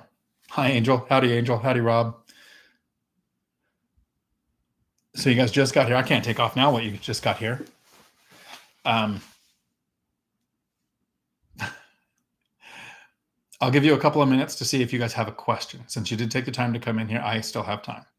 And we will be a little over 4 hours tonight. But it's okay. I did start like a minute late. So I'm this far, which is not very far, into recording 15 conversations with real estate millionaires for Michael Zuber for Audible. Audible is super picky on how they do it, and I think I finally have it figured out. I've recorded 3, not chapters, but 3 what they're going to call chapters. So the intro, the dedication, and then the first chapter. It takes a while because of how the recording works. It's literally almost recorded a sentence at a time. Audible is really picky. So hopefully I can get that done while I'm here in Florida. Gives me something to do when I'm not in the water. Okay, Angel, if you could retire anywhere in the world, where would that be, having visited so many places? Currently, the islands in Thailand win. Yeah, Thailand has pretty much everything I'm looking for. I can go up into Chiang Mai if I want mountains and trees and elephants and tigers and bears. Oh my! But the islands of Koh Tao, more Koh Tao, I liked it because it was more scuba than Koh Phangan. Koh Phangan was bigger, but it was weirdly more expensive. And it's one of the few places I was able to go to where they still like Americans. I liked Colombia, but it didn't have what I was looking for as much as Thailand did. As far as in the United States, I like Washington State. I like the rain. I literally grew up in the desert, grew up in the Mojave Desert in California, joined the Marines to get out of there. They put me in 29 Palms, Saudi, Kuwait, everywhere where there's dirt. So when I got out, I looked at the whole country and I thought, it rains in Washington and Maine. So I moved to Washington. And there's not a lot of things there trying to kill you. No earthquakes, no hurricanes, tornadoes, no poisonous spiders, no poisonous snakes. So that's where I am in the United States. But out so far, Thailand's the winning country. Amafid, let me know when Chad Carson reaches out to you. Will do. Ronnie, how can I create or get a contract for tenants? We talked about that earlier. I mean, like a lease. So your real estate agent might have access to it. Your state might have a landlord tenant resource page that would have access to it. Or BiggerPockets, if you are a pro member, so maybe get a pro membership for a couple of months. Download the one for your state. That's probably the best way to do it. Good evening. Ransom, have a good night. Monica, thanks. Have a good night. Okay. Thank you guys. I really appreciate everybody that hung out. I appreciate the likes. It helps YouTube understand that, maybe somebody else can see this. And I am visiting in Cape Coral, Florida, and I'm looking for people to hang out with, but nobody's reached out. So I think everybody lives too far away. I think there is somebody, I think they're in Tampa, that we might go to lunch or something. I met with Matsky Finance, but yeah. Thank you, Monica. Awesome. I appreciate that. Jason, you grew up in the Mojave. Do you know Randsburg? I went to Randsburg all the time. A little ice cream shop out there. Your aunt and uncle lived there long ago and ran a B&B. No, it's beautiful. We used to go out camping in Randsburg. I grew up in a town called Rosamond. and then moved to Palmdale. Ironically, was doing a binder strategy with a tenant 2 months ago, and they lived in Palmdale and Rosemond. Cool. You guys have an evening and a week full of marvelous. Until my next video, thanks for coming to my Dion Talk.